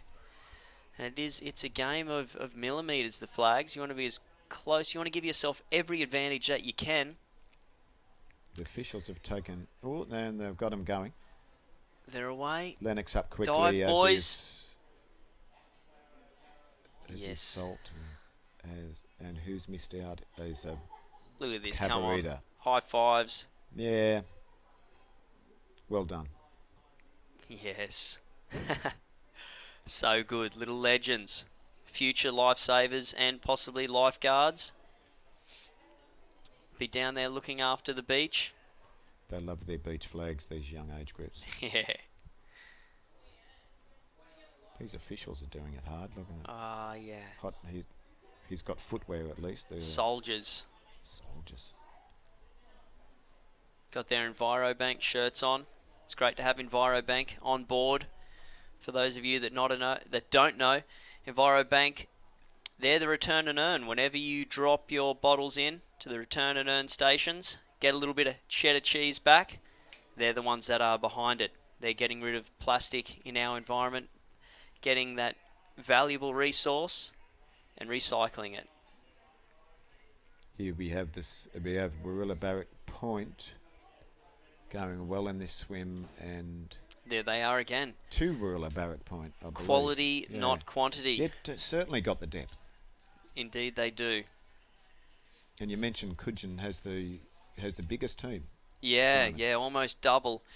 I mean, you guys are next with 107 competitors. Okay. Cudgen are 205. Yeah.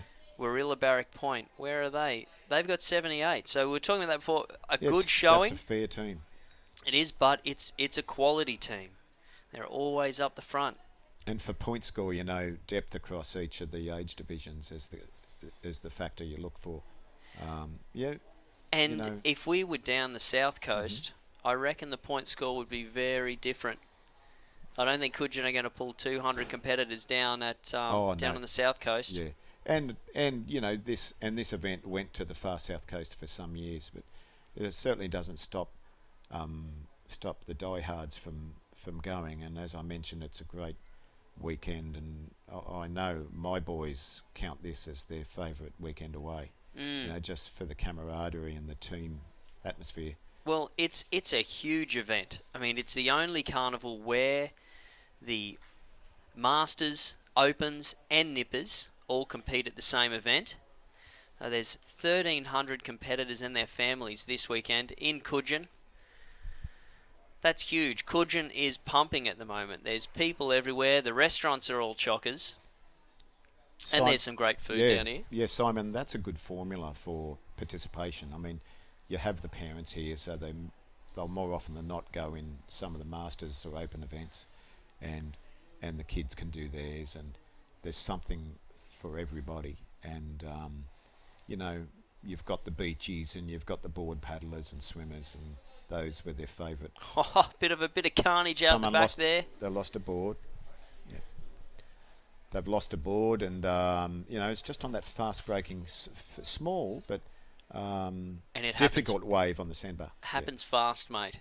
You can be down the mine shaft before you know it. Yeah, before you know it. And we've got a bit of a finish on here. Let's see who's going to come up. Yeah, probably looks like a heat. Makes it very close.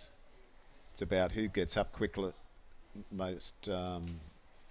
who gets up quickest on this board, and that's just pretty even for the finish through the. It is. No, that's a board race. Yeah. And I tell you what, I was down in the beach village. Heaps of good merch there. If you're here at Cudgen, go and get your Envirobank Country Championship. Yes, look at that. Saluting the crowd, the young lad from Cudgen. Yeah, Simon, I don't want my boys to know there's an engine tent. They're going to sniff it out. They can sniff it out. And there was a couple of dolphin boards there. Man, they look fast, just sitting still, those dolphin boards. Yeah, good local manufacturer up at West Burleigh, dolphin boards and skis. I paddle the dolphin skis, all good, and they've got their pop-up shop down there today. So got a couple of boys going out. It's the Ironman. I'd say they are. Someone's got a big jump under 11s. Yeah. A fair jump on the field. So that cap. Help me out here. Who is that? Is that a Sussex? Could be a Sussex inlet from the south coast. It could be Sawtell. Or it could be a Sawtell. It's hard to pick. That could be Sawtell, and is it a Lennox? Do you know? I just got a feeling that's my son in second for Lennox, but. Your younger lad. Yeah, but remains to be seen. We'll see what happens. Good to see these kids just doing the rounds. It's a fairly long course by the looks. Gives them plenty of paddling. Oh yeah, and that's not the last time they're going to have to do it. These kids are going to have to go around this course 6, 7, 8 times. And they are weapons. And that was Luke Bond there in second. I think would that be an iron, and he's probably performed quite well in the swim. Yes, well, the Bond boys, they can swim. They can swim. I can't swim. No, my boys are loving this and the whole atmosphere. So here we go with another beach sprint. Cudgen, Stark up out in front. Love it. Yeah. All right. So we've got Don Burgundy back in the commentary box. Lovely to have you here for the second time today as Chris Bond leaves us. Thanks very much, Chris. Yeah, it's great to be back. I had a bit of a walk along the beach and some great conditions down there. Sand is getting absolutely scorching at the moment. But see this young kid from Warilla Barrack Point. As we were saying, quality, Warilla. They are. They've bolstered their numbers this year, and they're looking really, really strong. You've got some great coaches down there at the moment. Alan Beveridge is the president, doing a great job. Has been doing that for a great number of years. As we look at their big wide shot, which is fantastic to see from the drone. The takeoff there, the action, down the wave, down the face, slides back on the board, keeping the nose up. Fantastic work, looking behind him, grabbing that wave into the shallows. He'll ride this right into the shore. So we'll have to watch that little bit of a gutter at the moment. He's still okay, coming back onto that little bit of a dumping area. Picks the board up well, beautifully done. And leaves the board there. Looks like this is an Ironman, is it? Or a board relay. Board relay down there in that area. Grinning. This is the orange area. So doing a great job. Back up to the finish line. Excellent result. That looks like that'll be a third. And then a fourth coming back in there as we pan around. Looking back out there, and we've got back into the black and white area. This will be one of the young kids' swims. Not quite sure. Couple of boards lined up there. Look at the finish. Yes. Look out, Cabba. Here comes Sawtell. Yes, look at the grimace on the faces. Go, lads. There is nothing better than seeing the young fellas giving it their all. Yeah, some great competition there with those young guys and girls down there. They put their utmost in there for a great result for their clubs. Get as many points as possible.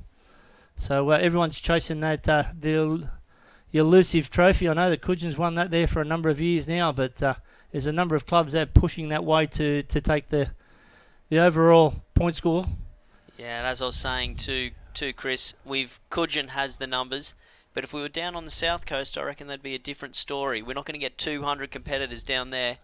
The point score could go any way. Well, it will be that, but that's where Warilla would be nice and strong down there. Back on their, they're putting a bid in for the next few years, and that'll be interesting to see how that comes out. So has that been awarded yet, Don? No, not yet. It's still up in the air. Okay. And even I, as the director of Surf Sports, doesn't even know where it's going next year. So just got to wait for someone to tell me. But there we look at the flags, and oh, look at that. Salt. Well done. He's so proud. And he's done it well. He's just ripped that flag out, and that's fair game. Yes, it is. You've both got hold of the flag. If you rip it out and hold it up, you're the winner. Yep. Good camaraderie there, and good competition manners as the officials dancing on the spot on the hot sand. So we'll see how this goes. But this is anyone's game. But there's Salt and Lennox Head, Alstonville. We'll see how that all pans out. My sort of money's a little bit on Salt at the moment. He did look strong. So 2 competitors, 1 flag. Someone's going to be the loser. I wouldn't say loser. They still come out with a medal. So someone's going to get a silver and someone's going to get a gold. Thank you, mate. They're all winners in my eyes. Oh, look. They just for lining up, they are champions. Yes, they are. It's down there they go. Oh, Big, great turn. Look at Lennox Head, Alstonville in the front. Beautiful. There it is. He just blocked with his little bit of a shoulder there. Just kept that Salt competitor out, but that was absolutely fantastic. Yes, great sportsmanship there, and off they jog there and get their names recorded for the points for overall point score. And there's Tex Milroy from Cabarita, Cruz Kill from Cudgen. 2 solid competitors been good little nippers. This will be a good race, under 12s, Ironman. Bit of nerves on the line there, Don. I think so. The Cudgen guy looks to be fairly calm there, just tying his cap up, making sure he's got it all nice and neat. He doesn't want to lose that cap. He's very proud of that cap, and all of them are very proud of their clubs. So it's a great aerial shot here as we're now starting to punch up through those waves, which is great. We're at about the full tide, high tide at the moment. And nice, clean, steady waves coming through, and they seem to be doing it quite well. A little bit of movement pushing south, but not a great deal, as they push back out here on the next swells. And coming through there, a couple of them just got knocked back in the middle of the field, but as those waves sort of dissipate a little bit further, they come out. Back in there, and they're punching through those waves, doing an absolute fantastic job in through that white water. Strong, steady rate. to get up through there. And then sit back on the board, punch over, lay down. Absolute great skills. Look Do at it that, again. the pop. Yep. Good stuff. So doing a great job. It's a great view to watch the skills. It's a real art to get that pop right over the waves. It is, Lean yes. back, get your weight forward. The board will actually boost over the top of the wave. When you get it right, it's an awesome feeling. Yep. And now he's just through that unbroken wave, popping over the next one, looking for where that first can is. He spotted it. He's heading towards it. The rate is really up there. And who is it out in front? Warilla Barrack Point. Looks like another Warilla in behind. Warilla 1 and 2. Yep. Around the black and white can. Heading back out to the apex there was another black and white. Could be a solid black can, not quite sure, but... I think that's it. Yeah, the solid black can's the apex. Yep, turn around and they'll be looking for that wave action. So he gets his wave, he should be looking over his right-hand shoulder by rights and looking at where that wave action... He turns fairly sharp at the moment. And that's a skill in itself, just being able to turn the can, get the board around, get it facing back to the beach, turn and burn, kids, and look at him go. He's caught himself a little runner. There's no catching this kid. No, he's in the right wave zone at the moment. He'll be looking behind. He'll feel that run. Here he goes.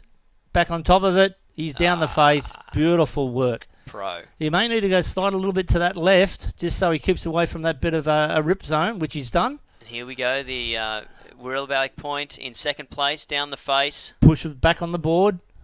Lovely. Now transfer your weight forward so the board speeds up, stays in front of the wave. He's going to have to push a bit.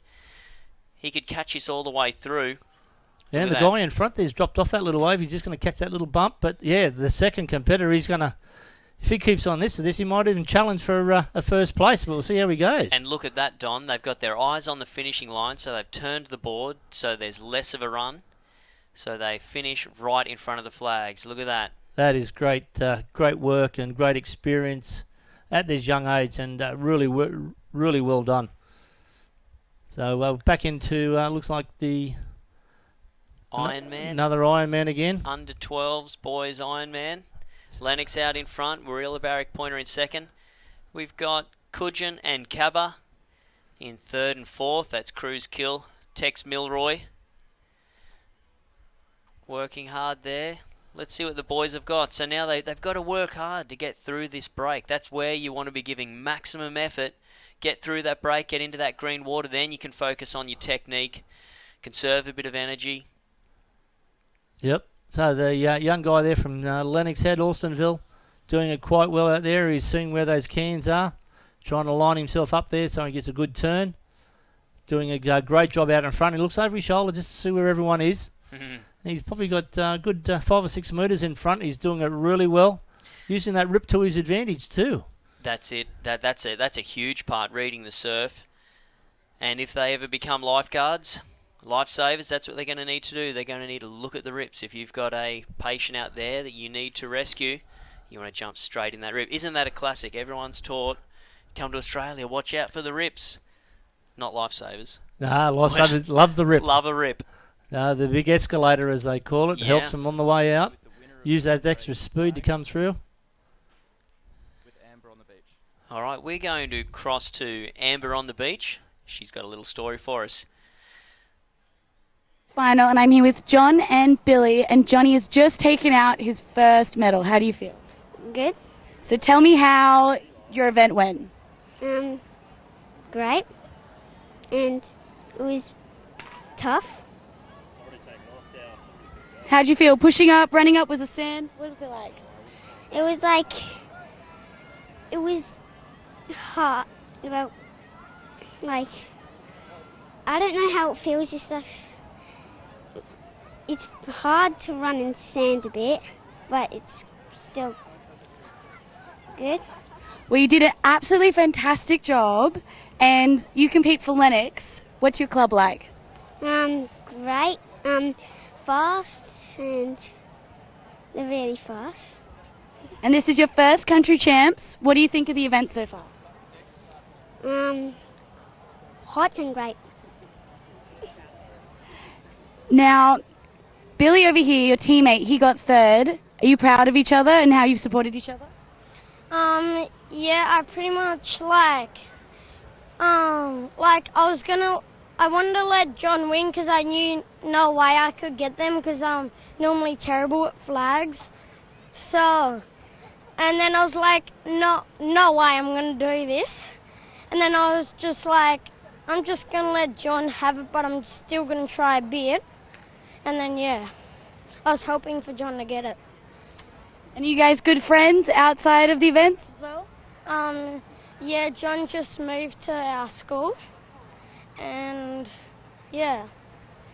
Well, congratulations to you both. You both did an amazing job, and I hope you have fun with the rest of the event. Okay. Yeah. Yeah. Back to you. Well done, Amber. Couple of little Lennox frothers there. Yeah, great little interview, that one. And Amber really done a fantastic job. So, and the young kids, absolutely fantastic in what they've done, and some insights into what they think about the carnival and the like. So well done to them. So we're going to do a great little interview here. As 2020, we are celebrating 40 years of females in surf life saving, and we have Mama G up here. She is the Mother Superior of Cudgen Surf Club, Jan Gillis. She has she is a weapon. Let's not beat around the bush there. She's won state gold medals in sprints and boards, Australian gold medals in flags, boards and sprints, and she's won world titles in sprints, Ironwoman and ski. What have you got to say for yourself? Well, I didn't start surf life saving until I was 50, and I didn't realise that women could compete until I was 53, so then I got into it. And I have just had the most wonderful run. Been to, as you've mentioned, many Australian and world titles. And the reason why I have won so many medals, of course, is that I'm in the oldest age group, and the competition is nowhere near as fierce as it is for the young ones. But I still have to do the same event. Well, I don't know if it is or it isn't. It's all relative. I mean, you're out there. You're getting on the start line. You are a champion just for getting on the start line, and all the other competitors are the same age as you. I think it is unbelievable. I've got a world champion sitting beside me here. It's an honour to have you in our club. The whole family, Tommy's dad, Rory, grandson. There you go. It's unreal, and that's what we're talking about. The surf life saving is a family. Everyone's in it. And Jen, can you tell me any stories about some of your exploits and your races that you've had? Well, if I can just speak about my family a little bit, one of the most exciting times I had was to go to Mollymook for the country titles. And so with my grandchildren, Lena and Kirk and Rory, we flew down to Sydney and then got a bus down to Mollymook, and we all competed together. We had dinner together, and it was a real family affair, and it was just wonderful. And that's the thing. The carnivals end up being your holidays. Getting the whole family together, getting out there with your other teammates. It doesn't get any better. True. And I have met. Well, I've had 5 trips over to world titles, and I have met, international people, and I still keep in touch with them, and it's great sport. That's brilliant. So, any other competitors? Who's your biggest competition out there? Well, one of my biggest competition lives just up the road at Tweed Heads. Okay. Ruth Kemp. She competes for Tweed Heads DH&C. Yep. And she's very good on the ski and the board. Yeah, great. So we have a great battle. Love it. But I think she thinks that I've gone a bit soft lately. I don't know about that. All right, so what is your favourite event? Well, the most fun is the ski, but I'm getting a bit long in the tooth to carry the ski down the beach. But the ski and the board are my favourites. Nice. Well, you're only as old as the woman you're feeling. I'm a little bit older. My wife's older than me, you see. Yeah, so how have you been like? Have you been watching any of the events out there? How do you think Cudgen's going? Well, somebody asked me about the point score and it hadn't been announced, so we're not too sure, but the bit that I saw, Cudgen were right up there. We love a good star cap out in front, don't we? We do. But there are plenty of other competitors really doing well. That's right. And it's a great surf day. You know, it's quite a challenge, but not too dangerous. That's right, and the events are moving along quite nicely. All the officials are doing their job. The water safety's doing their job. Got a couple of youngsters here, Jan. Yes. Off they go. A funny start. Holy, look at that. Nice who style is of that? the front runner. Which club is that? That is a tricky one to pick. If anyone's watching the live stream, you can help us out. We'd love a few more comments.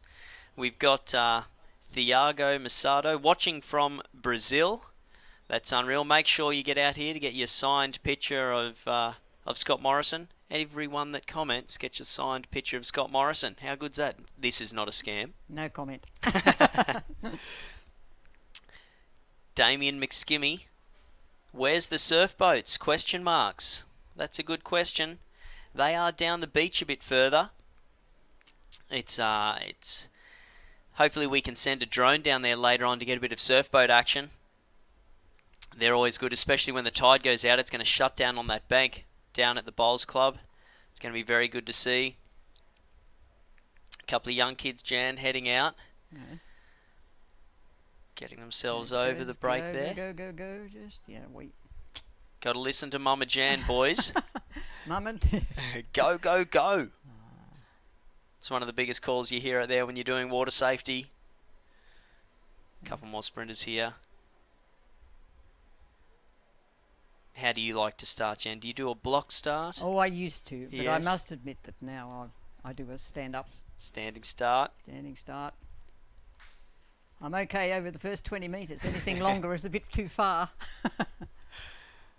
Hey, you've got the titles to show. Yes.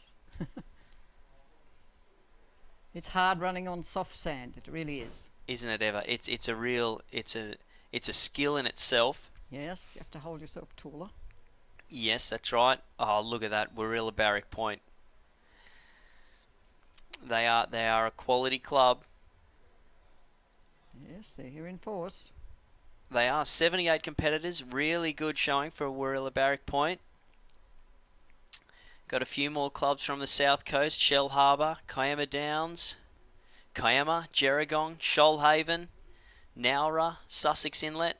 Had a few good results for Sussex Inlet. Mollymook, always a powerhouse in the flags.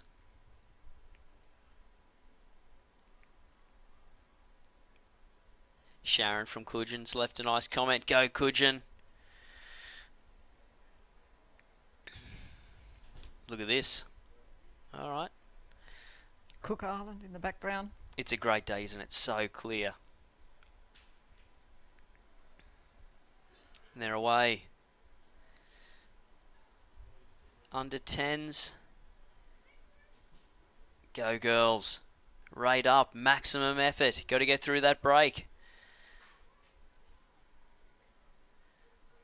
There they go. Water safety out there doing their job. The Albert team, headed up by Mike Crawley, really are doing a good job, the water safety out there, Jan. Yes, definitely. Hats off to them. Couple of Lennox boys and Yamba. Let's see how they handle this wave as it drops off. Go. Got to listen to Mama Jan. Get down the board. There you go. Transfer your weight forward. Let the board do the weight. Let the board do the work. Love a good commentary fail.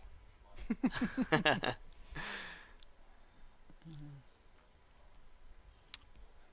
hope my son doesn't hear that. He loves roasting me. How did you handle it? What was Tommy like as a young fella? Tommy Gillis. Tommy was a very good swimmer. Very good swimmer. Mm-hmm. Actually, I didn't have that much to do with them when they were nippers. I was too busy working, and it wasn't until the end of my teaching career that I got into this life-saving myself. But And there's... He was a good competitor, and my other son, Mark, was a very good ski paddler. Yeah, nice. Yeah. Very good. Tommy's out there today on the work crew, driving around the tractors, keeping the Envirobank country titles going. All the workforce from Cudgen. Legends, I'm up here in the aircon, living it up. They're down there doing the hard yards. So a sprint race coming up here. Youngsters, probably under 10s, I'm thinking. Maybe a bit older. Bit older. Chan's called me out here. I don't know, for sure. Let's see what they've got. So we've got Grant Rogers. He's our new president. Yes, he's doing a great job. Indeed he is.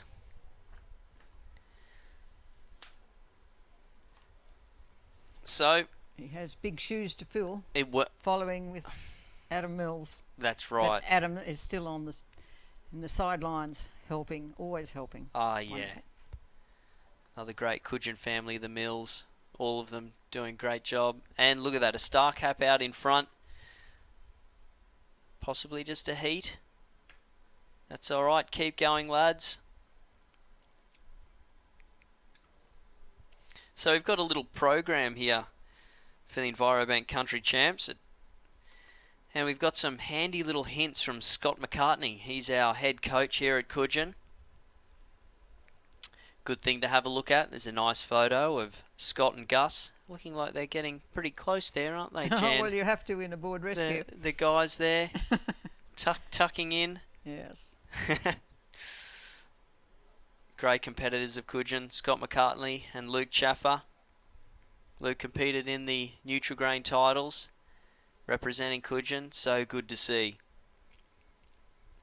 And Scott's given a couple of good tips here that anyone competing this year should have a look at.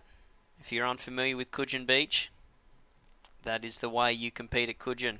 Goes into warm-ups, picking your point, getting your landmark right, knowing the rip, watching out for potholes, making sure you know what tides you're racing in. The boys are often racing. Looking strong. The big fella doing well. It's hard getting all that weight across the soft sand. Usually the little fellas do better.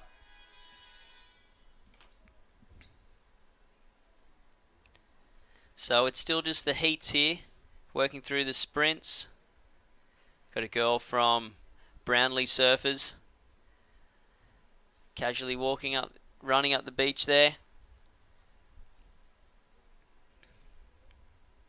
Plenty of people out enjoying the lovely day here at Cudgen.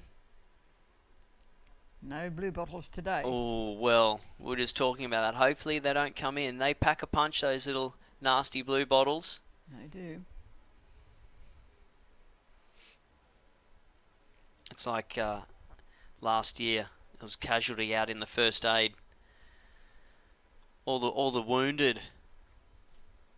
Get that ice going, get the hot work, the hot water on them. Whatever gives you a bit of a reprieve. So I've got Oz Paddler HQ. He's left a comment. Great work, guys. Loving the coverage. Is there a program or a list of results online? I'll have to find that out for you. Oz Paddler. Lyndall Small. Doesn't it look spectacular? Great job, Cudgen crew. Great job to you, Lyndall. Out there, keeping the show running.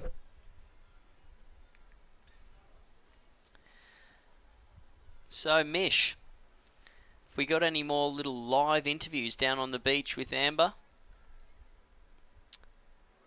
be good to get a bit of info down on the beach, see what's happening, see what the vibe's like. Looks like we've got a Coffs Harbour competitor just coming in there, Jill. Chan? Could be, yes. Come on, paddle. Yes. Ah, she's got this. It. Keep paddling. She's pretty tired. might be an Ironman there, so this could be coming in after the swim. It's hard work.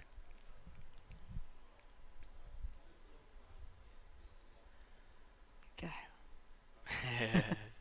Well, she's got no one breathing down her neck, so she can afford to just to casually come in. So, Jen, what are you up to for the rest of the day? Well, I'm actually not competing this time, and I am in charge of the presentation area. So we've been working, getting all the medals ready for the winners to come up and receive the medals. Okay. So when do you know when that's going to start? Oh, well, it started. We've got all the already awarded a few medals sorted out, and when they complete their race, they come up and we present them with their medals. Great, plenty of smiles. Oh yes, the Yes. young ones just love to win a medal. I know. Get it on Instagram, get it on social media. So much fun.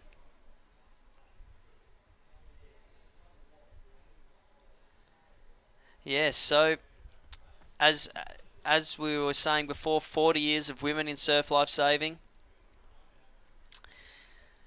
So this was the first date that women could get their bronze medallion 40 years ago. And we're looking for stories, photos, videos of any women in surf life saving, and you can email them to member services at surflifesaving.com. We want to know the stories. We want to see some photos. I'm sure there's plenty out there. 40 years of women in surf life saving. There's going to be some awesome stories. What do you reckon? Do you reckon you could put a story in there, Jan? Well, I was one of the very, very late comers.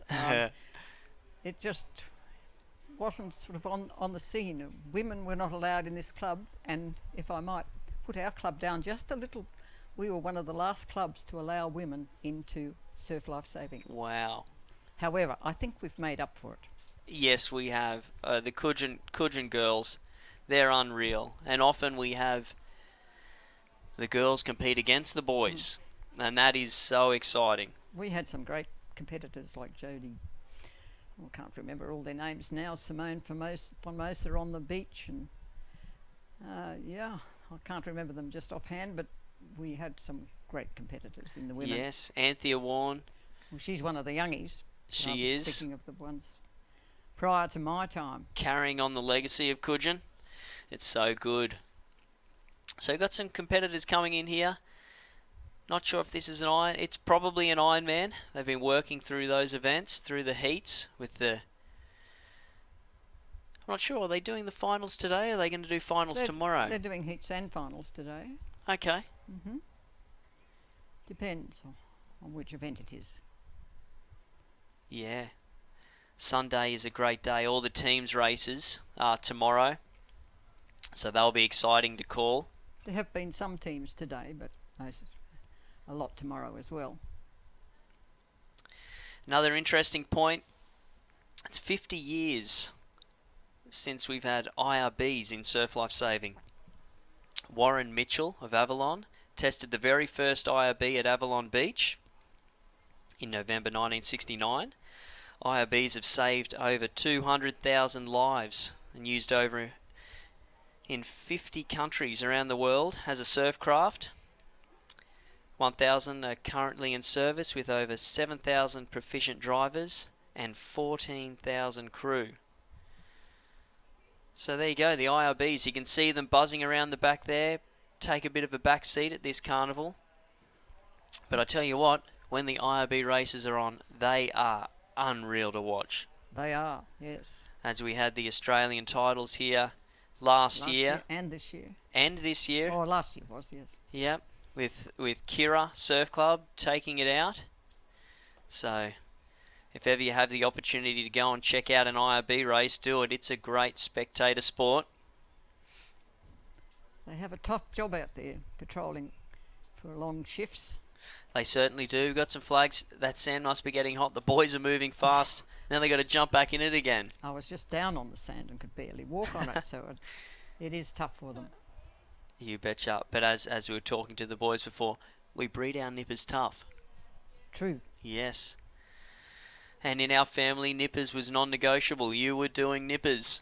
That's just the way it went. Good on you, Dad. Yeah, well, sooner or later, the kids are going to want to get in the ocean, and they're not going to want mum and dad around all the time. So, you've got to do nippers. Stays with them for life. It certainly does. And, you know, one of the most scary things about the beach are the rips and the big waves. Nippers love rips. We teach them to get in the rip. So they can get out the back faster. That's it, get in the express lane. But they know how to get back in again. They sure do. They know how to keep their cool, and that's probably the most important thing. I was a lifeguard on the Tweed Coast for many years, and people only get in trouble when they start to panic.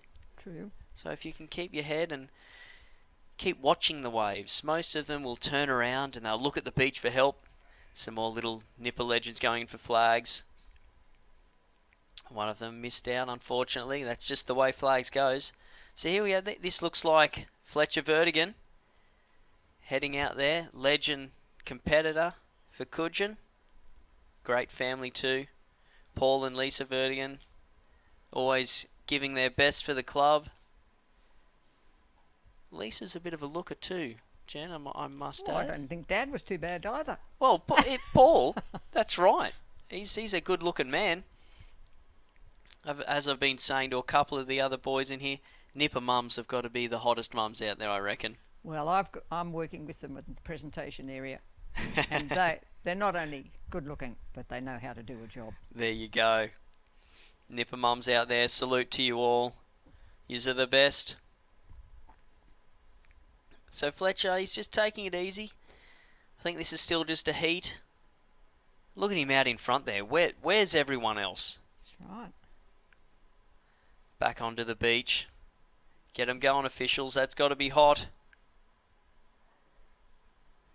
Flags going, sprints going, swims, board races. It's all happening here at the Envirobank New South Wales Country Champs. Haven't forgotten about you, Damien McSkimmy. Where are the surf boats? Hopefully we can get a drone down there to check them out. Give you a bit of an update on what's happening. Dan Gaffney. You! Straight back at you, mate. Hope you're enjoying it. No coverage on the surf boats from Emma Casey. Surf boats. The people want to see some surf boats. I think most of them have been completed.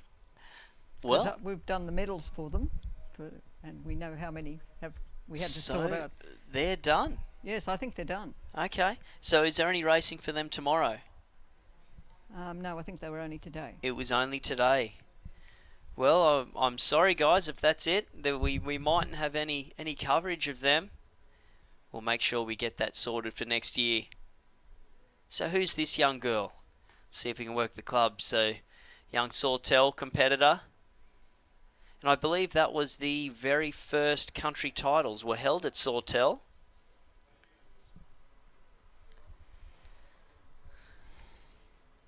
And off the girls go up the beach. There's Mike Crawley there. He's the head of the Albert. He's the man in charge for the water safety. We'll hopefully have Mike up here later on. Gives a bit of a rundown on what the Albert is. That is it's the way we're training our water safety personnel. Mainly in the IRBs. In the IRBs and the jet skis. They also work in with the tube water safety and the board water safety. Yes. They all have their own areas where they stick to. Really works well. If you're down and having a look at the water safety, it's run. It's like clockwork.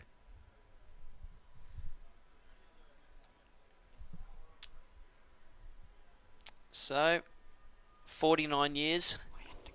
And we're going to say goodbye to Jan Gillis. Thank you very much. It's been lovely to talk to you. Thank you, Simon. No Very worries. interesting. Yes, it has been. As we were saying, 40 years of females in surf life saving. Yahoo! And it's great to see. So it looks like Don Burgundy, he's going to jump back in the hot seat with us, get a bit of energy going. He's looking fresh too, Don. Thanks very much, Jan.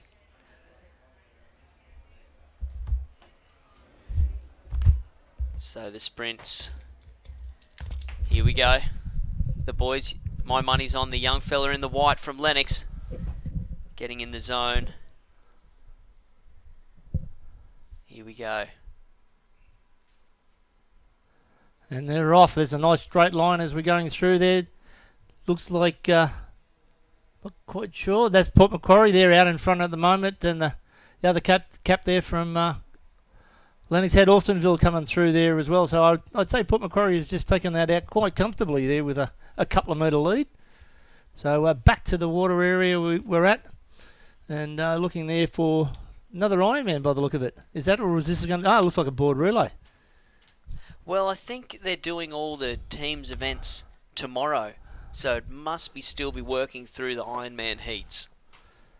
So not quite sure what area we're in there at the moment, but this is an under 12. So it would be probably a Paul Berdigan there, good looking bloke. There he is, star cap on. Yes. It could possibly be an Ironman event, so we'll wait and see. As we come back to the flag area again. Good turn there from all those competitors. A nice little rush. Bit of a stumble there from Cudgen. Yeah, and the young lad has just missed out. A little bit undecisive towards the end. We're back to the water. So the marshal's getting them all ready, or the starter's getting ready. Back to your boards. If they've got their decals, their little paddle pop sticks to say, hey, this is my position. So we're getting close to coming back to the water's edge. Charlie George there from Cudgen. And Lockie Argos from Cudgen. Look at that triple threat there from Warilla Barrack Point. I reckon they're going to be good. Well, we've got a couple of Byron in there as well. So, Woolgoolga there, and then looks like Byron Bay just behind him. So this is going to be a great little field. Watch out for the young fella from Lennox there too. That's Ollie Sharp's brother. Ollie Sharp is a weapon on the board. So keep an eye on that young fella from Lennox. You can't go past Lockie Argos. So the young fella there with the yellow, pink and green board. I reckon he's going to have this one, Donny. That's where your money is. I'll follow you on that one. We'll see how he goes. Yes. Oh, it'll be my shout at the bar, the Savo, I tell you. We're going to win this one. Good to hear. It's a sure thing. Love to have a drink with you later. Yes. So make sure that all these people on the beach following the live streaming at the moment, support your local surf club, Cudgen Headlands, and some great businesses around here as well, so support them as well. So they love your business, they love your money. It's a great injection of money into the local area. So the Chamber of Commerce has done a great job, and making sure that we've got plenty of people coming down to Cudgen Headlands and this far north coast area and enjoying a great part of surf life-saving history down here with these 2020 Envirobank New South Wales Country Championships. But also want to make sure that everyone keeps following us on Facebook, Twitter and Instagram. So I think the hashtag is, as I'm looking through my notes, I think hashtag Country Champs 20. If you can then follow us through that on that, put us some feedback, that'd be greatly appreciated. Had a couple of comments here, and as I've been saying, everyone that comments gets a signed photo of Scott Morrison.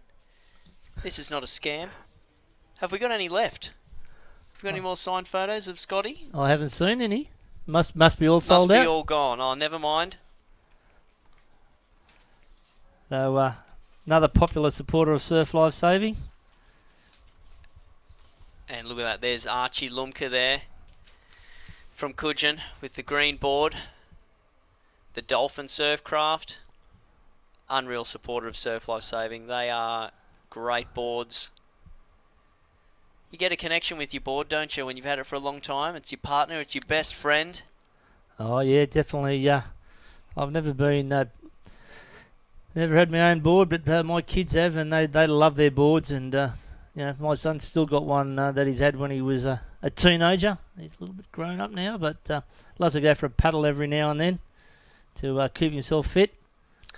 So Archie Lumka there, his father is a ex-Olympian, competed at the 2000 Olympics, and he's away. Go you good thing. Look at him firing into it. Cudgen Headland's competitors just coming out the back there, just using a little bit of extra width. Yeah. So they're really punching out there, and they're punching this pop over that wave. Beautifully done. We can see this probably more from a higher shot. Well, Gulga looks like Gulga there on that left-hand side doing a nice little job. The wave will just stand up, and they'll just pop over that, which is great to see. Using that a little bit of a rip, popping over. It's a real skill, isn't it? Popping over the waves. If you do it right, time it right, you can actually boost over the top of the wave. It's a great feeling. You get it right. So, yeah, as we're getting back in there, so looks like that they're just about through that back bank where that little bit of white water is. A little bit of a wave standing up. They'll just pop over that. The wave will just break in front of them. They should be able to punch through that quite well. Stands up quite nicely.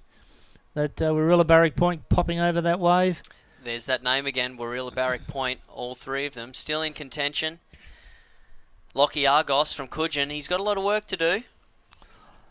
I'm sure it won't faze him. He's a solid board paddler. So now they've all turned. They've seen where the cans are. They've allowed for the rip. Now they've got to head straight for that black apex can. Yeah, a bit of a flag in the road, but we'll work around that. Hey, that's an Envirobank flag, that one. Oh, it is one of our great sponsors, and they do a great job. Last year, Envirobank helped 20 surf clubs collect through the collection of donated bottles and cans, valuable funds for education, training, and life-saving equipment. So those clubs that haven't joined up need to join up. There's some great money to be made. So as we're coming around those cans, we're all doing quite well out there in 1-2, followed closely there by quite sure, and it looks like a Cudgen cap. Yep, 2 Warilla Barrack Point, 1 and 2. Cudgen in third. And looks like that could be Gulga by the look of it out there. A little bit far out there to see, but lovely picking up these waves. Look at them, just paddling a little bit harder. The guy on the left-hand side has done an absolute great job. He's still, the wave's fairly fat, but still making that big run back into shore. So picking up these little runners, looking over his shoulder, looking where he's at, and his mate just is cropping back in there. But yeah, he picked up that little wave, looking over his shoulder, and go, yep, gotcha. Yep, nice little run into shore. Just got to make sure he doesn't stumble in one of those little landmines. Scotty warned him about that. They should have read their tips from Scott McCartney. Oh, definitely. So well done there, 1 and 2 for in this board race at the moment. So we'll see who comes back through there in third. Look at this. Port Macquarie by the look of that. Brutal in the shorey. Yep, and then Gulga by the look of that. Oh, not quite sure. But yeah, great results for these the competitors. They're still driving hard to make sure that they finish nice and strong. Got to finish that race. Oh, you got to finish it, and you got to punch through there. Don't stumble up. Don't care whether you're in first or 14th. Finish the race strong. That's the way to go. Yep. Great to see, and they're puffing away a little bit, but that was a great little race there for these young guys. It certainly was. Now I wonder, final? You tipping that was a final? I believe so. There you go. Warilla Barrack Point, 1 and 2. That's unreal. And we've got Jet Jones up here. Come around here, Jetty.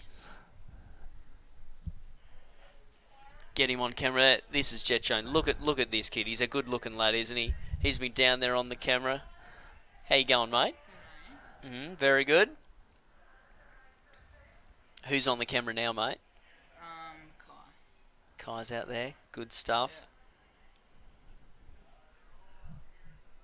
Haven't heard much from Amber down on the beach. Maybe we can talk to her later on, Donnie. Well, let's hope so. She's down there. We want to make sure we use her talents. Nice talent. She's a talented lifesaver down there and does an absolute great job. That's right. She was a Byron nipper. Yep. And a Byron professional lifeguard.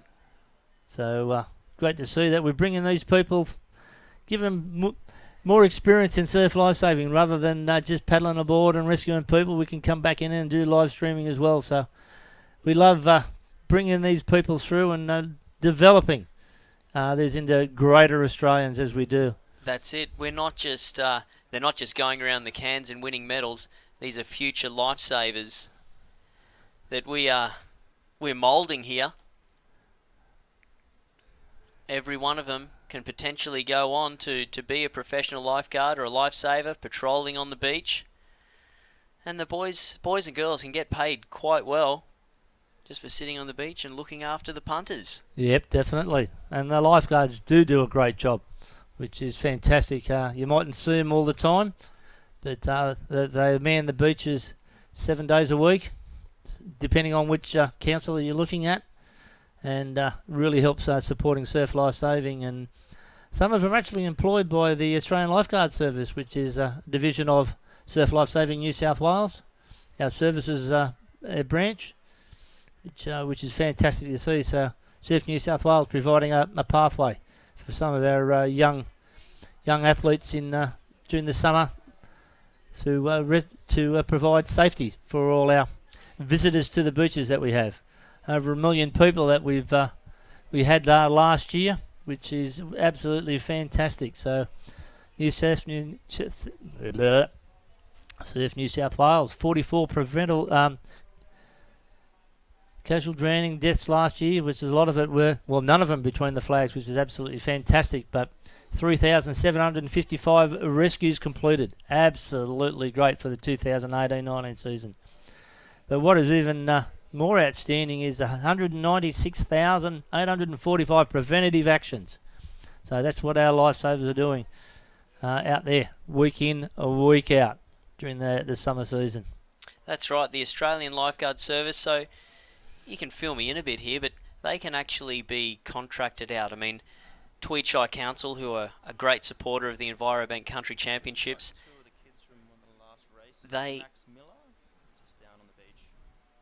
they're a great supporter of this event. So we've got Max Miller down on the beach. I think we're going to go and have a little chat with Amber. You there, Amber?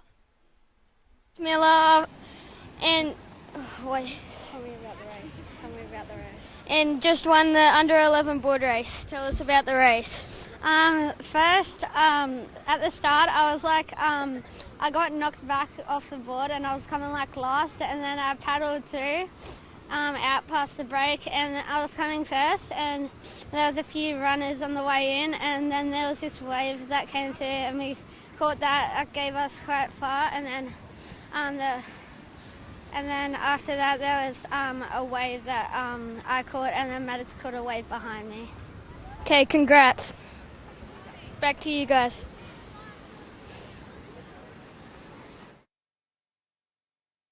Back to the commentary position again, and great to see those Warilla Barrack Point competitors having a bit of an impromptu presentation to our greater audience. So we're looking around now. Warilla Barrack Point coming back in there. Look at that little wave there.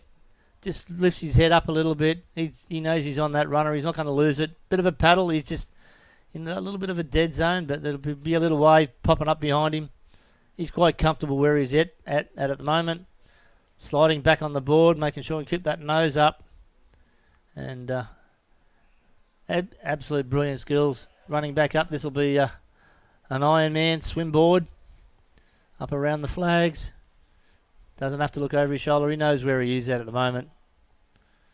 So well done to this young athlete as they finish between those two green flags. Big smile on the face. Well done. And there they are, Warilla Barrack Point. Quality club. Solid competitors. It's great to see all the South Coast, far South Coast clubs here.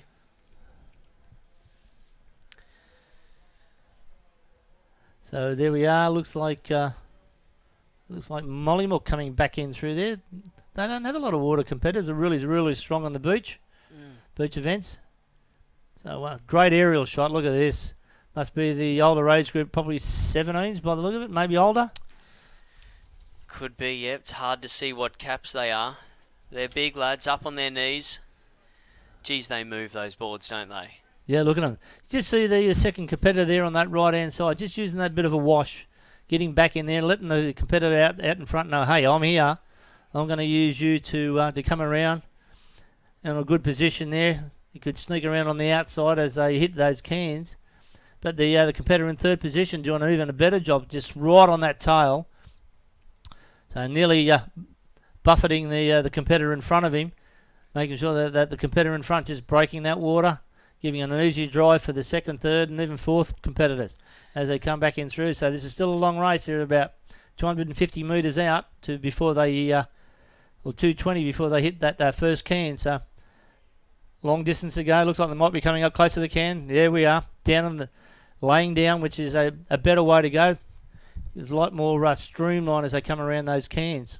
It's hard work to get those boards around the cans. It's a real artwork, and that's smart racing from the lads. Getting on the wash, not using as much energy.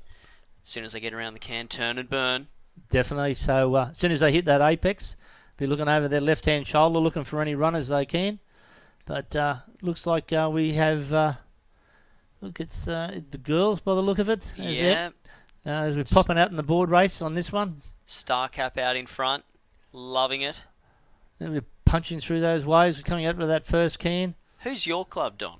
My club is Shelley Beach, Central Coast. Okay. Have we got any competitors there? No, mate. We're in the Metropolitan, so we're out. There you go. Doesn't matter, but I still love coming to these country championships and putting in my little bit for surf lifesaving. Unreal. So as we're looking back out, they're back around that black can. So it must be an under 10 age group or under 9. Yep. Yeah. So I think there are fiberglass boards there. So no, 9s. Yep, would be fiberglass. Yeah, fiberglass definitely. Yep.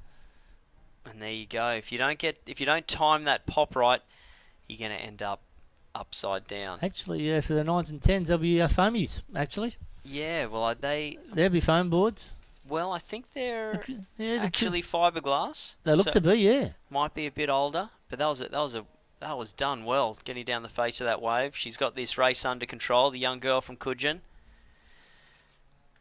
Yep, another looks like Lennox back out there in about second position, looking around the area. So yep, popping around those first few cans, the last half a dozen or so. And isn't that interesting how much the field can be spread out?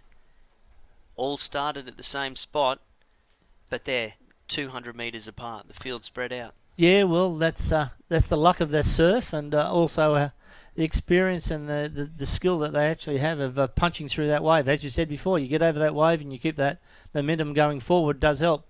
But if you get hit and get buffeted back, it's pretty hard to get that speed back up. So that's where you use a lot of energy to get going forward again. So that's it. You want to take off from that start. Really quite aggressive. You've got to be aggressive. You've got to keep that momentum from your run in to your jump on the board. Keep that power going up, right up through the break. Speed, maximum effort.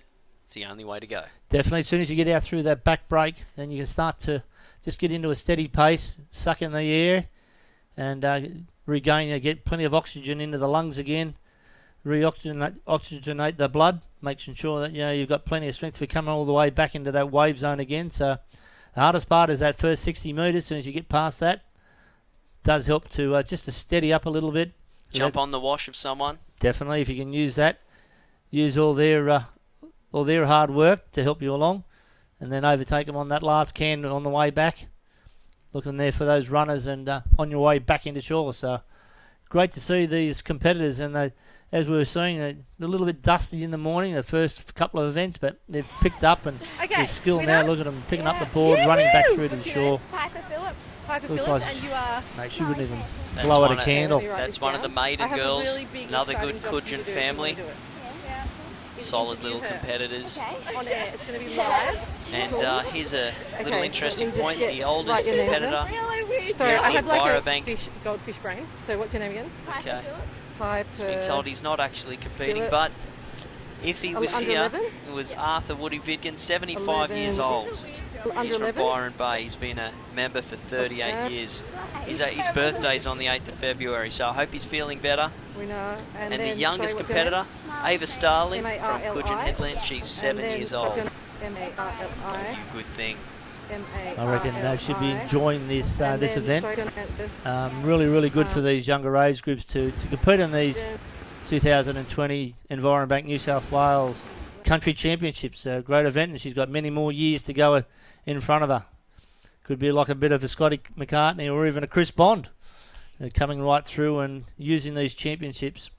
Even a Darren Mercer, and using this as a platform for bigger and better things. Darren Mercer coming out of Thurrool, competed in many an interbranch team for the Illawarra, and then now coming back in through and coaching at Noosa for his daughter Jordan. So another great athlete there. So here we are. We're looking at the swim leg for the iron person in this black and white area. So we just have a quick look at the notes. Probably about an under 11, I think. So I just think we finished all those boards in those areas. So back into the under 11 iron person, iron man, iron woman. So it'll be a swim around the first two string of 9, and then a board around the 9 plus. Well, actually, they might even use the 8, the black and whites out there. So that'll be the course today. As they duck down underneath that wave, dolphining through to get some propulsion, and then back over the wave, popping back over. So really well done. Using on the top of that wave, get your head out of the water, see where that first can is. So we've got the under 11 boards, Piper Phillips from Cudgen Headland. Hello Piper, how you going? This is hard. This is really weird. Hi, I'm Marley. I'm here with the under 11s board champion for country, Piper. How did you go today in this race? I got first. It was quite hard getting out because all the sets kept coming in, and then going around the can, it was quite calm, and coming in I got a wave because Marley said paddle, and when this wave behind me, I started paddling for it, and then when I went down there was another bump, so I had to pull all the way backwards to stay on, and I fell off the back of it in the shore. I caught another wave, and then I fell off my board getting up, and then I turned around and I had to look at Marley to see if she was here, and I sprinted up to the end. Well done, Piper. I'm really proud of you. It was hard competition. Yeah. All right, back to you guys. Well done there, Marley. Great interview. Although I know up here in the commentary we couldn't hear a thing, but great to see these young competitors having a great time at the Envirobank Country Championships here at Cudgen Headlands. It's all about the smiles. Oh, definitely. We're having a big smile up here. We're looking at the lolly jar too. We're getting a little bit hungry here. Been sitting in front of us for the last 5 or 6 hours. So look at this great aerial view. Try to swim onto that wave. Bit unlucky there from looks like Sawtell, and Warilla Barrack pointing behind, looking around. Wave there. There's another little wave popping up. Will they grab this one? Not quite sure. Bit of a backstroke, turning around beautifully onto that wave. Just got a nice little push there. So Sawtell here on that southern side as well, by the look of it. It's going to be a little bit harder on that through that little bit of a rip area, but they're using every little runner they can. So looks like Sawtell, bit of a runner there, getting back into this wave zone. They're doing it a little bit tough at the moment, so there's a long bit of a swim. There's another little wave comes in there behind them, just pushes them forward that little bit.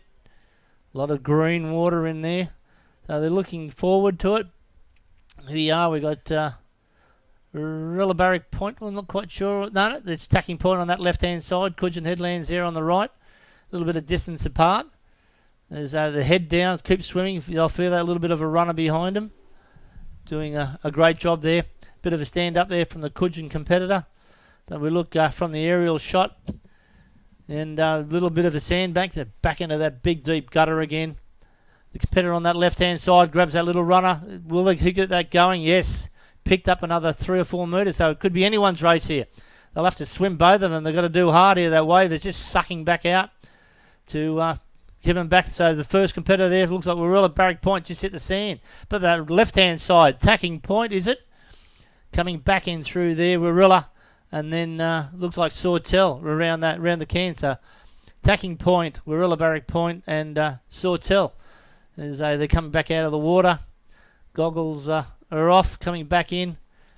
Picking up the board. Nice little grab there into the water. So the competitor there in third position could be in a good position to just hang back a little bit and run off the wash of the competitor in front of him. Looks like he's doing that. Let's see what they do when they get through this break here. Obviously, you don't want to be right on their wash going through the break. Let's see if they've got the experience to jump on their wash, conserve a bit of energy, and then see if they can get their nose up on the inside of the can, send the other bloke high and dry. Yep. Then turn and burn, That's back to the beach. So he's dropped off the back there. So that just shows a bit of inexperience there. What he needed to do is really work hard, get on his wash, then he can have a bit of a rest. So it'd be a great thing for these kids to watch this race. They could learn a lot because those 3 boys all entered the beach, all entered the water at the same time. They should have been line astern, let their guy in the front do all the work, get a tow out the back. If you're watching the neutral grain, they will not let that front runner get away. They'll jump on his wash. So bit of a skill there as you pop over that wave. You know, if you're punching through there, the first couple of strokes are really important. Get them in nice and out in front. Dig deep up to the elbows. Punch through that wave. Keep that speed going forward. If you get knocked back by that wave, then you slows your speed. Then you've got to try and regain that speed again. So nice 5 or 6 metre lead there between first and second. And then another couple of metres behind from second to third. So he's hanging around. I don't know what he's doing. That look. Well, I think he's lost the cans. I think he's lost sight of where he was. Where do we go, lads? Where do we go? That's what he's done. Yep. No, he's now readjusted. He's working out where he's at. Come on, boys. Yeah, second or third thing. I've got half a chance here now. Where do we go? Yep. So he's back out in front again. But second and third are going, okay, I've got half a chance here, so we're going to pick up our rating. He's still a bit unsure of where he's going. But, hey, I wish he were up in the commentary box. I've got Donnie Van up here. He's giving the tips and he's doing the strokes as he's sitting in the chair here as well. Oh, mate, I'm loving this event. I reckon I'm loving it. It's great to see these young kids having a great time out there and working out where they're at. Yeah.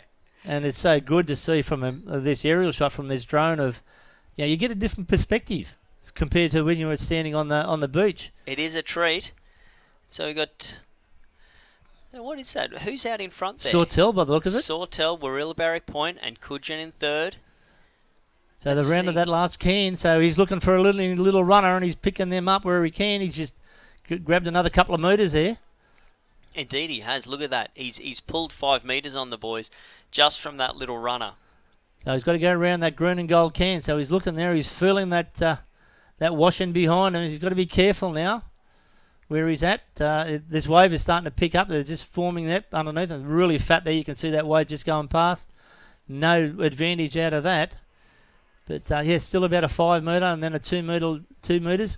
He's finding a little runner there. So we're going back to... not quite sure what age group we've got here. It must be a surf race with the goggles on. It's under 8s. This must be a wade. Could be too. And look at they've all got their Envirobank rashies on. That was an initiative by Surf Life Saving to try and make it more visible when they're in the water. Everyone has to have their high vis vest.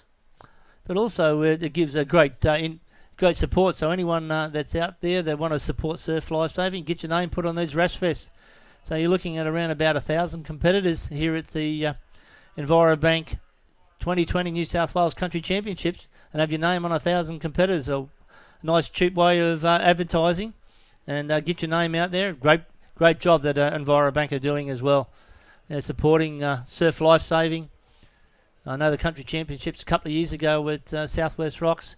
One club actually won $500 just for picking up as many cans and bottles as they can, supporting our environment, keeping it clean. Remember, all we want to do on these beaches is just leave footsteps at the end of the day. So Cudgen Headlands there coming through, followed by Warilla Barrack Point. Must be that race that we were watching earlier.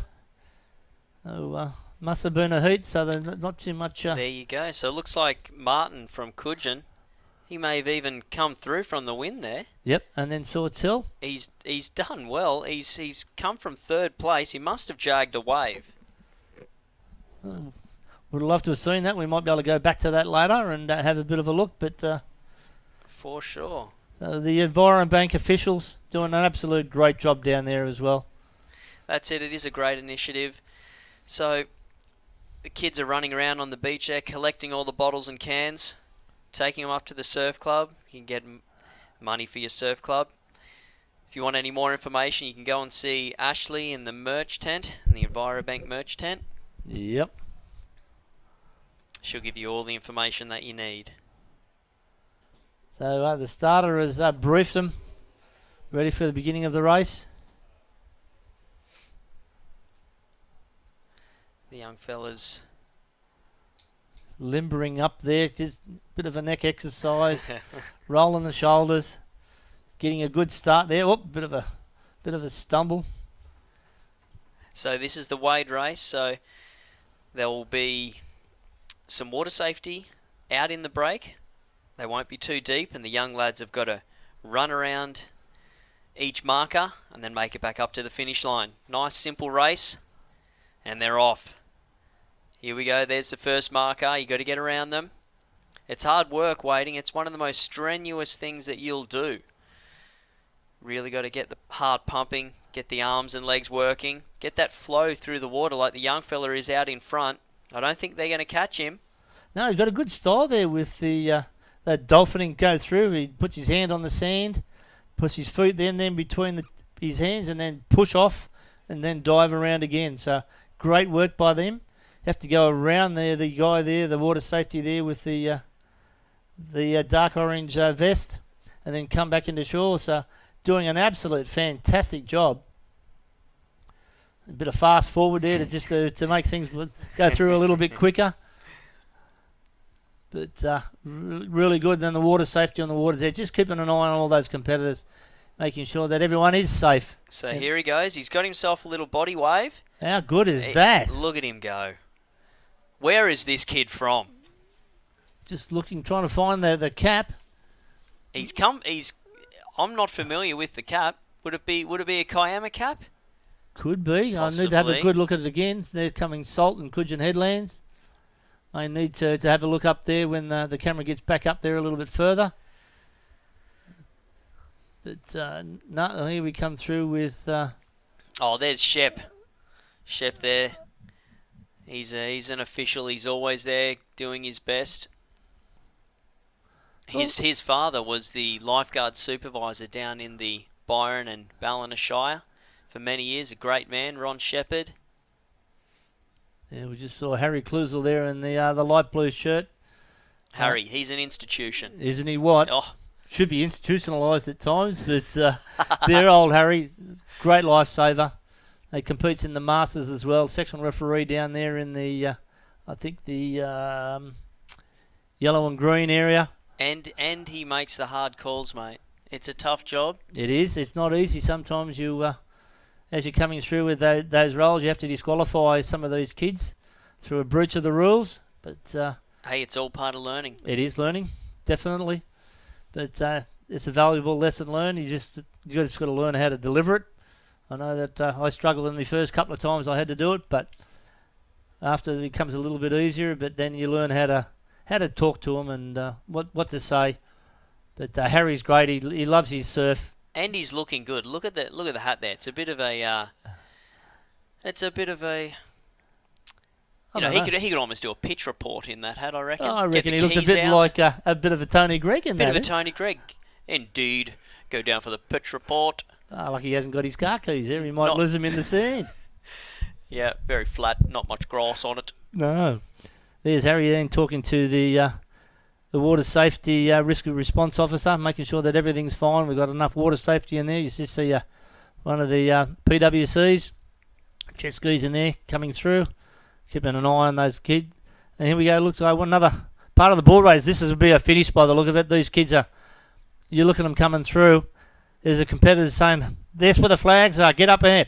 Paddle. There's Alstonville coming through. Rural Barrack Point. Follow. Oh, we really hit the big hole there. That looks like Lockie from Lennox. Look at this kid go from Alstonville. He's absolutely flying. He's got to look around. Where is he turning? A big arc. That'll be running towards a finish. So well done. That was a great finish. And a bit unlucky there from Rural Barrack Point. He just hit a little bit of deep water. Probably a little bit soon off that board, which then probably cost him a place. But first and second. Third place there from Cudgen Headlands. So that was another great race here at the 2020 Envirobank New South Wales Country Championships. And there's Jackson Bond there, the blue and yellow board. And there's Chris Bond there going down to have a bit of a word with his son. Pat on the back. Well done, son. He's the guy that had the blue towel over his shoulder. Chris was in here earlier today giving his knowledge of surf life saving. Yeah, great bloke. Chris and I battle it out on the beach with our sons competing against each other. Oh, good to see. Yes. So Chris loves surf life saving, so the whole family was involved in it, and which is great to see. So we have a bit of a look there. So all those competitors just standing under the Cosy tent, keeping nice and cool, making sure they're out of the sun and making sure they've got plenty of sun protection. That's what everyone needs to do. Slip, slop, slap. Also put on some sunglasses as well, as glare gets a little bit tough on the eyes from time to time. Protect those eyes.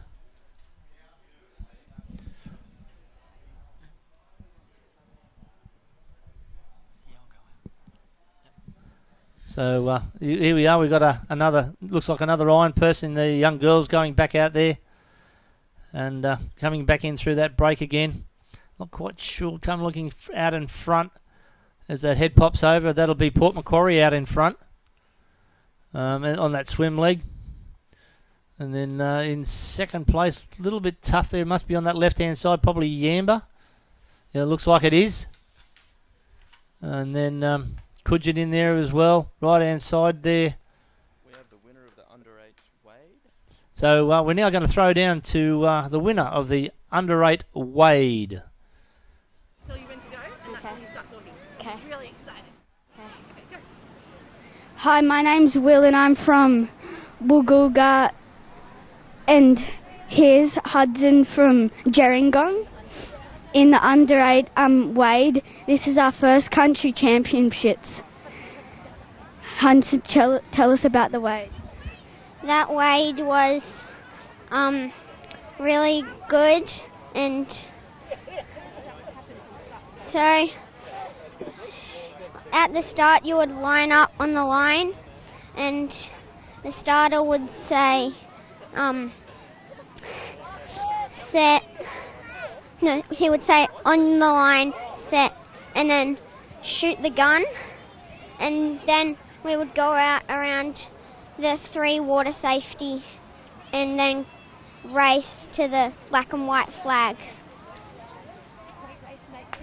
Great race, mate. See you in the final. Back to you guys.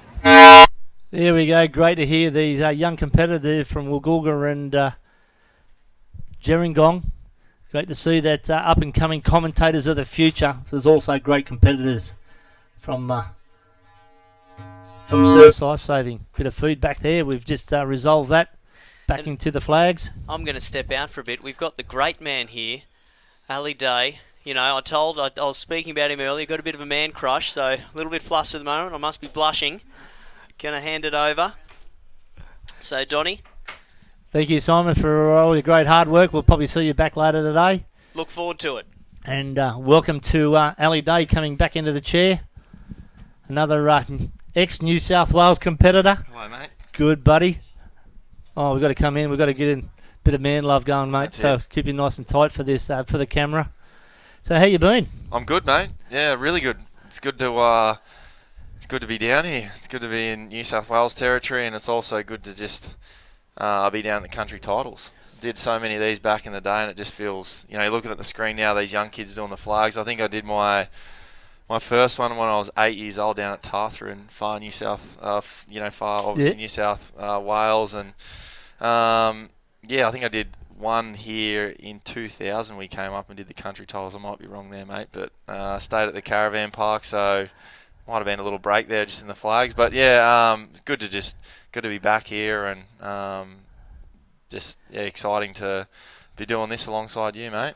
No, great to see you. We've had, we've been talking throughout the day. We've had Jordan Mercer coming down saying that awesome. all her experience that she's had with Thirroul and then moving up to Noosa.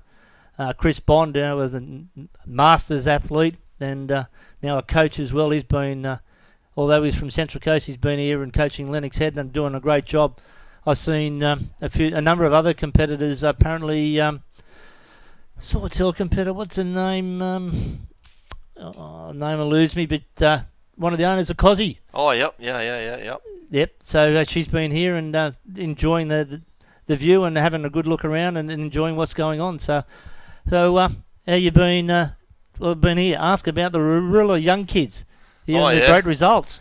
Yeah, that's obviously my club of origin. So and Kiama as well. That's where I'm originally from, but moved to Rilla at a young age. And as you know, mate, we had such an unbelievable few years there with coaches and the kids that came through, and everything goes in cycles. I was just saying off air, and they're in a really good cycle at the moment when it comes to parents helping out and volunteering, and the club's in a really good spot. So it's great to come down here. I actually on Tuesday afternoon took the kids from Arilla up on the Gold Coast, and they came up and I trained with them and took them for a session. So that makes you feel really good, and I wish them all the best today. When I jump off air, I'll run down and see. I think the kids have got their under 12 Ironman final, so we've got 4 or 5 in that. So it just reminds me back in the day when, how nervous I was, and the country titles were everything as a kid. So you can see I feel nervous for them because I just want to see them do well. So the kids are going great. They've got, as I said, they've got a huge support network in parents and volunteers and helpers. They've got great coaches, and they've also got today Hayden White and Ben Carberry that are at, that's their home club, and they've transferred today from Currumbin. I'm sure a lot of people know that they're great competitors, and it's just good to see that they've come back to their club of origin for the weekend, and they're trying to get as many points as they can, and hopefully I can do something like that next year. But I do know one day when I retire, I'll definitely go back to that club and hopefully do some Masters races for them. Masters races, that's mate. It. You're starting to show your age, mate. It. I've still got a few more years left for sure. Hopefully racing in obviously Coolangatta Golds and Ironman series, but I'd love to go back one day and just some. I feel like I owe the club a fair bit. We had some incredible coaches and athletes at that time, and that's the most important thing about surf lifesaving, isn't it? It's the relationships and the skills that it teaches you. As you can see, the kids punching out now on the screen that you're going to have your good days and you're going to have your bad days, but it's pretty good to do it when you're with your best mates out there. And I just feel really at home when I'm at a surf carnival, as I'm sure you do as well, mate. Yeah, definitely. So there was a question posed to me, will you come back next year for Arilla? You might be able to form a board relay team. That's it. Yeah, I think they've got a couple of young kids, Benny and Hayden, that have been able to fill in today, but it'd be great to come back and do a Taplin or a board relay with those guys. I think in 2010 at Aussies was my last year at Arilla, so obviously 10 years ago we raced together in a ski relay. Actually, I think the last time me, Hayden and Ben maybe got second or third in an open ski relay here at the state titles back in 2010. So wow, obviously you were here then as well, mate. Was it 2010 or 2009 or something like that? 2009 I think it was. Yeah. So that was the last time the three of us raced together, and it'd be good to go back together. And so as I said, I feel like we owe it to the club, and it'd be really special because we all came from that same area, and hopefully we can drag a few of the other guys back that are, that are in the area, and I've got kids and stuff now, so it'll be, one of those things that hopefully, in the future we can do together. That's fantastic, and it's great to hear that. Yeah, even though you do go to the Queensland clubs, and we do understand the reasons why that, but it's even great that your roots are with New South Wales and the country clubs that you did come from, like Warilla, Barrack Point. I know that young Hayden was with, I think, Thurul for a little while there as well, if I remember correctly. Yeah, that's right. Yeah. And seeing him competing in the Interbranch Championships and beating young Jakey Lynch once in the flag. That's a flag. Yeah, I just saw Jake downstairs actually. So as I sort of mentioned before, it's great to see so many familiar faces on the beach, and Hayden's, he's a freak of a talent when it comes to whatever he does. So I know he'll be down there doing the, every water event today, but he can definitely come up and do the beach sprints and the flags and everything like that.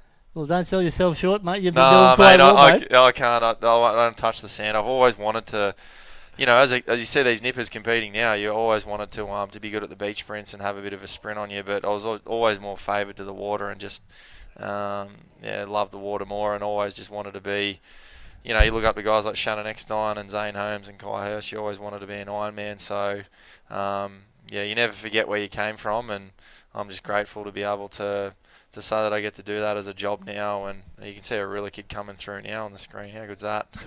Well, mate, we've just been watching it throughout the broadcast, and how well Warilla's done. So whatever you've done over the last couple of days with these kids have really inspired them. Something in the water down there, I think, mate. It has absolutely nothing to do with me. I think it really helps, as I keep saying, that they've got great parents that want to really help out and volunteer. They've got great coaches down there, and they've got great mentors. Look, they've got Hayden White and Ben Carberry, racing today. Yeah. And, I mean, they're named better people to look up to. You know what I mean? They're obviously at Warilla. It's important to be a good, good in the water or good in the beach. But for us, it was always about being a good person at the end of the day. And I really think that the coaches and the parents down there really try and instill that into the kids coming through. That's by far the most important thing. So, how's your training been going leading up to probably to the Australian Championships in a couple of months' time? Yeah, it's going good. Yeah, I was out there this morning. Obviously, it's incredible training on the Gold Coast and with the Surfers Paradise crew. So, looking forward to States and then Aussies, and then obviously having a bit of time off, and we'll get ready again. The season comes around so fast, we'll get ready for the Coolangatta Gold again. Yep. And really just trying to enjoy the process now. I used to get extremely nervous as a kid and sort of duck and dodge races, but now I kind of want to make the most of the opportunities that come my way. And I mean, it's doing things like this. I never thought that sound silly. I never thought I'd get invited up here and to be able to, commentate a race. I never thought at, 14 years old when you get knocked out in the semi-final at the country titles of a Ironman race, you'd come up and, I've had the success that I've had. So it's, hopefully at the end of the day I can inspire a couple of kids out there that, to go on and to be the best person they can be. I mean, that's probably the most important thing, isn't it? Most definitely, and it's a great stepping stone, surf lifesaving, for these young competitors for future in life. And we said that, for any resume that these kids are compiling, make sure that you put surf lifesaving, your patrolling hours, the awards that you get on there. Make sure that you're actually selling yourself to 100% to your prospective employers. Yeah. And because I guess most people don't know that, your 13s, your 14s, your 15s, they're doing patrols, they're volunteering in so many different ways, and they really are the future of our sport, and future of the organisation when it comes to, they're going to be the coaches, the presidents, you name it within surf lifesaving, the officials, and they're going to hopefully put their kids through it because they realise how important it is. And as you touched on, it's, it looks so great on a resume. Like, it teaches you so much, surf lifesaving, in terms of dealing with being vulnerable and dealing with conditions like some of the younger kids have got today. It's a challenging sport, but I think they walk out of it, just being a better competitor and a better person. All right, so we've got the under 13 Iron Woman final coming up now. So as these competitors are now starting to talk, so we're really having a bit of a chat about what we're going to be doing, and then a couple of Cudgens on either side of Warilla. So looking good there for a bit of a start. Not quite sure how we're going to go there, but they're still quite relaxed down there at the moment. Yeah, they are. It's good to see the girls that are, having a bit of a, laugh, a bit of a joke. You can see a lot of the Cudgen caps there, obviously the home club here, and yeah. they're obviously the, they probably, do they have the most competitors this weekend? Yeah, they do, mate. I think it was about 205 competitors the last there time you I had a bit of a look. Isn't that great to see, hey? Oh, definitely, yeah. And then Warilla, I think there was... oh, there you go. There's all the numbers, hey. Warilla Barrack Point's got about 78 competitors here today. Yeah. Or this weekend, I should say. Yeah, it's fantastic, isn't it, hey? Yep. Oh, definitely. You come down to carnivals like this and, the sport's so alive when you sort of see this stuff, when there's real young kids doing the beach sprints and the flags, and then obviously you see this. What's the under-13 girls Ironwoman final, isn't it? Yeah, it is. Big for them. Oh, definitely. Big event. Big lead up into the state championships. And then also... we've got our youth champs. Oh, they'd probably just miss out on the youth champs. They would. Yeah, they would. Yep, they? Yeah, just miss out. There's young Sally there, one of our media people, setting up all the live streaming. How good. Yeah, she's loving it. She's loving this live streaming and having a great time doing it. So we're ready for a start into the crouching position.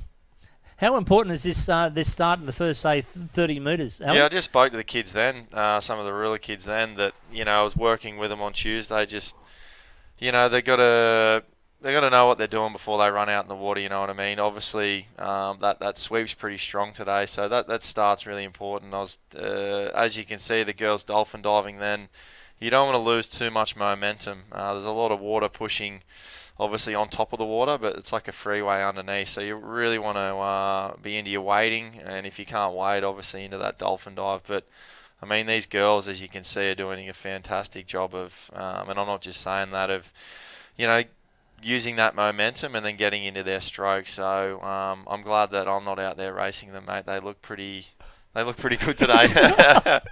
Kids these days, mate, they're getting better and better, and as you can see, they're swimming in that green water now, and it'll be interesting to see when they get out in a few more meters on that back bank, to see whether or not they can get to the bottom.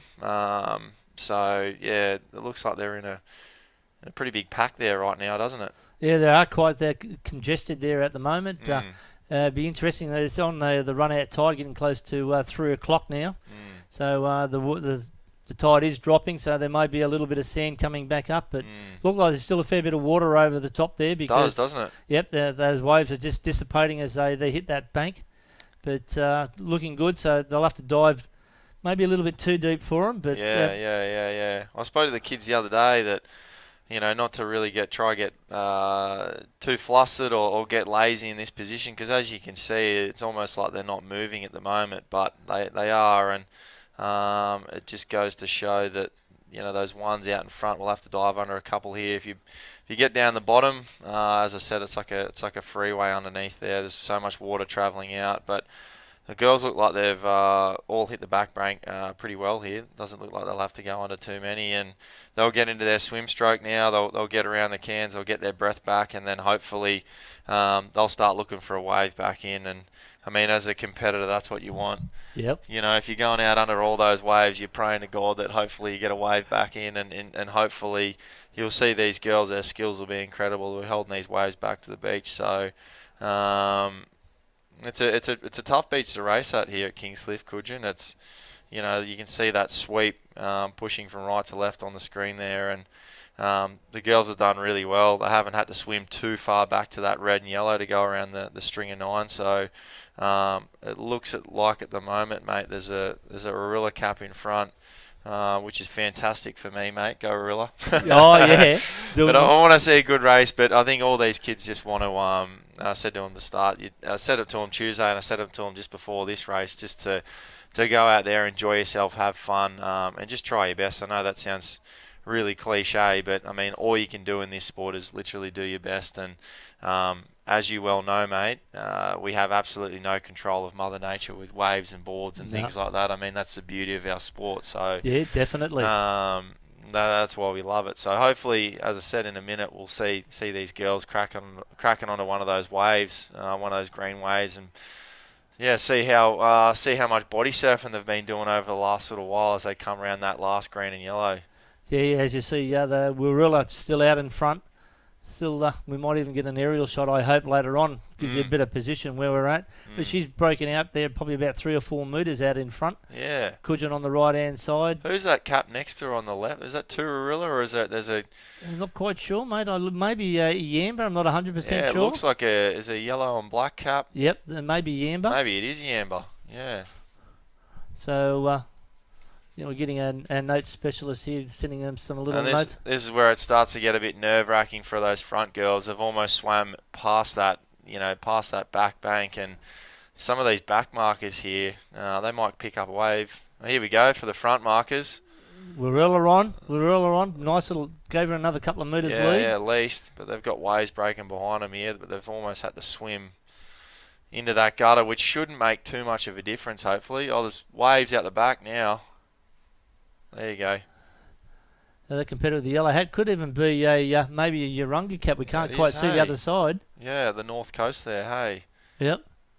But as you can see, like they're in that deep water now, and there's not too much white water coming all the way through. But some of these girls here, if they get that kick on and keep that head down in that good body position. There we go. She's caught one, mate. There you go. No, head up too soon by the look of it. Yeah, one behind, but there's 2 on the one behind. There you go. 3 of them. Beautiful body surfing there, eh? Yeah, that is, looks like Urunga. What is that cap on the right there, eh? Urunga. There you go, the Turarilla girls, training partners, obviously. I think that's, there you go, goggles are off, they're into the transition. It's quite bizarre seeing the girls run the transition in I think that's Ivy Miller, actually. So it's good to see the girls running in, as I said, bizarre running in the opposite direction, eh? Yeah. I think that's Ivy in Montana, actually, from the girls from Marilla. Yep, definitely picking up the board, looking for the best line possible, and working out where that is, coming back in. So this will be the last time these girls actually, on the nipper boards at the country titles. Obviously, being in the 13s, they'll go into the Mals next year. So, they'll want to really enjoy this last little bit, I guess. Hey, but that's. Yeah, the 2 girls, 2 training partners, Monty and Ivy from Marilla, are great kids, and it's good to see them 1 and 2. And what is that cap there? Yeah, it is Urunga. It is Urunga. Right. It's a bit back to front. How good's that? To be honest, it's the first time I've seen that a competitor from that club, which is just fantastic to see, isn't it? Well, they've been doing a lot of development over the last couple of years, and in that area, hey. Oh, they have. Definitely, I know that in the older age group towards the 19s and opens, some of the masters with Mark Sutton. Oh, yep. Sutsy, he loves his ski events, and a competitor. I think I used to work with him as a carpenter, so he loves it, getting out there on the skis and showing everyone how to paddle. Do it, eh? Yep. That's one of the most important things, isn't it, mate? Just having those guys in the club, those experienced veterans or masters, and to teach these younger kids, but. Seems like these girls are almost in this back break now, mate, which is been pretty lucky. They haven't been hit by too many. They're still neck and neck with the Urunga competitor just in 3rd. So girls are doing really well in this age group. I mean, it is pretty testing out there. It might not look it on the screen there, but a lot of water moving. A lot of waves breaking all over the place. But the girls are doing a really good job. They're making it look really, really easy today. Yeah, it's good to see that no one's giving up, and they're all still punching through those waves on these back markers. Yeah, geez, they do it quick, don't they? I don't know what. Oh, yeah. I hate to keep up with it, I'll tell you.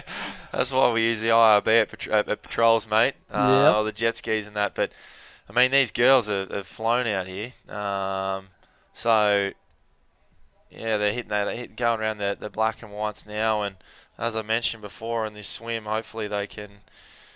crack a wave on the way in. You always want to see those front markers, pick up a wave and not be too unlucky, because I guess you're going to see that over the next few days. You're going to see a lot of young kids that, as I mentioned before, country titles are everything, and you want to see them get the results that they deserve. But unfortunately, with surf, sometimes you're going to get knocked off the podium. You're going to be second and come 3rd, or vice versa, be in the lead and get a wave caught on you, or miss out on heats or finals. So I guess that's why we don't do pool swimming and things like that. These kids know well and truly what they've signed up for. And it doesn't look like there's much coming their way now at the girls. So looking over the shoulder, making sure where those waves are coming from.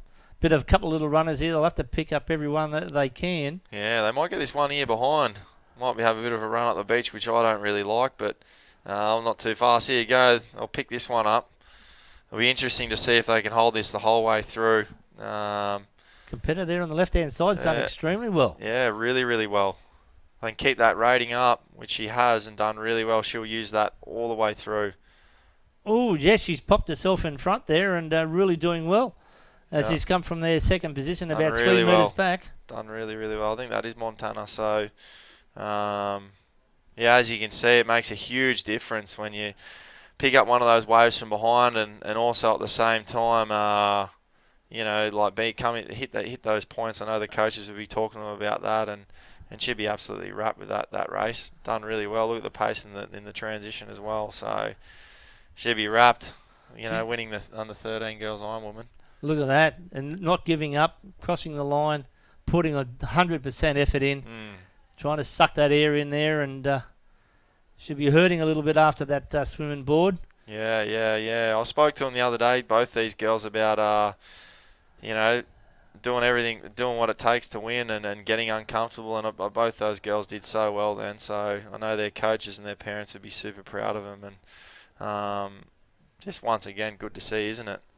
Oh, it is, definitely, and great sport, making up all our nippers from 8s to 14s, making up 50% of our membership, and we're running the under 8 Wade final in a minute, so hopefully we'll have the There's a third competitor coming through too. Is that a Lennox Head Cup, I think? That's Lennox Head. Yeah, good to see. Local girl from up here. And there we come, Urunga, coming around that corner, has a bit of a glance over her shoulder, still putting in the effort here. She's not letting up, even though she's in fourth, which is fantastic. Great effort from this young lady. So we wish them well coming through to next year. Hopefully we'll see him back at the championships. Not quite sure where it is at the moment. We don't know. Maybe down Marilla or something like that, mate. I know that I spoke with Alan Beveridge today. Bevo, he said he's still putting the in a bit. president down there, yep. Oh, he'll never give up, mate. Yeah. He was president there when I was there, so he's still going strong, Bevo, hey. I don't think he knows how to let go, mate. No, I don't think he does. No. He doesn't know anything different, so he's doing a fantastic job down there with those kids. But I think the kids really enjoy coming up this way, to be honest. They love the warmer weather. They love the warm water. They know there's always going to be a good wave on at this beach for sure. So, I mean, I've done country titles all over the place, but it's good to see it up here on the far north coast sort of thing. So, I mean, it would be great to see it down on the south coast as well. But yeah, looking at the piece of paper in front of me with all the places, I think I've done a country titles at almost not all those locations, but all those branches, which is good to see, hey. That is great, and that's what we love about Surf Life. So when we get to travel around, we see different parts of New South Wales and Australia. Yeah, it's the best, hey. As you can see, these last competitors coming in, they've done so well, as I mentioned before. Really challenging conditions out there today, and I mean, not many adults can even get out. Like, you know, it's bloody tough to get out there today in those conditions and get out the back and everything like that. So it looks like we believe that Montana. Yeah, it is. Yep. So well done to those athletes. Throw it down to the beach. And we'll now throw down to the beach. I'm Women Race. I'm here today with Montana Dubell. Can you talk us through that race, Montana? Yeah, so today the current is going really strong to the right. So we all kind of just went a bit to the right, and then we all got sucked over. And then it kind of put us on the right line to the cans. And then I kind of sat in the middle of the pack. And then I got a decent wave on the way in. And then Ivy and I kind of stuck behind each other on the board. And then on the way in, I went a bit to the right and I caught a wave. So, yeah. I'm really glad to come second to you, Montana. Back to you guys. Thank you very much, ladies. Well done to Montana. A great effort there, and a humble competitor there from Warilla Barrack Point. doing so well. She was leading there for a little while, coming back in second place. So great mateship between the two young ladies there from Rivalry Point. So looks like we might have the final, possibly the under-13 males by the look of it. Yeah, some good kids in this one. I just spoke to these boys just before I jumped on air, so yeah, these kids will be this age group. These kids are the stars of the future here. They are. I think I'm reading in the magazine here. I think Stormy's in this one, Storm Balmain, and I think he won state maybe last year, or maybe got on the podium at state. So he's definitely one to watch in this race. So definitely with the girls, I wouldn't want to be racing the boys for sure. Like I wouldn't want to race the girls, and I wouldn't want to race these boys either. Look at that. They're going like the clappers. Look at them. 1 and 2 out in front. Warilla Point again. Great points. So if I was Cudgen Headlands, I'll be getting a little bit worried. I'm telling you, been doing really, really well with all the races we've been watching today. So Bevo's licking his lips down on the beach now, mate. I just hopefully he hasn't got a bet with with Adam Mills there from Cudgen Headland. So great presidents of two great clubs. So of course, yeah, love the rivalry, but they've been good mates all their lives. So it's really good to see that we've got these young guys and girls coming through. But it is the movement now. The junior movement is really, really important to surf lifesaving. What do you think? Oh, of course. It's I mean, it's what started so many people off in the sport, isn't it? And it's not just about the sport. It's about as I mentioned before, it's about the community aspect of it as well. It's. I mean, yes, I go to training every day to try to be the best Ironman I can be, but it's also because my mates are there as well, and that's what I'm doing down here today. I'm not here for any other reason but just to support, obviously, the country titles. And you mentioned it before, mate. It's not forgetting your roots. You know what I mean? And yep. The kids from Arilla mean an awful lot to me, and very proud to see them donning the cap. And as you can see, these young kids on the screen now, how good's that? You know, I was once there one day, and it's hard to believe now And, you know. The old Byron Bay out there. Yeah. He's having a ball. Look, I'm going to be on TV soon, so well done. So it is great to see that these young nippers are enjoying themselves. So and so many great people have come back in through lifesaving, and we've made plenty of Olympians as well. You know, of course. Like, you know, I know with my club, Shelley Beach, Brad Woodward come through there and competed for the Olympics. Tommy Fraser Holmes, another one from Manly. So we're about to start on the under-8 Wade. As we're all sitting there we go. They're off and running. And this is where this is where you start, isn't it? Like before these kids are doing, aren't they, great shots as well? Before you even do an Ironman or a board race or a swim race, this is literally where kids start. You know, they start with the Wade, and it's just great to see. I mean, this is how rescues are performed as well. Yep. And for these young kids, that are not scared of anything running out in the water like that. So, yeah, once again, look how good that is. I mean, it's such good shots there, and I mean, yeah, how good does that look, hey?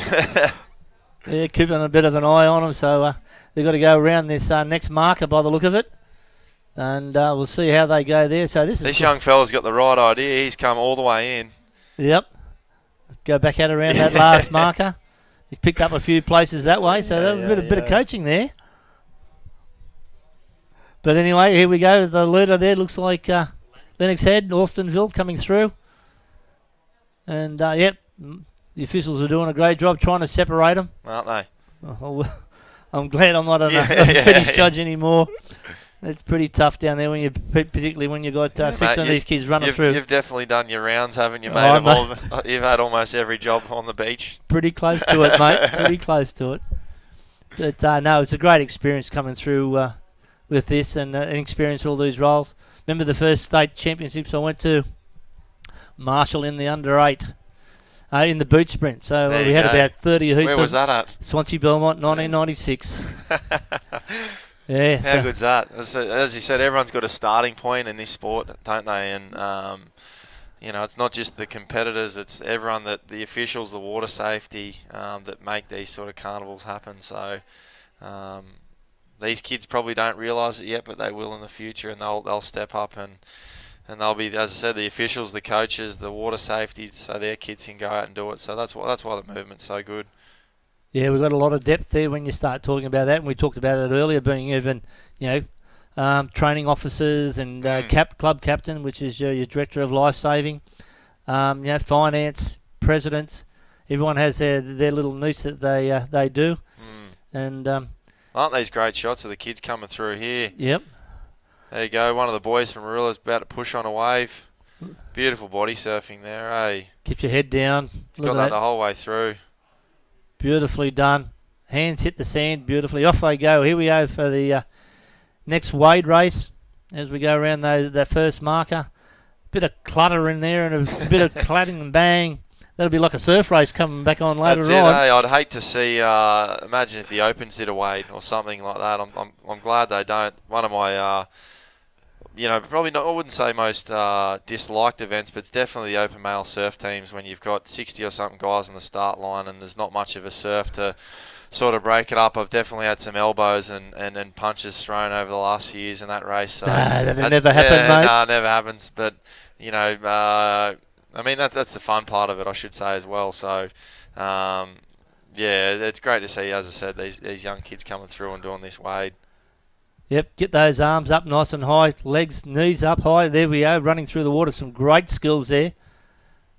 Not quite sure who that is, but well done. Cudgen Headlands coming back in, followed by two from Alstonville as the young girls come back in through. So great effort from these young ladies. Well, the officials are there trying to juggle them around. Who got second, who got third, fourth, fifth. We'll split them around, see what happens. Good to see. But we're having a great time here. So how's your ski league coming along, mate? You working hard on the ski at the moment? Yeah, I did a few clicks this morning. I was out with Corey Hill this morning on the ski, and he's training for Molokai, and so am I as well. So we did getting back into it with him. We did 20 clicks this morning on the ski in the flat. So good to be out in the ocean with him. He's an incredible athlete. Races for Northcliffe. So. Ski league's going really well, swimming really well, board, everything's going really well. But as you can see, I think this is the boys going out there in this under 13 Ironman race. So looks to be, yep. Is that front leaders there, is it? Yeah, it looks like Cudgen Headlands in front. Yeah. Can't tell who the other one is, and maybe a Port Macquarie. There's a white cap there. Yeah. Maybe a Cudgen back in third on the inside there, that blue nose. But coming up 1 and 2, so they're both popping over that wave. Beautifully pops, done. Yeah. Getting that forward momentum. They're picking that little V there in that wave. You notice that's probably where the rip's running out a little bit. And getting back out there and really doing it hard, getting over the top. They want to make sure they're getting into that clean water shortly. So the second competitor there is just popped back on the inside. Might probably be a better line for when he hits the first can, mate. Yeah, that's it. I got that. I was down in that area just before, and obviously they're really trying to, told the kids before, really want to use that hole, but unfortunately just then they sort of got hit by a few. So look, they've worked really well on their skills, but actually it looks like the two boys from Marilla, they're well in front here. I think is that the two it is, Marilla mate. boys Yep, there? Yeah, definitely. So they're coming in on the board, so gonna have a bit of a run at the beach here, I think. Oh, look at them go. Off like startled cats. Yeah, look at them up around the flag. Yeah. In close to the flag. Does well, striding out nice and strong there. The other competitors coming in behind him. So he'll be close to the finish, another couple of metres. He definitely got in front there. So well done to those competitors. Big Good to hug. see, It reminds me when me and Hayden White and Ben Carberry and guys like that were in that club. It's good to see, and here's two of the other boys from the club as well coming through. So. Yep, they just fell off the back of that they're wave. Doing well, eh? Here we go on the back of that. The next runner, will they come back in there? Here they are, both coming back down together. And they look over to each other and say, hey, righto, whose is this? Yeah, who wants third? Yeah. So we're coming across. They'll have to find that niche. They're both coming back up. There he goes. This is probably that race, mate. It's a replay from... it's the other way. Yeah, this is another age group. There's Stormy and there's Lucas. So both the boys doing well, 1 and 2. I think they got 1 and 2 in the surf race as well this morning, but Lucas got him. So yeah. Look, I know that the coaches and the parents they'll be bloody wrapped with that. So look at the that officials. Makes me stoked, eh? Yeah, look at the officials living applauding them for all the great effort. Yeah. That they've had for the Ironman, and then we're looking at 2 there from Cudgen. Yeah, 1 and 2, and there's 3 and 4. How good's that? So some great points there for both clubs, but definitely in the gold and the silver. Yeah. For Warilla Barrick Point. I might put the man back on the mic anyway, mate. Thanks for that, Donnie. Appreciate it, mate. No worries, Legend, mate. Always good catching up with you, hey, and appreciate the time today. Yeah, no problem, mate. So good luck in all your future. Appreciate the it, mate. Nutrigrain, Molokai and the Australian Championships. And awesome, mate. We'll catch up there at the Gold Coast very soon, mate. Thanks for having us on, mate. Appreciate it. No worries, and thank you very much. Great to see Ali Day, former New South Wales athlete, great man. Just spending a bit of time here helping us out, helping the kids out from Warilla Barrick Point. Really good effort. And as we look around there, coming back in again, looks like Byron Bay and Warilla Barrick Point. A bit of a smile on the face there from Byron. Oh! We'll wait to see what the finish is there, but a bit of a cheeky smile there from Byron Bay. But third looks like... All right, so we're just going to throw down to the beach for the under 8 Wade.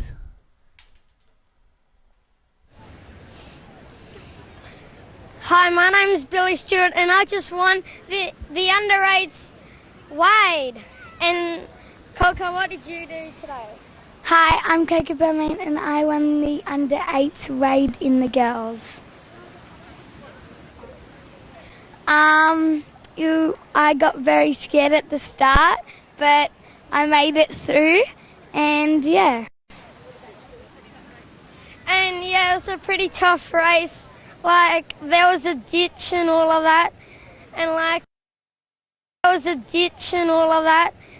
Yeah, once you got around that first person and everyone was creeping up behind you, it was kind of a weird feeling because you were wondering that you were going to get overtaken by. And then, yeah. Hi, Ali Day. Now back to you guys. Well done to our new commentators down there on the beach, the winners of the under 8 male and the under 8 female Wade race. So as they're saying, they're little experiences of a little bit scared on the water's edge when they first started. That's to be nothing to be afraid of. Everyone gets a little bit nervous down there, and they did a great job there of interviewing each other, and they'll be mates for life, so which is fantastic. So good friendship there from between the two of them and their experiences. So looking there in the distance, looks like the board leg of possibly another Ironman. I'm not 100% sure, but looks like Alex Alston. Lennox Head, Alstonville coming through. Back up there, heading towards that green and gold flag. And then followed there by... I can't see that cap from where I am, Simon, mate. Could be Coffs Harbour, maybe. Yep, not 100% sure. I'm not gonna guess. But that young lass from Warilla Barrick Point there who won the Wade, she's right on the money. She was a bit afraid, but you know what? You don't know you're brave until you get afraid first. Exactly. But using all that fear and all that energy to come through on that Wade and win the under 8 Wade for the 2020 Envirobank New South Wales Country Championship. Was he looking at a bit of a blue bottle sting there? I think he might have been, mate. Just having a look at his arm. That's not good news. Another thing for the competitors to contend with. Blue bottles. Damn.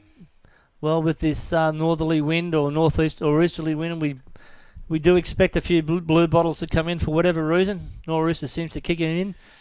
Not so much with the southerlies, but the nor'easter's always kicking a few blue bottles. Maybe just a bit of a sting, so we keep an eye on that. See what goes on. Yeah, look out, kids. Looks like the blueies are coming in. You guys are tough. I know you can handle it. So another great aerial shot as we pan down on the beach.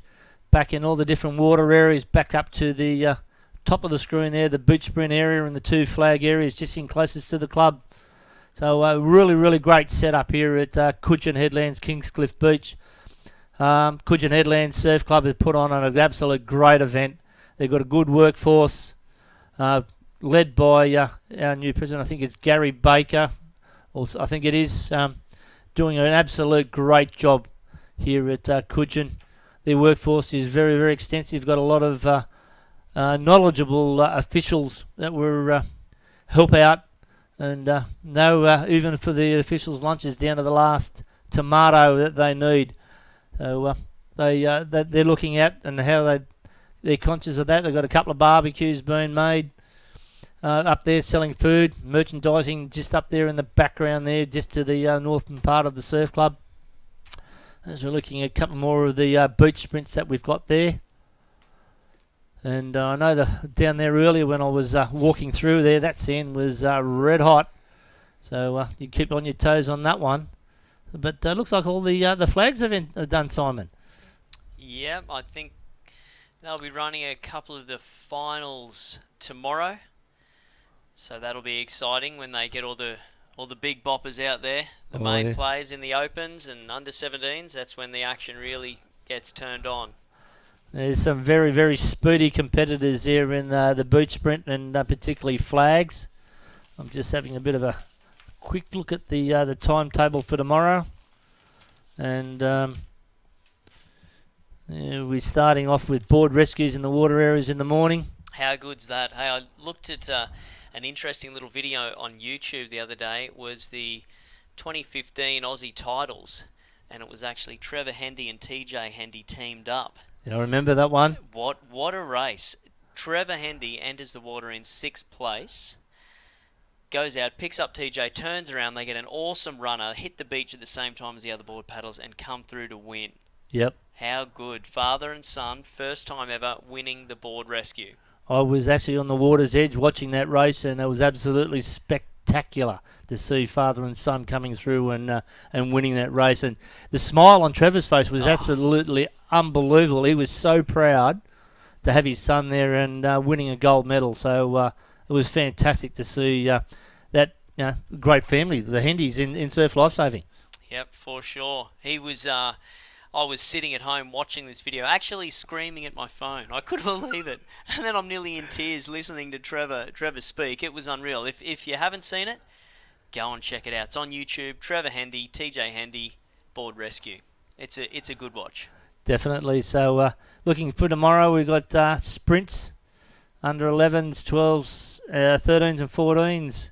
Boots flags for 13 and 14s. 13 to actually under 11s, under 14s. Male and female, and 2K run first thing in the morning, 6:45, and we have the 2K runs and the 1K runs after that. In the water areas, we've got a lot of team events, board rescues, rescue tubers, and individual ski relays. So double skis are on tomorrow.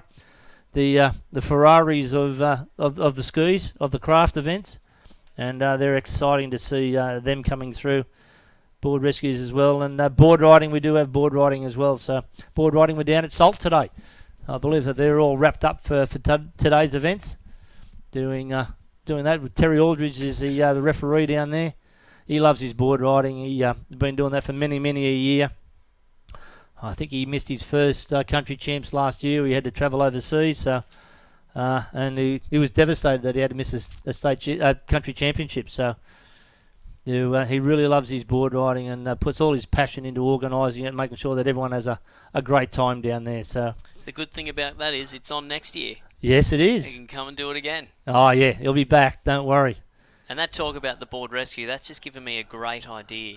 I'm going to go down and talk to Chris Bond, and I reckon he teams up with Jackson. I team up with Cooper next year. We go in the open board rescue. I'd love to see that. How I'll come good. back. I reckon it is. We'll team up and see what we'll get a result for, and see what Chris says about that. He might have to use that full year in training by the sound of it. He'll have the race face on. I've no doubt. And we just got to convince the boys that their uncool dads can actually jump in and do it. So we're gonna have to. They'll be the hard ones to convince, I reckon. The young fellas, I don't Cooper think so. and Jackson. I think that like we said with the Hindies, with TJ and Trev, I reckon they'd be absolutely excited to do that. Might be a challenge to see who's gonna swim and who's gonna paddle, but Oh, look, I'll be putting the young fella in for the swim. Don't you worry about that.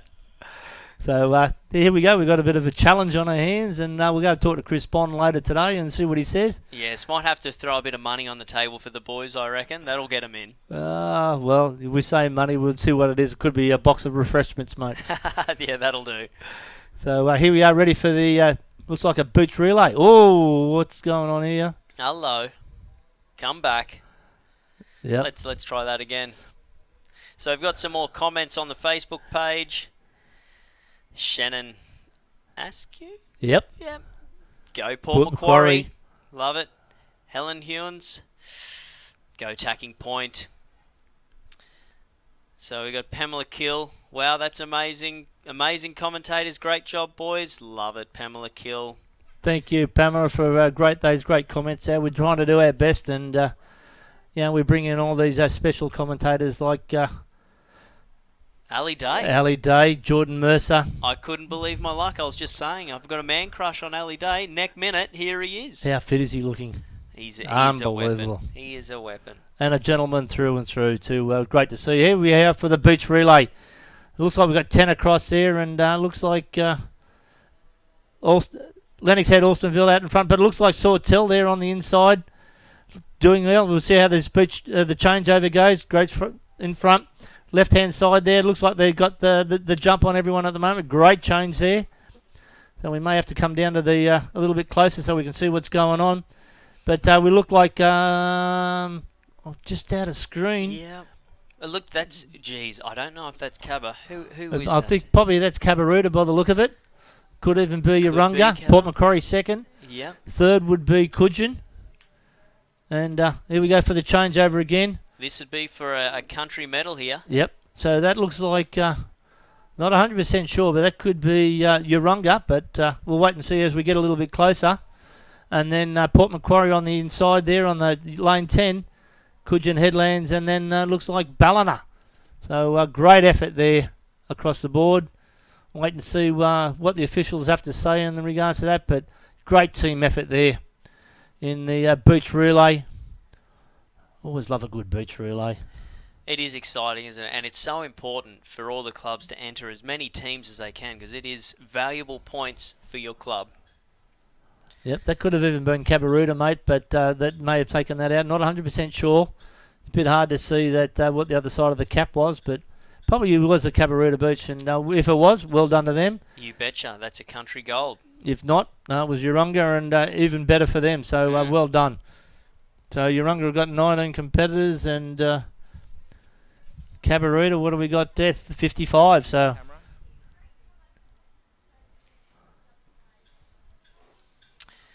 Here we go. We've got these two good-looking blokes here. Tell you what. There's actually a comment down here that says from Amanda Cousins.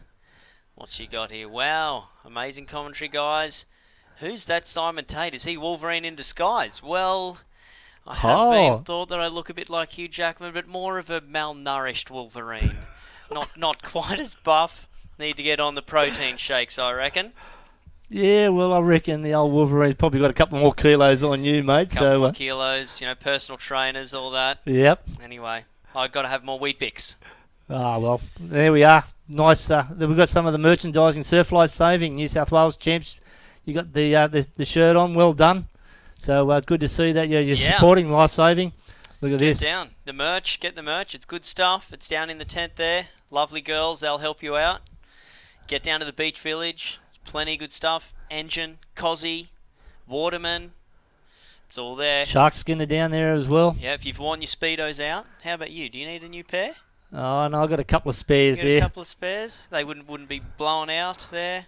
Getting a bit see-through. Oh, well, that's where the old boardies come back into handy, mate. So, I love the old budgie smugglers. So, coming from the old school that I am. I'm banned from wearing Speedos now. Well, I'm a bit the same, mate, so that's why the boardies come back out. You don't want to scare the kids anymore. No. So, but we've still got a few of the old lifesavers. They don't like the boardies, and they love getting out there with their budgie smugglers. In the sluggos. Yep, definitely. So, So we've got the IRB out there. Looks like he's struggling a little bit. Looks like he's got an anchor out the back there by the look of him. Could be in a bit of trouble here. Let's keep an eye on this. We cannot let the carnage go by. Yep, definitely. But he's got this under control. Oh, mate, I've got to make a special shout out to Sally Mack, one of our media people. Competed in the George Bass earlier this year. Just come back from an injury with a busted shoulder. But we call her C6 Sally now.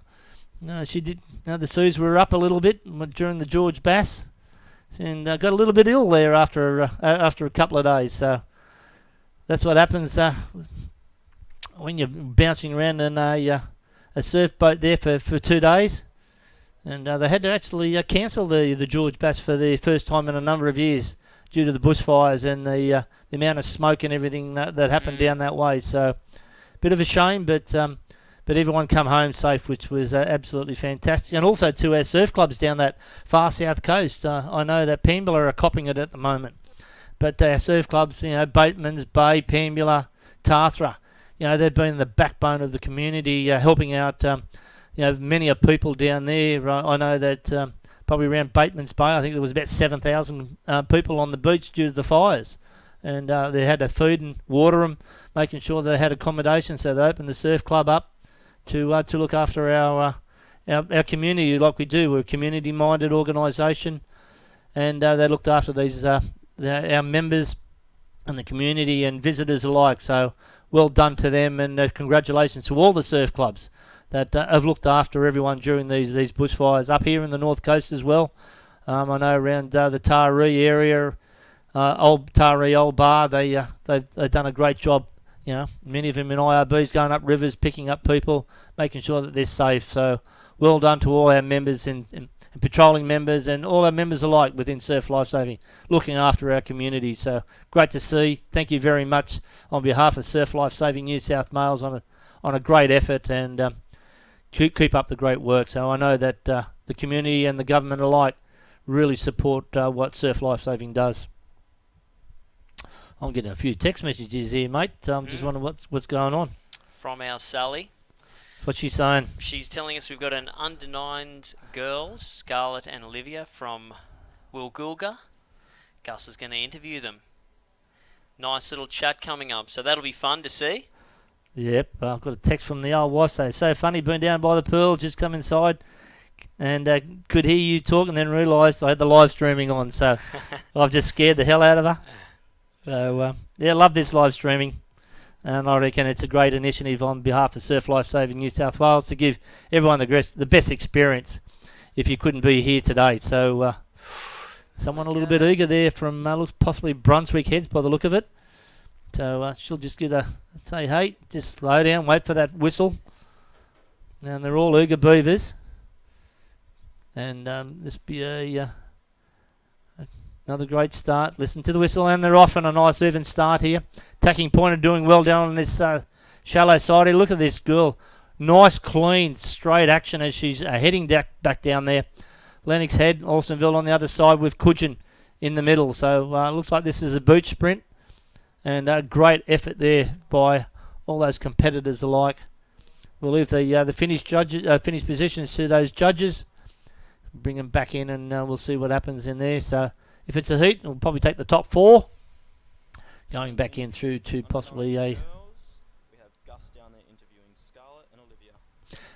So we got Gus going to interview Scarlett and Olivia. So we're down here with the girls from Woolgoolga. What are your names? Scarlett. Olivia. So girls, you just finished up the final of the beach sprint relay for the under-9s, was it? How'd you find that? Pretty good. Pretty good? I found it hard, I guess. Yeah, it's nice and hot down here today. But no, everyone looked like they were running really quick. So you girls have had a lot of races today down in the water. What was your favourite race you did? The ocean swim. The ocean swim. Oh, bunch of swimmers here. Nice to see. It looks really nice and clear out in the water today and really safe conditions. Did you guys find it nice for swimming? A little little bit. A little bit. There's still a bit of water. It was quite warm too. It wasn't cold. Yeah, that's it. It's nice and warm up here. You guys have had some really good people come through your club with the McCartney brothers back in the day, Scott and Ty. And I think Ted McCartney's still the coach of Woolgoolga. Is he your coach, or do you have another coach? Don't know. All good. I know Ted's still there, coaching a few. So, do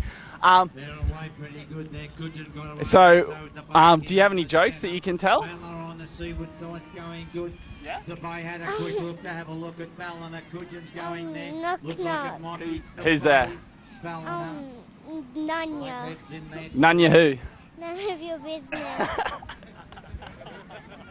Got me good there. Got me good. Okay, back to you guys. Well done to that interview down there, and he just got caught with a nice knock joke. And love a nice obscure question. Have you heard of Scott McCartney? Who are you talking about? I think he's got the wrong club there, but anyway, Scott McCartney with Cudgen Headland. So, but also to our people out there, if you stay connected if you can, and pass on everyone to Facebook, Twitter, and Instagram, and use the hashtag CountryChamps20 and give us some feedback on how we're going. It's always great to hear. So, but also thank you to Grant Rogers, Mike Crawley, Adam Mills, former president from Cudgen, and the entire Cudgen Surf Club.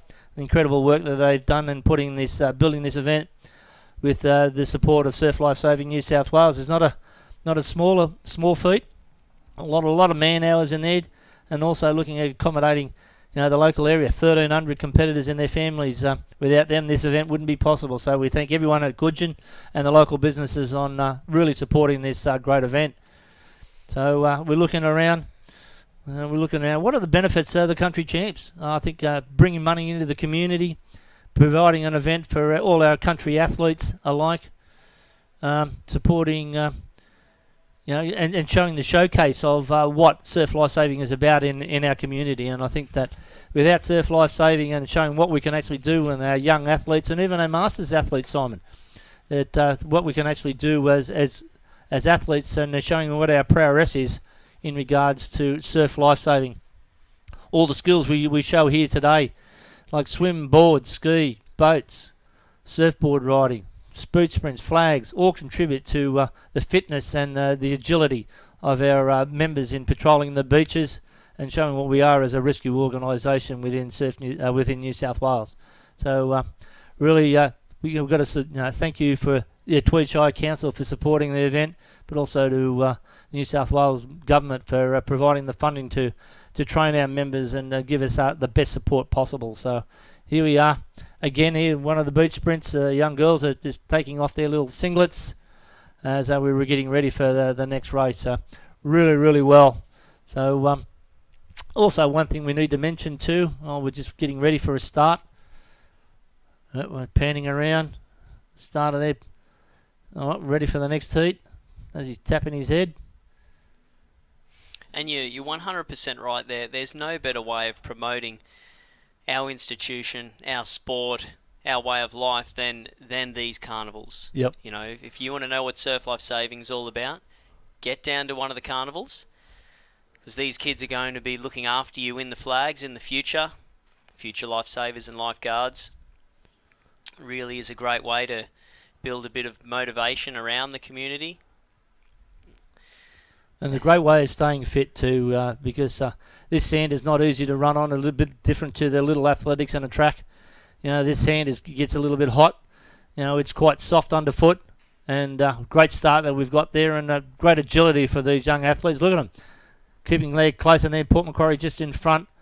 Looks like Byron Bay just out there in the light blue. Looks like that yellow cap, that could be Narrabirra by the look of it.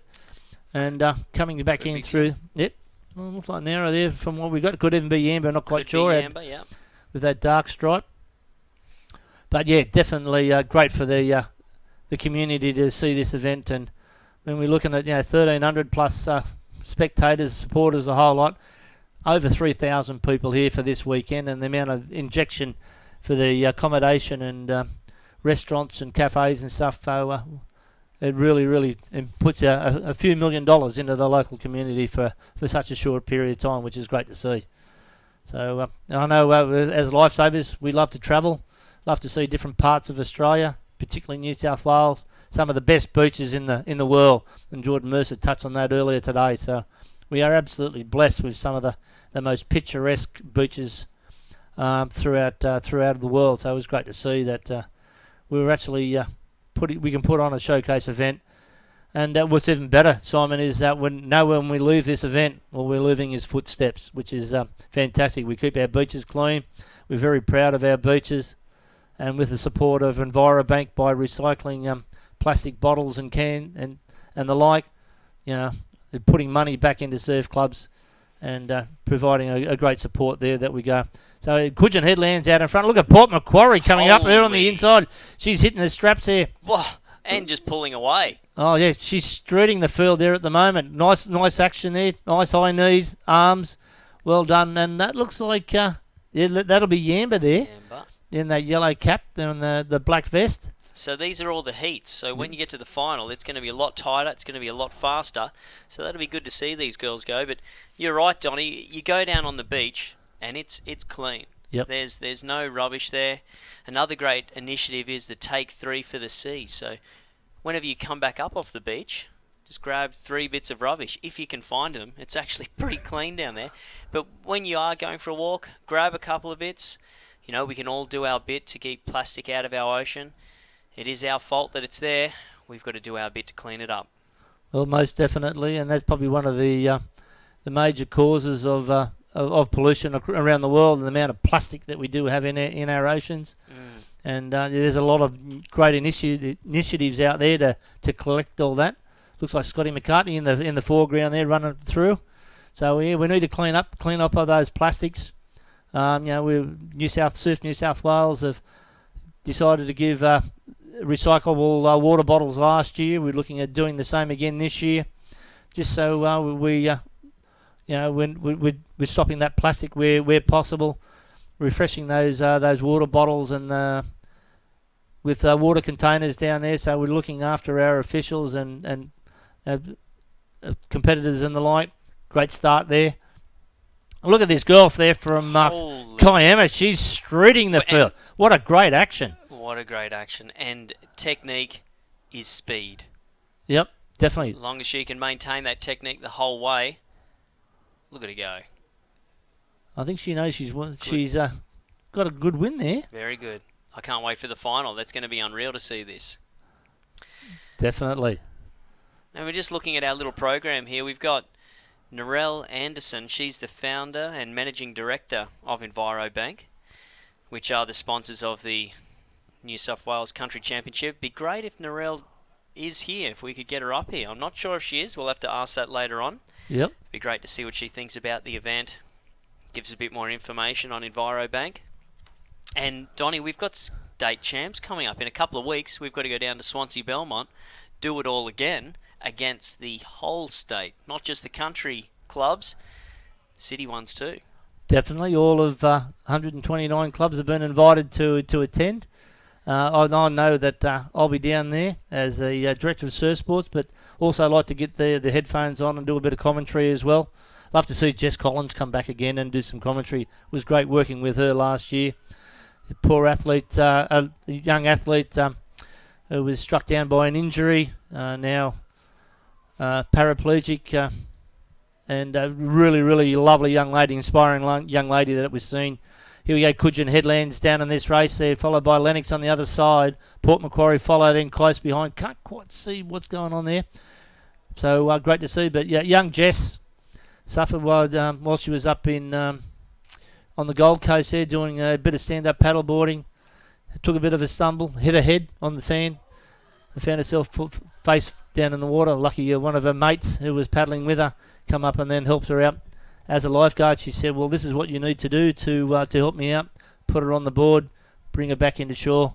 So, but I tell you, she inspired me as to some of the challenges that I've had in my life, but for what she's got as a young lady with a future in front of her and what she's done to inspire a number of other young people. So daffodils for Jess, fantastic initiative on behalf of Redhead Surf Club. Great to see the young lady coming in and doing announcing and commentary for our state champs, but also she was invited up to the national championships, done some commentary up there as well. So Jimmy Walker, another one from New South Wales, our state team coach. Love to get the mic on, have a bit of fun with a few of the athletes. He knows them all.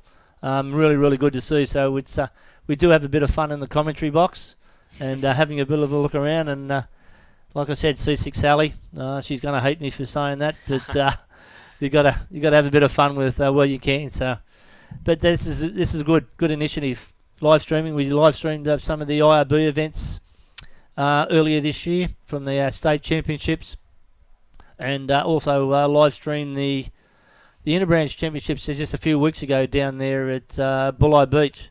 Here we are back on there again. Have a bit of a look at your shoulder. This must be a fast lane down here. Well, gosh, that's a lane to have your money on. That's for sure. That wasn't that a great carnival down at Bulli? Oh, that was fantastic. Bulli put on a great event. So and exciting. Yep, definitely some challenging surf down there as well. Yes. And one of the they were classified a country as one stage, but now they're on the lower part of Metropolitan.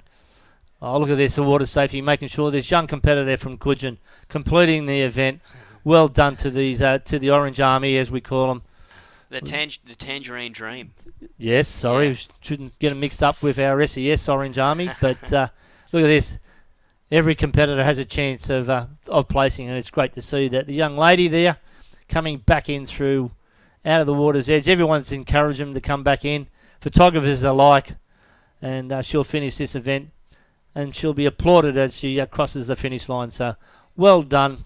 Must be the Wade relay coming up to the finish line, giving 100%, which is absolutely fantastic. So as she finishes, everyone applauding. Well done to these young athletes. And as they say, you never give up in life. You always keep striving.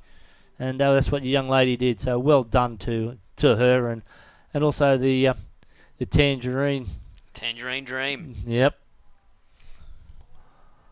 Oh, we've got Scotty McCartney out there hanging around. I think he wants to get the headphones back on again. So yeah, well, it'd be good to see how we didn't see much of the seniors this year.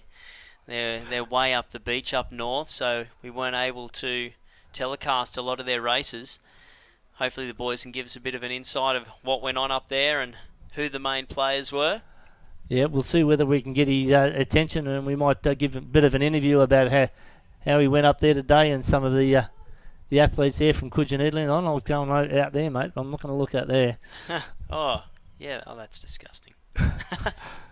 But yeah, hopefully tomorrow we can get the seniors up this end, and we'll be able to show a bit more action from them. The teams events coming tomorrow. Yeah, that'll be exciting. I love a good team events Sunday. It's great to see everyone coming back in together. It can be in these conditions as well. It could be anyone's day. You've got to, particularly the board rescue, swim out first and then board, depending on the conditions in the alley you got, where you're at, whether you pick up a wave or not, whether you position on the board correctly. Anyone's race. So great to see. So we're back, and it looks like in the probably the yellow and green area there with dear old Harry Cluzel there, sectional referee in the light blue shirt, and the starter down there making sure he's got the right number of competitors. Looks like Adam Mills there, just past there from Cudgen Headlands. So you're having a great event here. The competitors just standing on the water's edge, wondering what's going on, getting the briefing from dear old Harry, giving his knowledge, making sure, hey, don't do this, don't do that. Don't start before the whistle. You all understand that? Yep. Harry, an old school teacher, making sure he passes on his judgment. Camera. So we might be crossing back to the beach again by the sound of us. Not 100% sure. We'll wait and see. So Just put the phone away. Put the phone away. Looks like it's going to cross to us, mate. We're going to have our faces back on diet. Look at that. How did I guess that, mate? Amazing. They just jump up on you there, don't they? Oh, yeah. Put the phone down. So just stop texting and see what's going on. Yeah, got to get off Tinder. Oh, okay, I wasn't on Tinder, darling. I promise. Good on you, boys, down the announcing broadcasting team. So well done. Here we are again. Cudgen Headlands in the white shirt, doing an absolute sterling job. That's an Argos. That is one of the awesome Argos family. Yep. So when we're looking at 2, 3, and 4, I'd hate to split them apart, and I'll leave that to the finish judges. I reckon that's very, very close. A close finish. So we've got another swim race in there. This could be another iron person, or it could be possibly a surf teams. Could be. There's a lot of people We've out got there. goggles there, so this could be a surf teams. Yeah. So winds picked up quite a bit there. There's a fair few white caps out the back there. It's a lot harder for the swimmers now. yes, it is, and the competitor from Woolgoolga there on the left-hand side, just out in the front there. She's having a bit of a look around, trying to work out where she's at. That current is just taking them a little bit further south. So we're waiting to see what happens there. So number of swimmers there. Could have to be a surf team because there's not much else left on the program. So we'll wait and see what happens. So we go back to that Sunday event. That's no good to me. So that's Sunday as well. So this is pretty hard. Look at that sweep now. These kids are having to backtrack to get to the cans. They haven't listened to their coach. Their coach would have told them, head to the right, and use the sweep to get around. Now that's hard work. I'll be surprised if all these kids get around the can. So there's Cudgen Headland. She's got to try and get around. These kids are going to struggle trying to get back. They're going to have to swim really, really hard. They're going to use all their strength to get up there. And look at that. Just to get around the cans is so hard work. You can actually get stuck on the rope with the current pushing against you, and it's hard to get off the can. So look how fast they're going across the back there now, mate. There's a few signalling for assistance. Yep. It's on here. So we've got a water safety there picking him up. And I've got another one jumping in the duck. Get him in there, boys. Yep, look at that. Well done. Picking them up greatly. Got to be careful that we don't run anyone over back across here that have crossed in there. Doing an absolute sterling job. So the jet ski's in. Jet ski, there's another arm up there. We'll wait and see what happens. So all the IRBs, the Albert team, they're moving into position. No panic, no mess, no fuss. The boys are just getting about their job. But I tell you what, that sweep is picked up. And if you look at that boat, there's the Dwayne Ties from Salt. Look at that boat. Another Ironman, Dwayne Ties. Blast from the past. Ties, big time. And a great competitor. Yep, it was a champion in his day. So great Ironman. He competed in the Kellogg's Nutrigrain and the Uncle Toby's. Toby's, yep, definitely. So really, really good to see that they're still coming into surf lifesaving and showing their skills. As an IRB driver, it used to be a great Ironman. So we'll see what's going on here. Yeah, so there's definitely a bit of action going on. That sweep's picked up. The kids are really going to have to adjust their technique, how to get out. They're going to have to use the sweep. Looks like they're sort of signalling that's a cancel. It could be saying we may not do any further events. The Water Area Risk Response Officer coordinating his troops in there, making sure that we've got everyone picked up and everyone accounted for. So we'll just wait and see what happens there. High drama. Well, it can be, but great experience for these kids as well to experience this. They'll find out what swimming against a big current is. There's Harry there. Yep. Let's see. So wait and see. There's a few competitors coming out of the water there. There's the music for Harry. What do you reckon? Is that fitting? That is definitely Harry's music. Love it. Here comes our chief media person, Sally. She's coming here to give me some hints on what I should be doing and what I should be saying. So, yeah, we're just down here. We'll just try and find out from Donnie and Simon. Can Scotty come in? Yeah, we're trying to do that and get your attention. We want Scotty in here to find out what he thinks of... Oh, okay. So Scotty's in. The boys are in. They're going to give us a bit of info on how the seniors have gone. All right. Well, I was going to interview Scotty anyway. See what he says. Much. Yeah, not a lot. So we got a bit beach flags down here. They're away. Looks like another semi-final possibly. Oh, young kid there from looks like Sawtell possibly. Just misses out.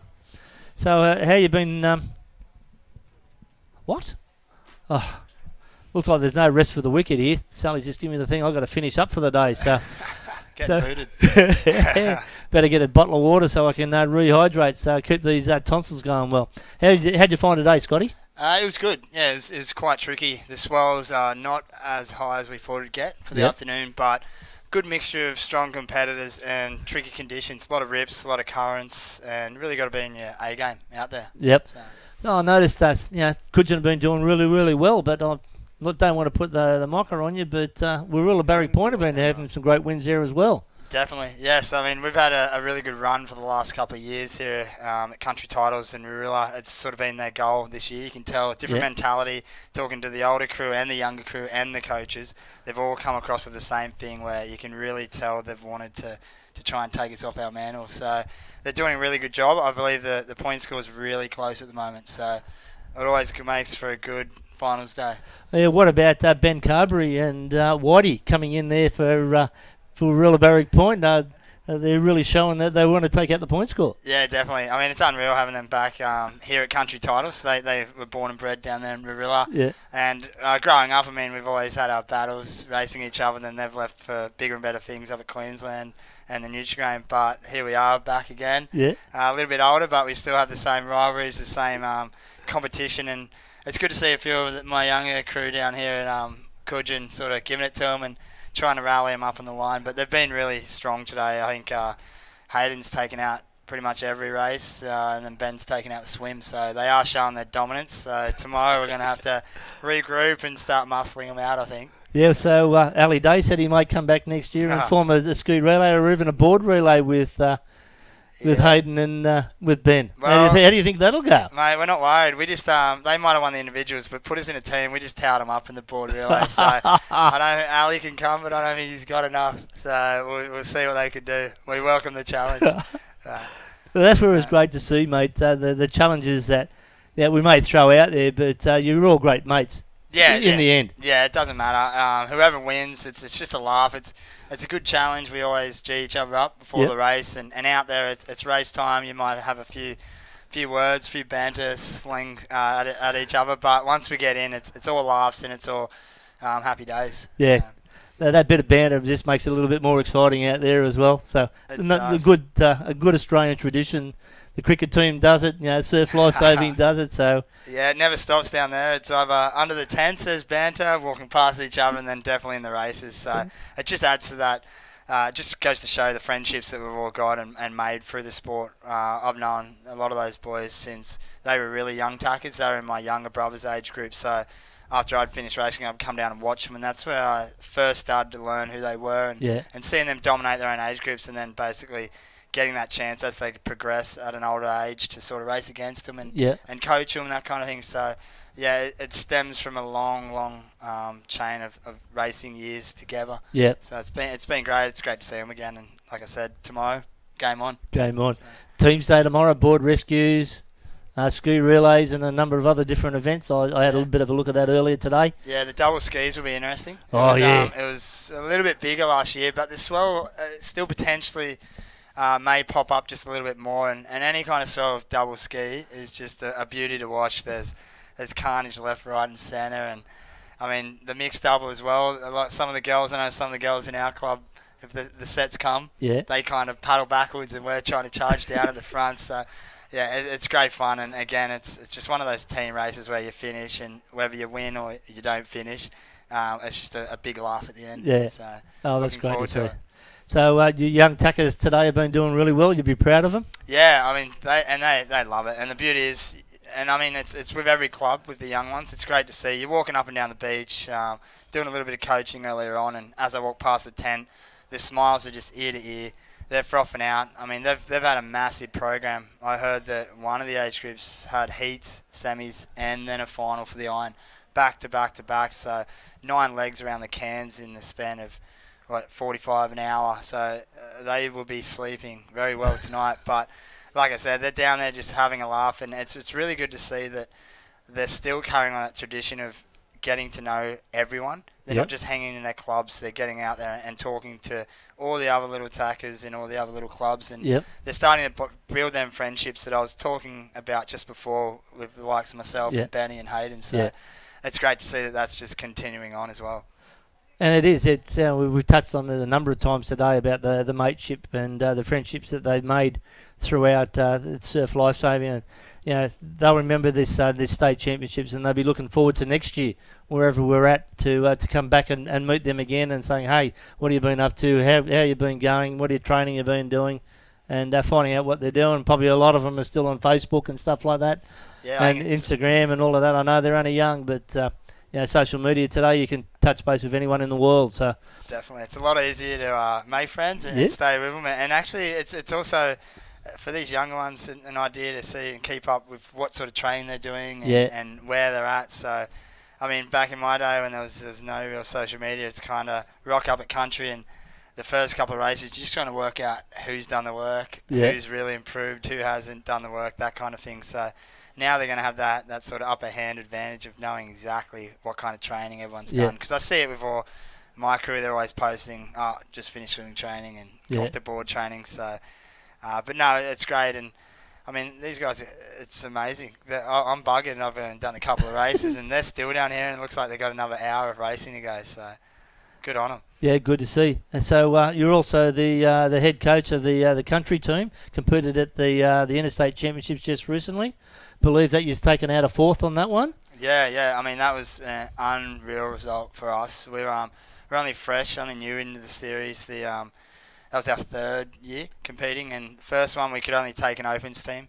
Last year we took a full team, and then this year we really wanted to try and put our foot on the map a little bit. And it worked because I was walking around, and I know we sort of ruffled the feathers of the Queenslanders a little bit. I think they were using us as an excuse, getting in the middle of them and New South. But I made it clear to them that we're not making friends there. We're there just like every other state, and we want to get out there and rip in. So as it was shown, I mean, young Bailey Copeland, he got the win of his life in the open swim there. That was unreal to see.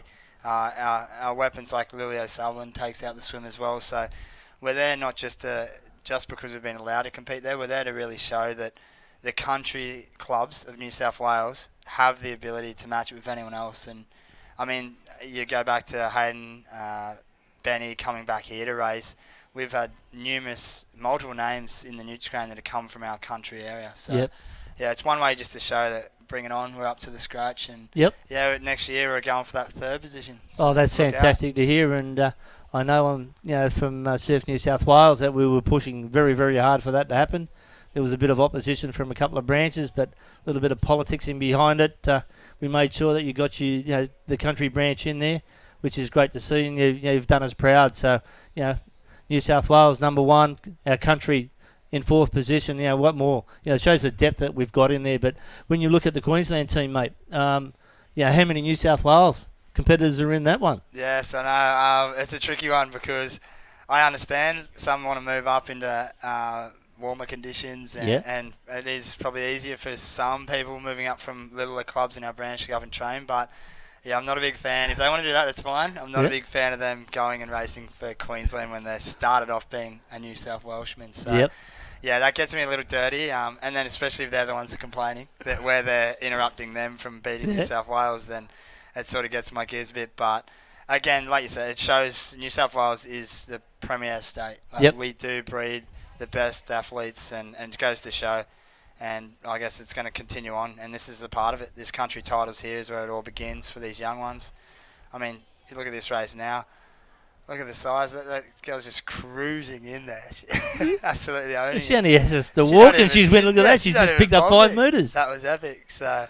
And what club is she from, mate? Cudgen. She's getting them points. I know it's close, so we want to finish off strong today and then put the pressure on Marilla tomorrow. That's the plan. Really good to see. There, Byron Bay coming back there in second position. Gerringong looks like Salt coming in there, putting on the pressure. Yep, picking up possibly a third. So, it's a relay. So it's a Wade relay. Here we go, the young guy there diving through the water, dolphin diving through.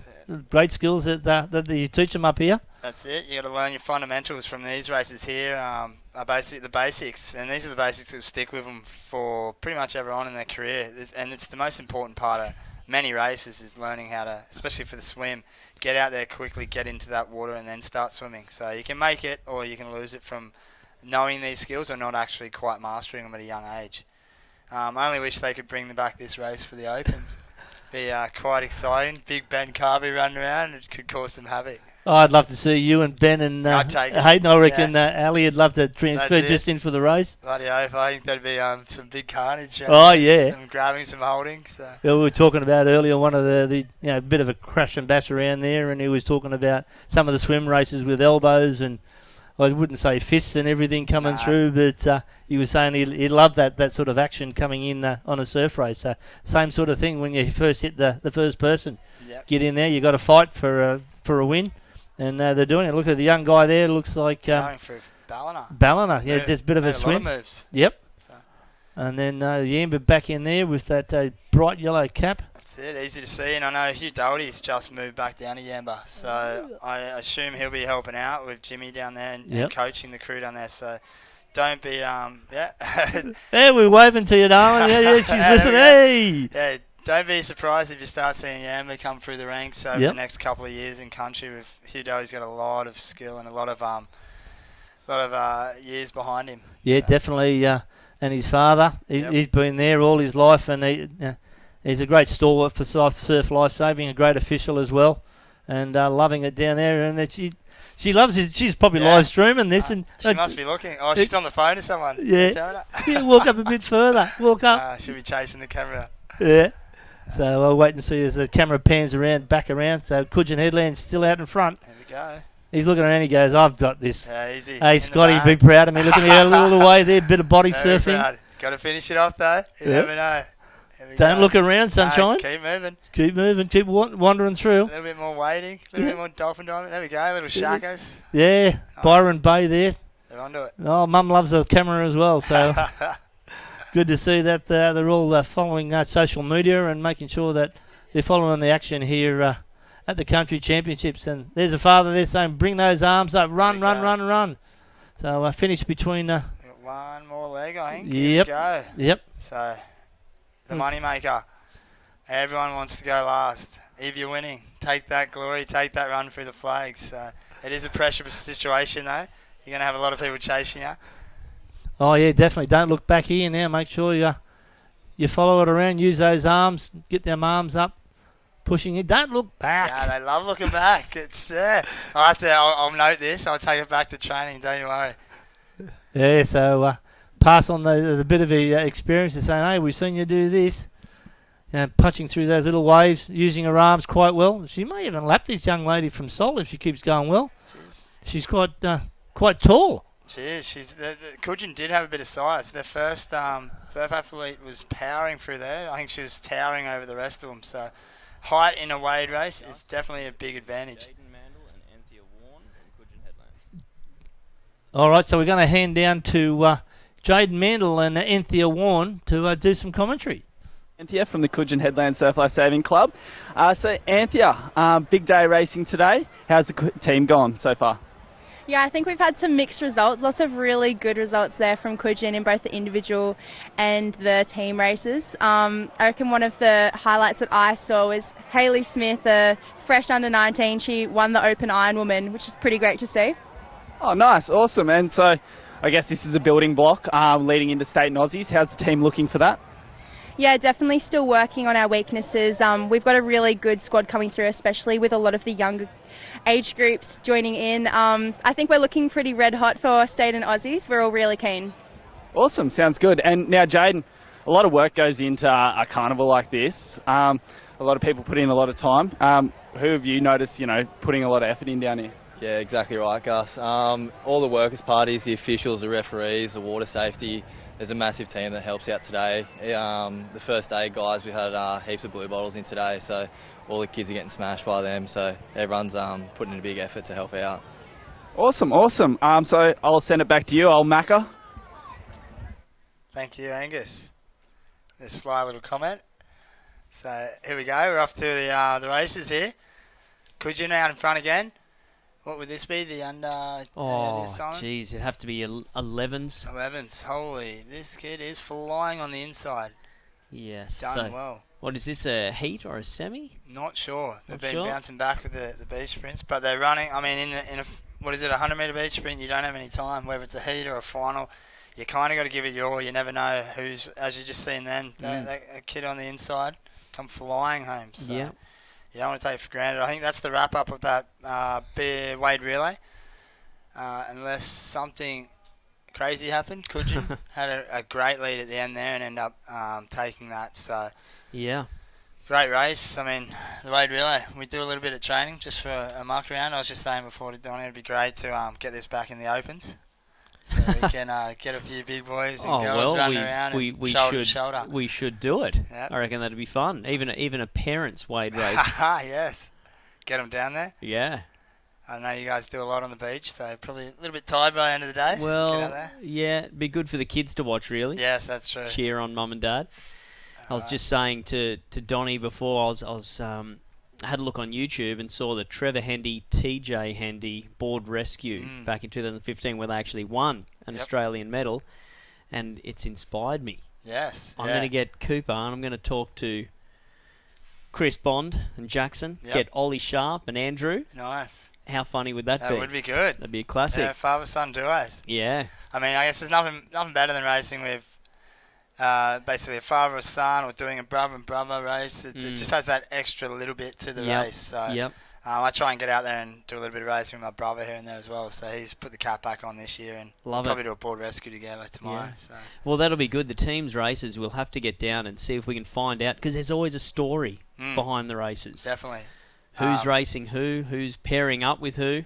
A lot of rivalries too between the clubs. Usually a board rescue means that there's two in a team, and a lot of the clubs start just sort of throwing on a few bets between each other, and then just because everyone's really good friends here, you'll see the other clubs starting to G each other up, and it becomes basically a race within a race. Yes. So you'll see someone finish, but someone might get fourth and fifth, and they're yelling at each other and claiming it more than the winners. Yeah. So tomorrow will be a really great day if there are people around watching this in close by. It's definitely worth the trip down. The team races are one to watch. So, and we'll be kicking off tomorrow at 8 a.m. So. Yep, that's right. So the live stream will be back on.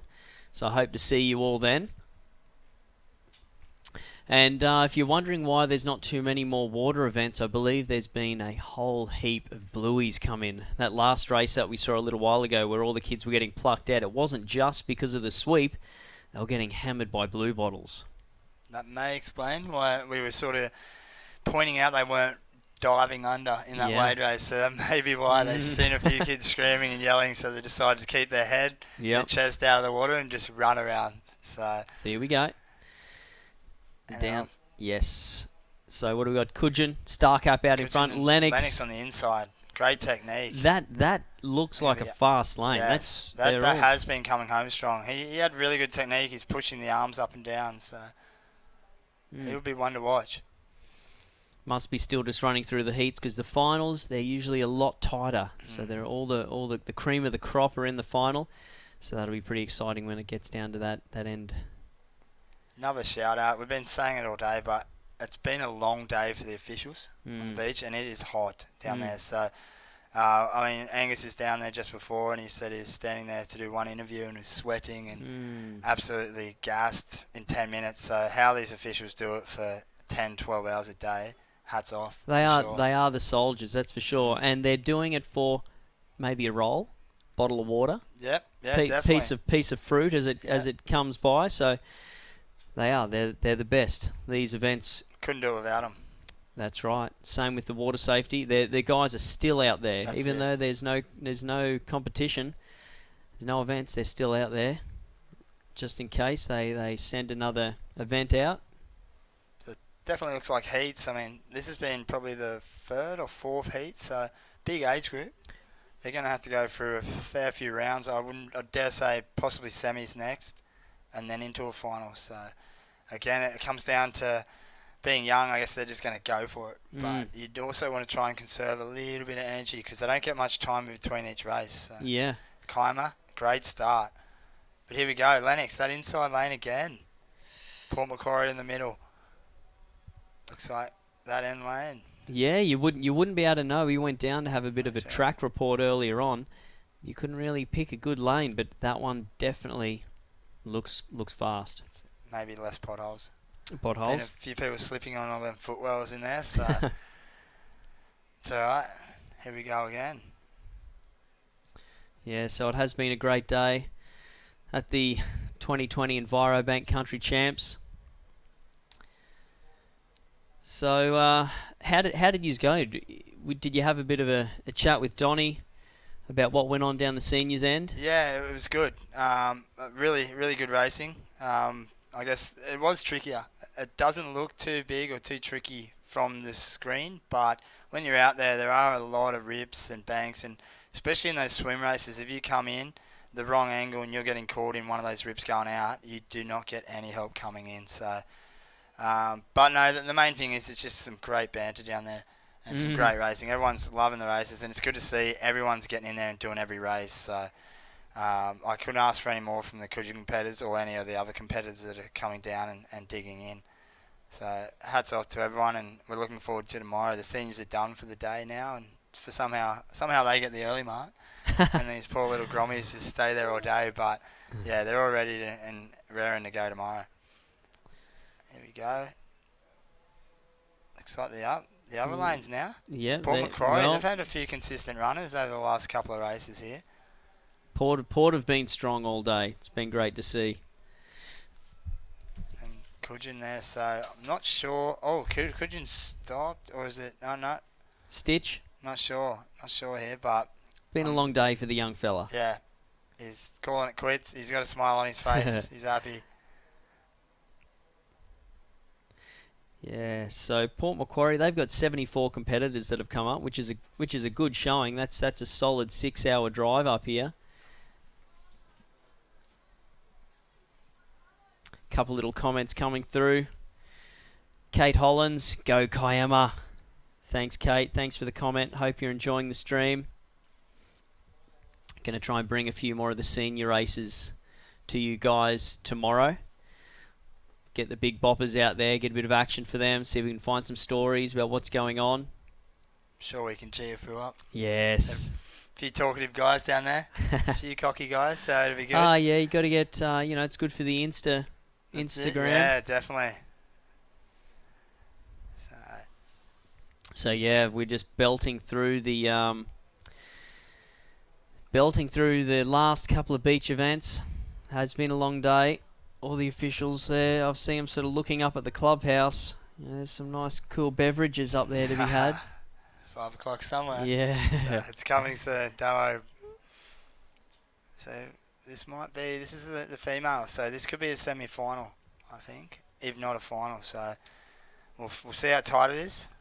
So we got a Byron, Cudgen. Well, I'm probably wrong there. Yeah, that's who are we looking at there? Could be Maxville? Possibly.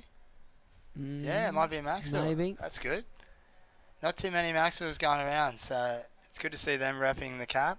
Then we've got Cudgen, a Byron, Port Macquarie, Ballina, another Byron, another Cudgen, and then Kiama on the end. Oh, girls are having a little chat. Here we go. No one yet does the track start at a young age. No, it's all standing start. There we go. Had Jan Gillis up here before. She had a little chat, which was cool. Oh, Kiama. Wow. Flying out of the blocks. And looks good too. Yes, good technique. For battle for second, third, fourth there on this Pretty end. tight. Yeah, good luck officials. Yeah, have fun with that one. Yep. Technology helps these days. They got the iPads down there. They can go back, check it out, make sure they get it right. All right, we're going to have Sophie Davies down for a little beach interview.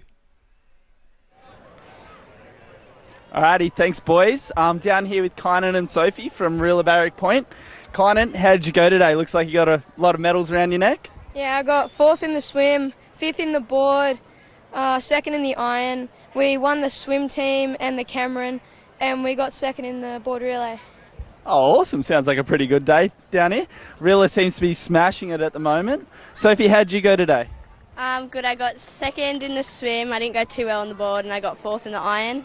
Oh, nice. So good day all around for Rilla. So, Sophie, seeing you've had a lot of Ironmen and a lot of Iron women come out of your club, who would be your favourite in the Nutrigrain series at the moment? Probably Ali and I forgot her name. Geordie, yeah. Mercer. Ali and Geordie Mercer. Oh, nice. Cool, cool. Thanks for that, guys. And back to you, Scotty. Jeez, thank you, Angus. He's made for it, isn't he? Yeah, he's loving that. Back to you. He's got the slicked hair, the cool sunnies. He's got some movies behind his back. He's made for Instagram, that boy. He's doing well. This will get him some more followers. He'll be happy. But no, he's right there. The Ririlla crew have been strong all around. I mean, this morning when I was doing a little bit of commentating up here, Ririlla and the Nippers, they were out in front doing well and followed through with the big boys and girls in the Opens. So it'll be interesting. Good battle tomorrow. It'll be interesting to see what the points are by the end of today. Sure will. And it'd be interesting to go back and look at it. The amount of points you have versus the amount of people you have. Yes, I reckon Warilla would be winning. Oh, easy. Yeah, I mean, we're lucky it's at our home beach. So yeah, I mean, we 205 competitors. Yes, we overpopulate, that's for sure. But, I mean, that's the beauty of doing all the work to run a carnival in your own beach. There is a lot of hours to go behind setting this up and planning it. So that's the beauty, that's the advantage. If we're willing to do that, then we're obviously going to have a lot more people from our club jump in and go around. So it's not, I mean, that's the goal for all the clubs, is to win that overall point score. But the beauty really is just getting to see people come down and have a little bit of a race, because sometimes they don't get that opportunity to travel down. If country is further away, they might not be the elite level that they want to be at state, so they might be a little bit intimidated to race. So this gives the local ones here at least a chance to get in there and see what it's all about. And that's it. And the kids that do well in Nippers are always the ones that compete and go to carnivals. Yep. Yep. The kids that have their parents that are involved, that are getting in the water, they're the ones that get the most out of Nippers. So if you're thinking about joining up, or you already are, get in there with them. The kids love it, and they'll get the most out of it. 100%. You nailed it there. It's not just their sport, it's a family sport. So there's always a role for everyone coming down and helping out somehow. And like, I still remember my age manager, Steve Dale down at Cabarita. Still catch up with him. Complete legend. So, you're doing a great thing. If you're an age manager, good on you all out there. Hopefully we can get some of you up here and have a bit of a chat as well, see who you've got your eye on. And Scotty, we're heading down to Swansea Belmont in a couple of weeks, so yes. There's no rest. Nope, on the road. Not these days. No, it'll be good. Really good racing down there. Swansea's always a great place to have state titles, and it just lifts that level just up a little bit higher as well. So the talent there you get all the New South Wales, the big city clubs, and you get Hunter Ridge and all that kind of stuff. Central Coast, so it really does put that level of skill and competition up another notch as well. But, I mean, as we mentioned before with Donnie, we have a really strong core from the country clubs, so we're always keen and eager to get down there and rip in and absolutely show the Sydney clubs that we're not to be sort of messed with. Yeah. We're here for the same thing, so looking forward to it. Hopefully, for myself, I always like a bit of a wave, so fingers crossed. They've been pretty consistent over the last couple of states there, so I'm assuming it's going to be dead flat for me this time. Dead flat, you reckon? Can't wait, yeah. I don't know, I reckon it's going to be shutting down on that bank again. That is exciting down there at Swansea. They put on a good show, that's for sure. This possibly could be the final of the beach sprint. There's no one lined up behind them, so it's the money round. Well, we will be able to tell. If it's nice and tight, you'll know it is the final. Bit of nerves there, couple of young lads. Looks like that's Urunga there. Good. Hands behind his back, bit of body language. That's it. You can sort of pick it. Here we are. Watch for the tall legs up the end. Attacking point. Possibly. Attacking point, Kiama. Byron. Paul McCrory in the fast lane on the end. There it is. Who's your money on? This is a tricky one. I mean, we've got a Cudgen competitor, so I must be biased, but this could be anyone's, this race. I'm disappointed. I don't know who that young fella is. Let's see. Well, he's going to be close. Lennox. Look at Lennox. Look at that technique. Man. Beautiful. See you later. Yep. Pumping the arms. There we go. Beautiful. Did that well. It's great great to see them all shaking hands and congratulating each other afterwards as well, even at that young age. So yeah, hats off to the parents and coaches teaching the young ones well. For sure. So yeah, the state titles, we've got the juniors heading down, and then the seniors will be on the weekend after them. So entries for that close on 19th of February. So if you haven't put your entries in for state, make sure you get them in. And if you're around, come down and have a look. It will be unreal. See the best surf lifesavers in the state competing for glory of state titles. Definitely, and it's that stepping stone for a lot of them to go up and progress into Aussies, Australian titles up at Karawa later on in the year. So it's a good hit out for a lot of the competitors to really see where they're at, what they need. They've got about a month or two up their sleeve after that to really fine tune their skills and get themselves ready for the big show up at Karawa. For sure. And that can bring them unstuck too. The mind games going up to Aussies. Ooh, there's a flag. Here we go. Hello. Sold. That's got to keep your wits about you. Done well. Well done, son. That was my bread and butter. Yep. The old forgotten flag. I'll take it. Jog up. Thank you. Get the luck. Lovely. That's a part of racing and surf life saving though. Yeah. Whether it's on the sand or it's in the water, you can have all the skill in the world, and sometimes you need to make that little bit of luck come your way as well, and when it does, you take it. So you can see everyone's sort of packing up from the water, it looks like. Yep, Calling sure. it quits today. Too many blue bottles. Yeah. So I know the young ones don't like them. Oh, well, I know they don't. I like it how you get out there and train them. Just go down, grab a blue bottle, put it on your arm. I don't care. And off you go. Just keep training. My motto is, if I'm not whinging about it, you can't. So there we go. But there we go. Girls' flags. They're up. No, we missed the edge of that one. But Just a bit of the action there. All the tents, the colours, the people. There's constant movement on the beach. Action wherever you look. It's working through the last couple events. Got a couple of comments here on our Facebook page from Jody Di Filippo. Go Asher. Not sure where Asher's from. Great filming crew. Go Holly. Yeah, we've had a bit of a crew. We've had a big crew here doing the filming. They've been out in the hot sun all day, doing their best to film what we can.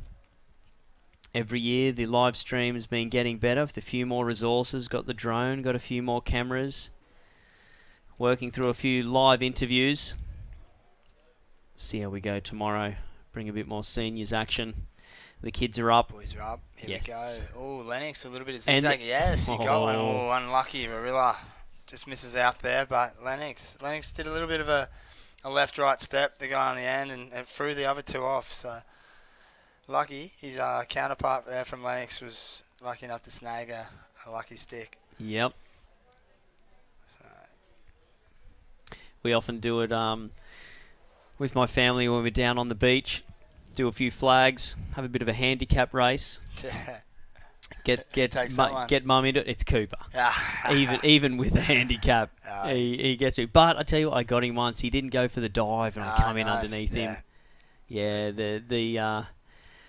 my wife was very happy with that one. You can't give them a win. If you can take it, take it. Mate, I never let them win at anything. You know, chess, video games, Monopoly. You got to earn it. Whatever. Yeah. Because I knew that when they get older, I'm never going to win again. Here we go. These young tackers have been kicking on all day. And looking at this heat, this is still they're going to be down here for another 20, 30, 40 minutes. So. It is a huge day. They get endurance, not just from their races. It's the mental game. It's the heat. It's working all day. So if you're thinking about if you've got a business and you find out that the prospective job finder is a nipper, take them on because they've got a good work ethic. Yeah, they won't quit. Nope. For sure. Here they go. Heads are up. They're off. Oh. Some speedy Speedy action there. Oh, Cudgen. And who's missed out? Falling on the knees. Oh. That's all right. Brush the sand off. That's the thing. As it gets. Here we go. So we've got Gus down on the beach with our CEO, Steve Pearce. Browley and Naruma. So, thanks guys. We're down here with Stephen Pearce, CEO of Surf Life Saving New South Wales. We were lucky enough to just grab him while he's finishing up water safety for the day. So, Steve, how's the carnival been so far, and how do you love it being at Cudgen Headland? Oh, look, I tell you, the beach setup here has been amazing. From the moment we got here yesterday and I had a look, and just the way that the beach was set up, I knew it was going to be a great weekend. The conditions were ideal this morning. But I tell you what really blows me away, the age of these kids and how challenging some of these breaks are, just to see them get out there through the board and on the swim. And in fact, one of the races out there, one of the kids stopped to hold one of the other competitors and said, I'll stay with you all the way back in, just so they both could finish. So I think that's what really makes the country championships so much different to all the other championships. It's just that country camaraderie. It's just the competition, but just the respect for each other. And as I said, some really tricky conditions out there. And I was out there on the ski, for quite a few hours, and watching the kids navigate on the boards. Just a really great event. And I have to tell you, when I came back in, I found out that a couple of our far south coast clubs, were competing here today. From Browley and from Naruma. I'm going to say, they've been smashed, the last few weeks with bushfires, and for them to make all the trip up here. But what was fantastic to hear was the kids that actually came up, they took away medals. So they'll go back there with their clubs, show them the medals, and it's just another great thing for far south coast. Definitely. Thank you for that. Back to you, boys. Thank you, Angus. Thank you, Steve. Yeah, those water safety guys and girls out there, they battle through not just the waves, but the reflection of the sun off the water. So they get roasted out there as well, and I bet they get dehydrated and hungry as well. So on behalf of every competitor that gets to come down here and race, thank you to all the water safety for doing an excellent job. And have a look at these lads here at the Flags Arena. They've been there all day. Been watching them all day. Oh, false start.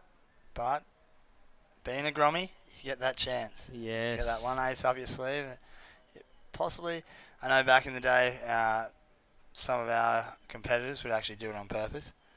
Just to throw off and put that extra nerve into everyone else. Yes, because you get one shot. I think they're a little bit young for that. I think it's just an accidental one. But yeah, there was a lot of mind games played, which did make it a little bit more nerve-wracking knowing that there was no more stuffing up. So. And that's the thing, in the Opens, people mightn't actually realise you don't get any chances. No. You break, you're gone. Bang, and they're off. I remember seeing Sterling Crawford in an interbranch final. He broke. See, yep. Yeah, and Sterling's a weapon, always in contention. He's there, helping out. Look at in that. The fluoro vest. Look at him, the big lad. Yeah, no, I guess the one good thing about flags if you break is you actually get that position still. Yeah. So we're in the water or the speed sprint. If you break, you're DQ'd, and that's your day. So. Not that they want to break, but at least that's something you can hold on to. I wasn't aware that that's in the water events as well. Yeah, no, if you break, you're gone. Okay. So, yep. I think with the younger ones, they get a little bit of a chance, maybe one, possibly two. But yeah, Opens, one break rule basically. So. Well, it's not kindergarten out there, is it? That's it. You're here for the big show, and they assume you've done it long enough. So yeah, there's no time for mistakes. Yeah. Here we are, the medal rounds. Yeah, look at this. There's the medalists right there. Gold, silver and bronze. Which order they're going to be in? Secretly frothing, knowing that they're taking something home. Yep. You can see the smile on some of their faces already, but it's not over yet. Look at that. Inches, millimetres. Be pretty quiet down there at this business end of the Flags event. Let's see who's explosive. They're up. Pretty even. Lennox had a good jump. Whoa. And there it is. It's all right.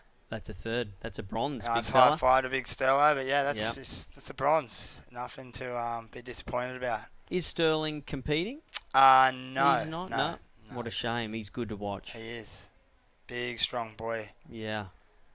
was a young Cabba nipper, moved up to Cudgen, competed for a long time there. Now I think he's up at Currawa. He is, yes, yeah. So doing well. He's got a few teams up there, so wishing him the best of luck for Queensland state titles and, of course, Australian titles as well. So down here, that's Tavius McQuaker. A Tavius McQuaker from Lennox. He's my nephew. Hey, there you go. So, go you good thing. This could be a country gold. He's had a great start in that last one. So if he can replicate that, he's going to be in with a good shot here. Yeah. He is lightning. His old man's a good little flaggy too. I can't beat him either. So that's Blackhead and Lennox. See who's silver. See who's gold. Boom, they're up. Tavis is away. He's got this. He dives. And he dives. Secured it. Well done. Oh, bam. Watch the young fella. He's got a bit of swagger about him. Yeah, I got this. Yeah, high five, mate.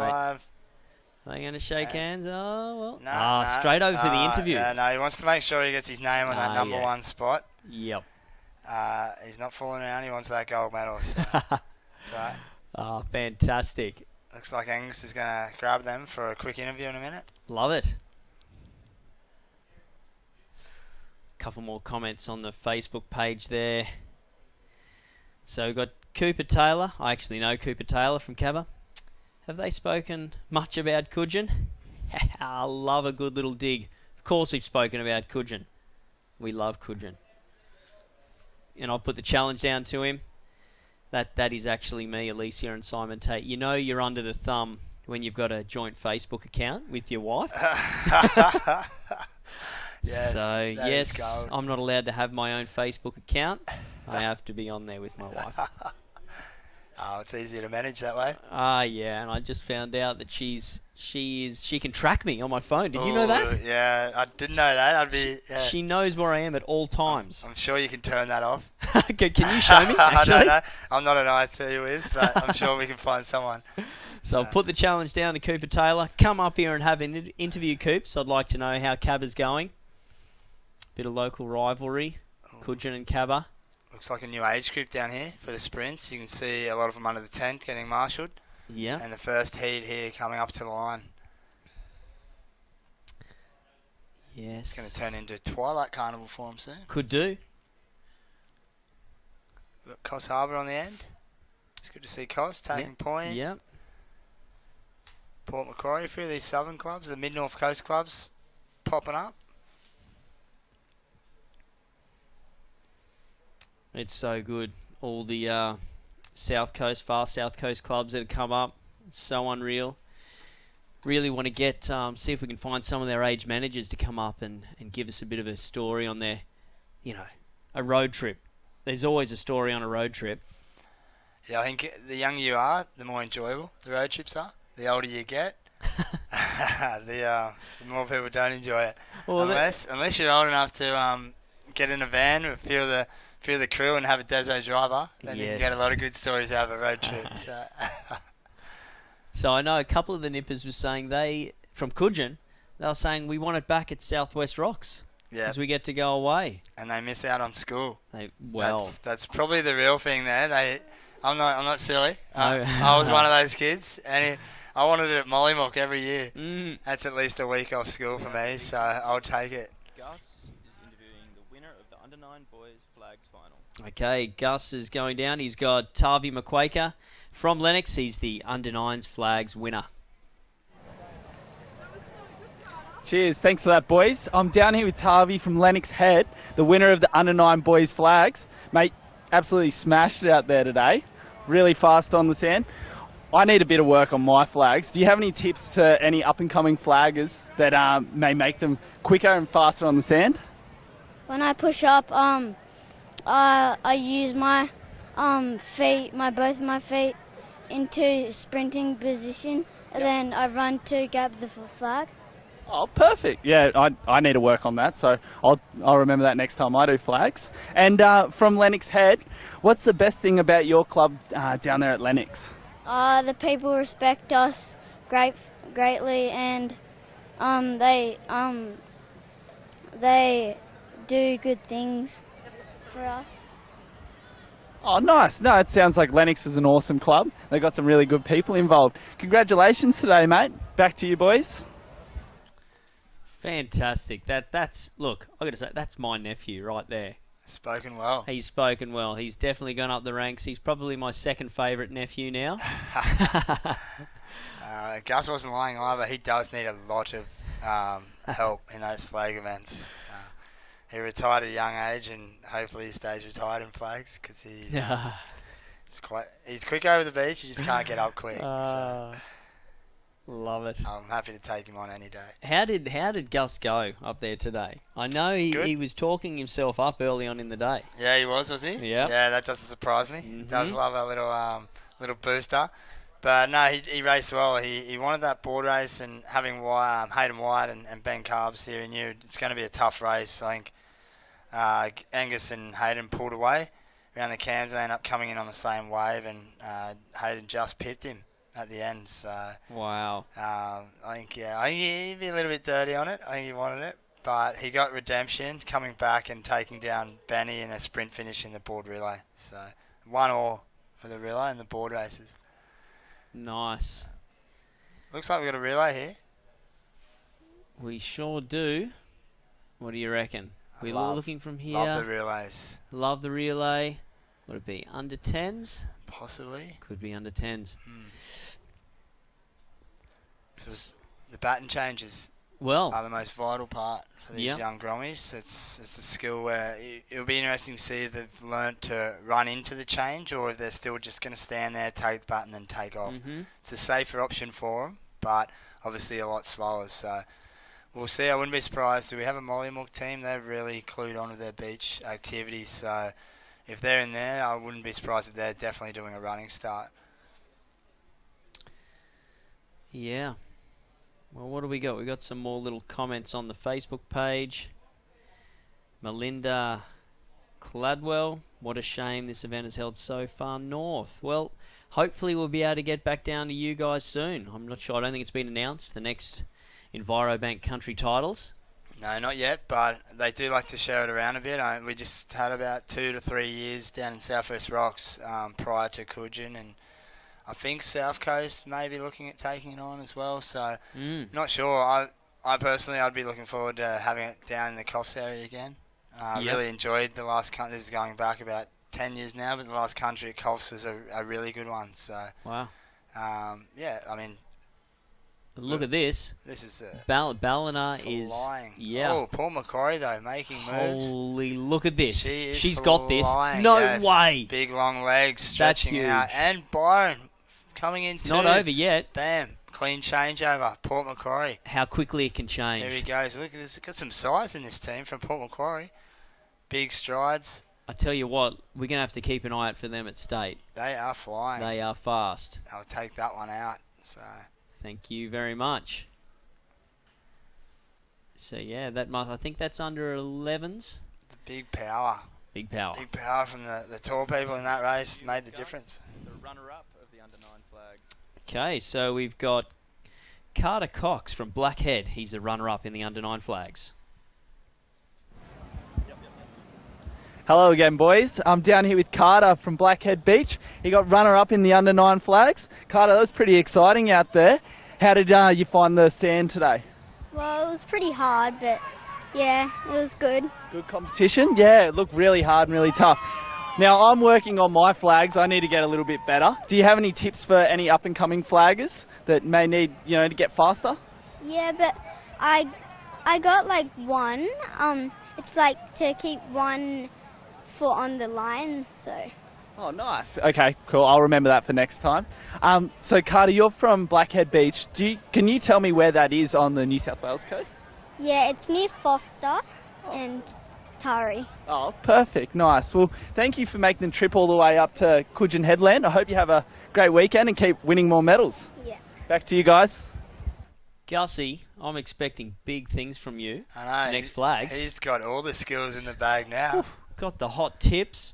He's going to be flying. It's a shame the flags aren't tomorrow. I'd be making sure he did it. So there we go. Oh, nice. Oh, a little snake there by Wagooga. Good work. Good determination. Never give up. So, progressing through. What do we got? 6 left. 3 more. Survive 3 more and you're taking home some silverware. That's it. That's the way the flags works. Oh, maybe. Oh, wow. Unless Okay. this is another heat, and then Wow. they could be here all night. So. Yep.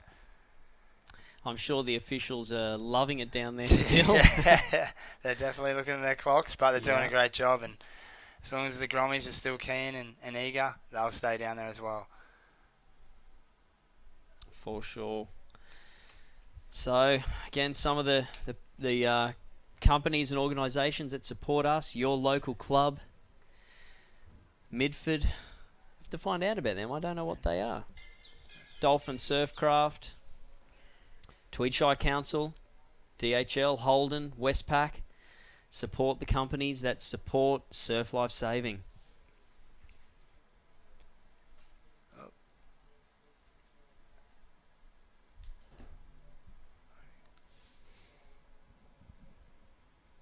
Looks like there's another relay going on in the back, so that may have just been a heat we watched before, but there's another Port Macquarie team in this one, so I'm assuming that team's going to progress through as well.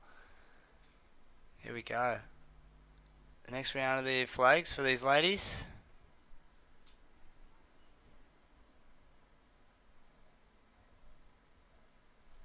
Getting themselves set, getting the sand exactly how they want it. Can be uncomfortable. You're laying on a big mound of sand right on where your lungs are. It's hard to breathe. Oops, someone having a sneaky look where the flag is. Nice. Yeah, that is I like actually not allowed. That's all right. So they can get away with it. yeah. It'll be a lot more difficult down at State. There's more eyes on you. Yes, a lot more strict. But here they go. Boom. They're off. Ooh. Well, Guga just missed the flag there, so.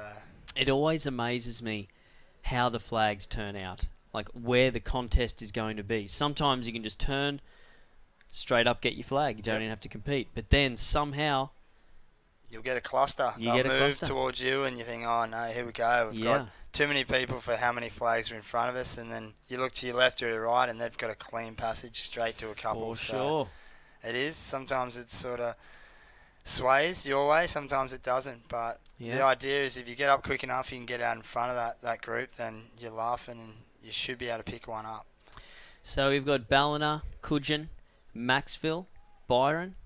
What's that last cap, Scotty? I'm not sure. I was actually looking for that before. It's a nice little red star on there. Yeah, I cannot pick it. We'll have to chase that up, or if anyone knows, leave a comment so we can give them a shout out. It looks like a... Is it Blackhead? Red and blue. Or Gerringong, possibly? Or is it just a line down the middle? This is a... Well, there we go. There's plenty of caps here, guys. A comment would be handy. Oh, and she's eager. She's keen.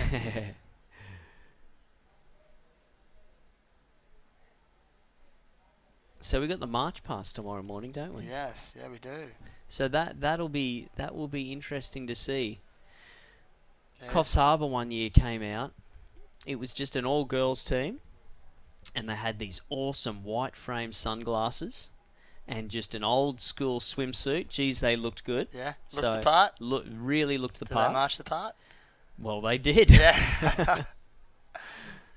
Good on them. So hopefully they telecast that, because I think that's a really cool thing. It is. It's holding the tradition up from the sport as well. Yeah. And there is a lot of skill involved. We did Sure. I did it 1 year, and I mean, I'm not one. It's too slow for me. I get too antsy, but it is. It's just a hard thing to pick up, and the timing of everyone working together is it's a tricky skill. Yeah. Sure is. We love a bit of tradition in surf life saving. We've still got our surf boats going. It was a shame that we didn't get to telecast much this carnival. We'll make sure we get it sorted for next year, because they are a spectacle. They are, especially if you can get a little bit of a wave. It's unreal to watch. That's carnage at a new level. We were talking up about the double skis before and how much carnage you can see there. If you put a bunch of boats out in some big swell, you won't be able to turn your head away from the TV. For sure. So this looks like the final now. Everyone's getting their paddle pop sticks to get their placement on the line. Look at that nice bit of shade there. That's what they need. Oh. Lapping that up. All taking their position on the line. Last race of the day, girls. Yeah. Everything you got left, put it in. So we've got that interesting cap. It's got to be Gerringong. I was thinking, yes, it Yep. might just be an addition to the cap. Yep. May stand for something. If it does, if anyone knows, let us know. The Red Star. Give it a shout out for sure. So then we've got Ballina. Kayama. We got, or is that a Gerringong as well?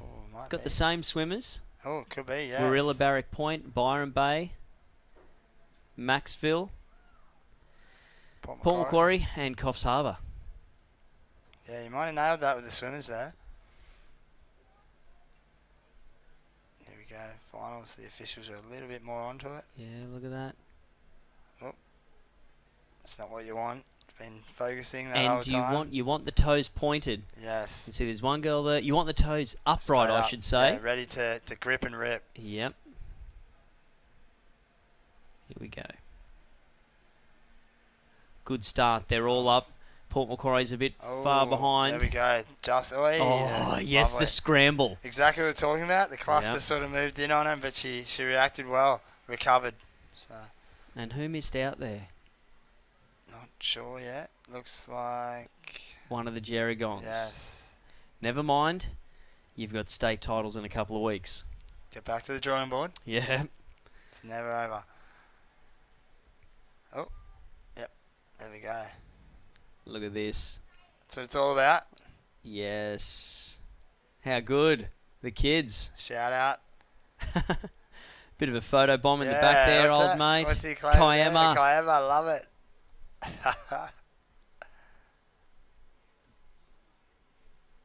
Back, getting their numbers for the lineup.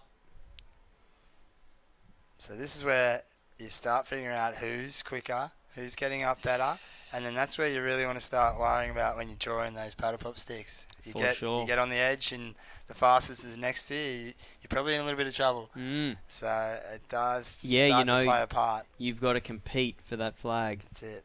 So let's have a look here.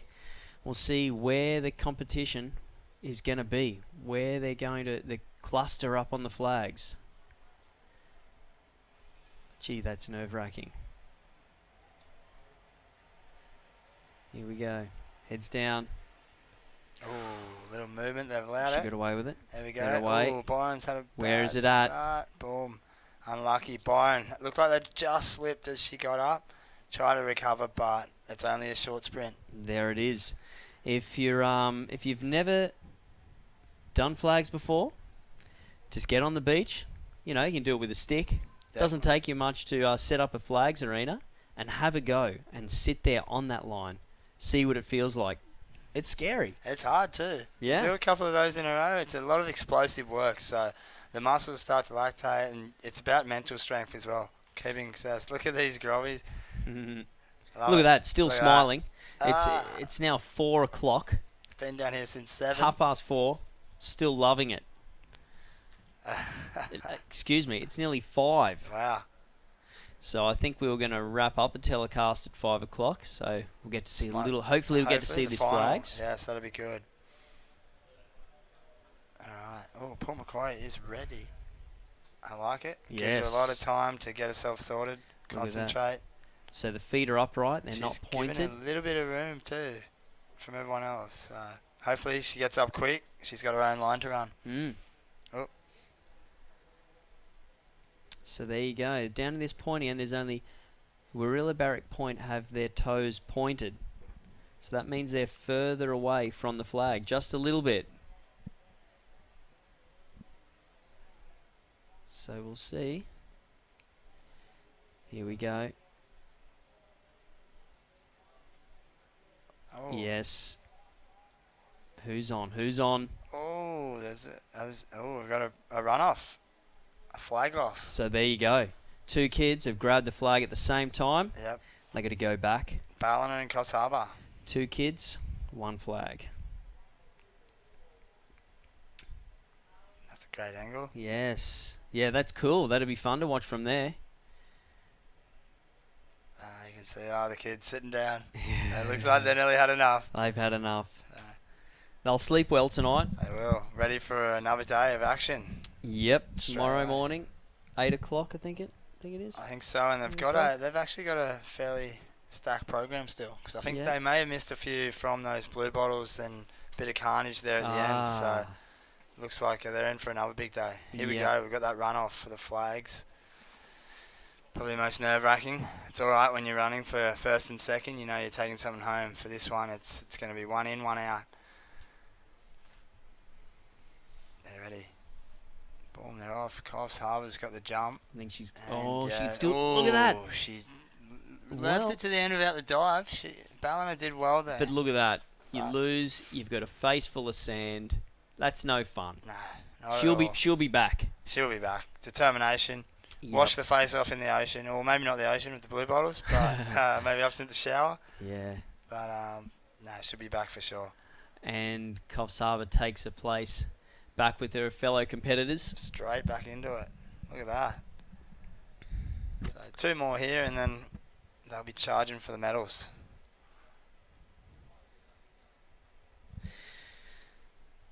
So, We've got an interview down on the beach with Gus and the under 10 mixed sprint relay. all right. We've got an interview with Gus with the under 10 mixed sprint relay. Take it away, Gus. So, guys, we're down here with Brad and the team from Byron Bay. They've just kicked off the carnival in really good form. Brad, how is Byron looking so far, and what's the goal for these country championships? Well, last year we came second, so looking to go one further this year in the team event. Pretty good. We've got a strong team. I think from what I've heard, we've won the under 14 girls swim, under 9s, under 10 boys. So we're going pretty good. They've been a bit starved of a few events, but mate, they're fully pumped. Awesome. Byron Bay's always putting in a strong performance. Kids, how do you reckon you guys will go? What do you reckon you'll end up at the end of this carnival? First. Too easy. Thank you. Thanks, guys, and back to you. There we go. I love it. A little bit of rivalry between Byron and Cudgen for the last 10 years or so. Byron being a dominant force there for quite a few years, and like we mentioned before, Cudgen's come up and sort of taken that reign, but we're really there as well, so it could be anyone's come Sunday afternoon, and every race here plays a part in getting that over points for the club. So in saying that here, it looks like out of those 3 I mentioned, Marilla's going to have the best chance of taking the points. Seeing the other 2 clubs have been knocked out. So we missed the runoff for 5th. It looked like the Coffs Harbour girl that won the runoff. She got knocked out. So here we go. 4th place. Oh. Whoa. There you go. Unlucky, but there we go. There's your top 3. All that waiting around has paid off. Yep. So Maxville, Scott's Head. That's the one club I should say, Maxville, Scott's Head. Some of the clubs, they take on their inland name as well. Kempsey, Crescent Head. Ballina, Lismore. That's right. Austinville, Lennox. Pretty cool thing, because that was where the main population base was back in the day when the surf clubs first opened. Scott's Head wasn't a really big township. It was Maxville where most of the people come from. So that was a pretty cool thing as well. Like you said, we remember our history, and we drag it on as long as we can. And the same with Cudgen. I mean, we're at Kingscliff, but we're called Cudgen, and that's where all our farms are out there. That wonderful red dirt, and Cudgen is an Aboriginal name as well, and I think it means red earth. Yep. I'll have to check up on that, but I think that is a Kiama Downs girl as well in the middle. Looks like it's... And she has been lightning so far, so without putting the mocker on her, I'd put my money on her. Yeah, okay, I gotcha. Yep, and there we go. Yeah, she is lightning off the beach. And then Marilla's done a little zigzag. Smart move by Marilla. They went for the left one, realised Kiama Downs is too quick, and then snagged that other one. So Paul McCrory, congratulations. 3rd place. You've got me there on that cap spotting too, mate. That's all right. No, I only just noticed it. I just seen the other little bit of the stripe, and I thought, wait a minute. So that's right. I didn't want the Kiama Downs to felt unloved. No, well that's right. We haven't given much of a call out to Kiama Downs. So what a result. South Coast Club. Yep. And they're both from the same South Coast area, so I dare say they have raced each other. Yes. Fair few times at the branch carnivals they possibly could train together, but as Combe and Rilla aren't too far away, but they've definitely raced each other, so they'll know their strengths and weaknesses. This is unreal. This is probably every branch titles right here. Yep. And boom, they're off.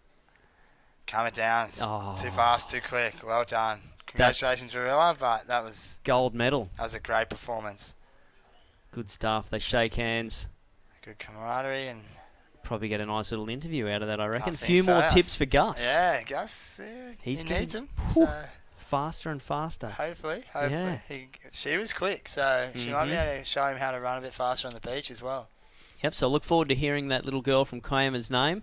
We'll be looking out for her down at State in a couple of weeks. Could bring home a State gold medal. Unreal.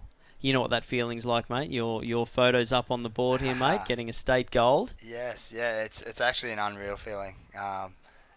Even now, you get a State gold medal at my age after I've had a few, and it's still the same feeling. You really want to cherish the moment. I think when you're younger, it's every nipper's goal. That's it. They don't have Australian titles, so they come to country, and country's a really big thing, and getting a medal here is something to remember. But that State medal, I think everyone on the beach here is aiming for in a couple of weeks' time down at Swansea Belmont, and if you can get lucky enough to snag one, it's something that will go in the memory bank, that's for sure. For sure. And tell me, mate, what have you done with your medals? Do you have a display cabinet and you sort of bring people as they come to visit your house past the display cabinet? Yeah, these are my State medals. No, I would have liked to, but I didn't... Maybe if I was New Australian and I was getting a few more trophies, I could do a trophy case. But no, my parents look after all the medals I won when I was younger. I think they might have made a little book with a few of them in it, or they're probably in a box somewhere. But it's definitely. I remember when I was younger, I would wear them that next week, and then I'd hang them up inside my room so I could always watch them, and they would be my motivation. I'd have them up there, and I'd come home and. If I didn't like training that day, I'd look up at them and go, okay, well, it is for a reason. And it'd keep me going. So I'm sure a lot of these, I've seen a few kids down there already walking around their medals, so it brings me back. And good on them. They deserve to rep it. They deserve to have a few of the older crew walk up and ask, hey, what did you get that in? Yeah. And let them tell their story. Because I think that's the best part about winning a medal. Is it's not about winning, it's about getting to tell the story of how you felt and what you went through. Girls flags. So here we go. We're going to go down to Gus. He is the winner of the under-9 girls flags. Take it away, Gussie.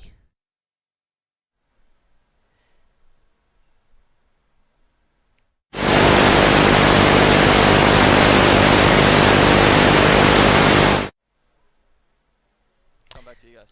We're back. They'll go back to Gus. That was Ginger from Kiama Downs. So we've got a name. Yep. She'll get an interview. She deserves it. She certainly will. That was an absolute flogging there in the flags. Yep. She owned it all the way. And tell me, mate, did you tell Cooper to hang his medals up? Because that's what he's done as well. He did good. He's done it. No, I let them sort of do what they want once they've won them. But what I do tell them all is cherish the moment. Because a lot of the time you get caught up with, I won, and then it's on to the next thing or on to the next race. Just sit back, take it in. It's a big achievement, and sometimes you miss that opportunity to really sit back. I mean, when you get older, you can look back or take it in. When you're young, you sort of just bounce on to the next race. But that's my main thing, is telling all these young ones to if you do get that top 3 or you win the race, then just have your moment, enjoy it, because you never know when the next one comes, especially in this sport. You could be the best board paddler out there, or the best swimmer, or the best beach sprinter, and your foot slips in a hole in the sprint, or if a wave comes, then someone jags on you, that kind of thing. It happens all the time. So you never know when your next win's going to come, and just appreciate it, remember it, and yeah, like I said, definitely hang them up. You gotta showboat a little bit. That's half the reason we do it. For sure, and it's easy to get downtrodden. You lose focus. So it's a mental game. It's a head game. You've got to have your head in the game. You have to turn up. Definitely. The hours they put in, I mean, you compare it to a lot of other sports. I always say you've got if you want to be an Ironman, you've got swim, board, ski. You've got to run between that. You've got to stretch. You've got to do gym as well. So I just named. They probably do more these days. That's only what we sort of did when we were younger. And there's about 7 days in a week. You're not going to train you're going to have Sundays off. So you've got 6 days to fit in at least 2 of those each. And you sort of run out of days really quickly. And it does drain you down a little bit. So if you have that little medal sitting up there, or some kind of goal setting for these younger ones is one of the most important things, I think. Coming to your camera. So. Yeah, great. Well, we're looking a little bit sorry. Yeah, it's been a big long day. So. But actually, Scotty, you look good. Oh, look thanks. at you there, mate. No, it's the zinc. Yeah, the I know. zinc, I'm just hiding. Yeah, I did hair and makeup, this morning. It's looking a bit daggy now. I'll have to work on that. That's it. But look, thanks everyone for tuning in. Yeah. It's been unreal. Remember to get your merch. Pretty cool shirts down there at the tent. Thanks to all the people at the beach village. That's been unreal. All the officials. Sort of feels like we're wrapping up. Yeah, we are, I think. But and I guess definitely if you are watching and you can come down, come down. And if you are on the beach, say hello to any of the people down there racing, or give the officials a shout out. Say thank you, the water safety as well. I think they all appreciate any thanks you can get. That's it. If you see an official, just say thank you.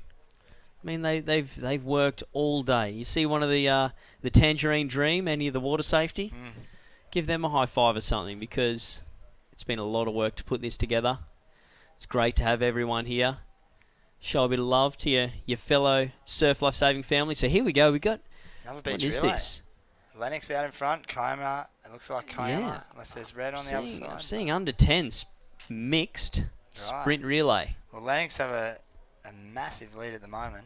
And a Lennox. clean changeover. There we go. God, they're always so good. That's the same Lennox kid, was it? That won the individual, I think. I think it is. So this has got this is the Tacking final. Point on the inside. He's made a lot of ground up. Cudgen with a lot of work to do. Clean changeover by all the teams. Done well. He's going to be tight. Karma girls hanging in there. I'd love to see her get it over the boys here. Tacking Point. What a finish. There it is. They did well. They come down from 5th after the first one to 1st. So, well done. Fantastic. Tacking Point from the mid-north coast. Got themselves a country gold medal. Unreal. A come from behind win. Look who's just walked in. It's Gus. He's got all the good tips for the flags. Yep. I'm going to expect big things. Yeah, Gussie and the flags. He may transfer over to a beachy now. So, here we go. Another relay by the looks of it. Oh, right. So they're pumping them out. Okay, so it wasn't a final. No, they're trying to get the races in. Like we said, they can't hold off too many races this afternoon because tomorrow they've still got a packed program. So it's better off the first day, go hard, and then hopefully be able to rest up a little bit on the second day. Yep, so we are back at 8 o'clock tomorrow. So make sure you tune in to see what's going on. It's the teams events.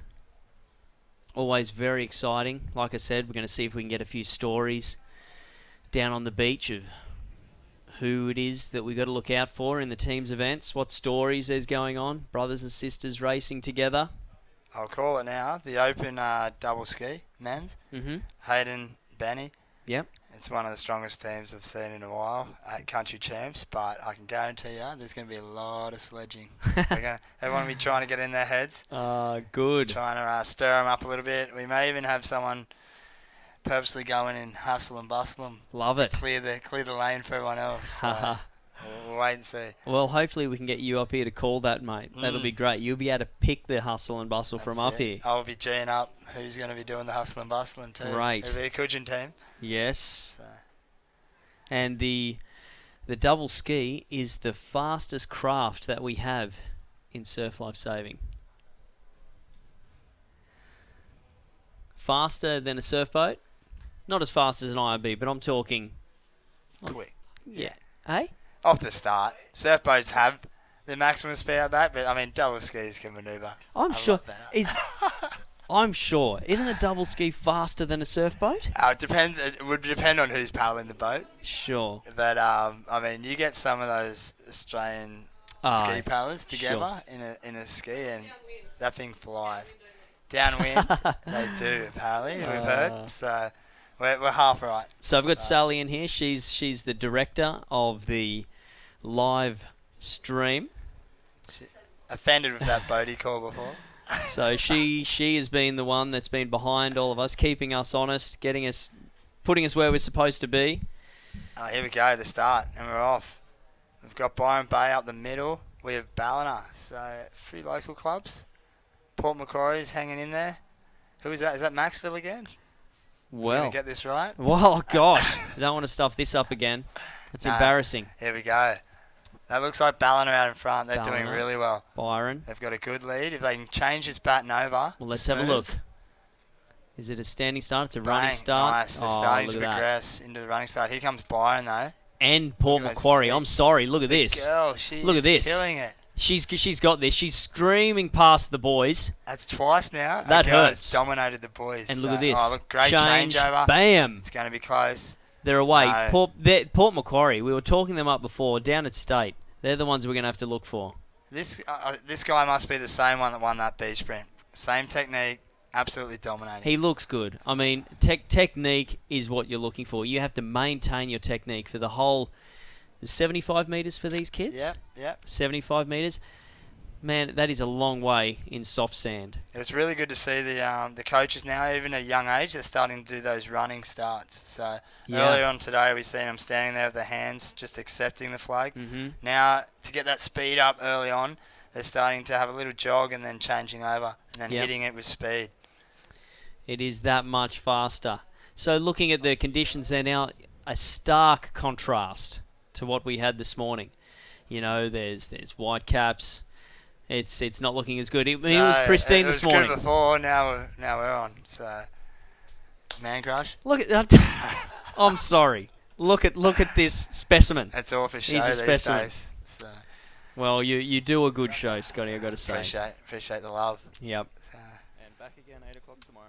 So we're going to wrap up here now. We are back again at 8 o'clock tomorrow. Thank you all so much for tuning in. Thank you to the officials. Thank you to the water safety. Thank you to all the supporters. Thank you to Envirobank.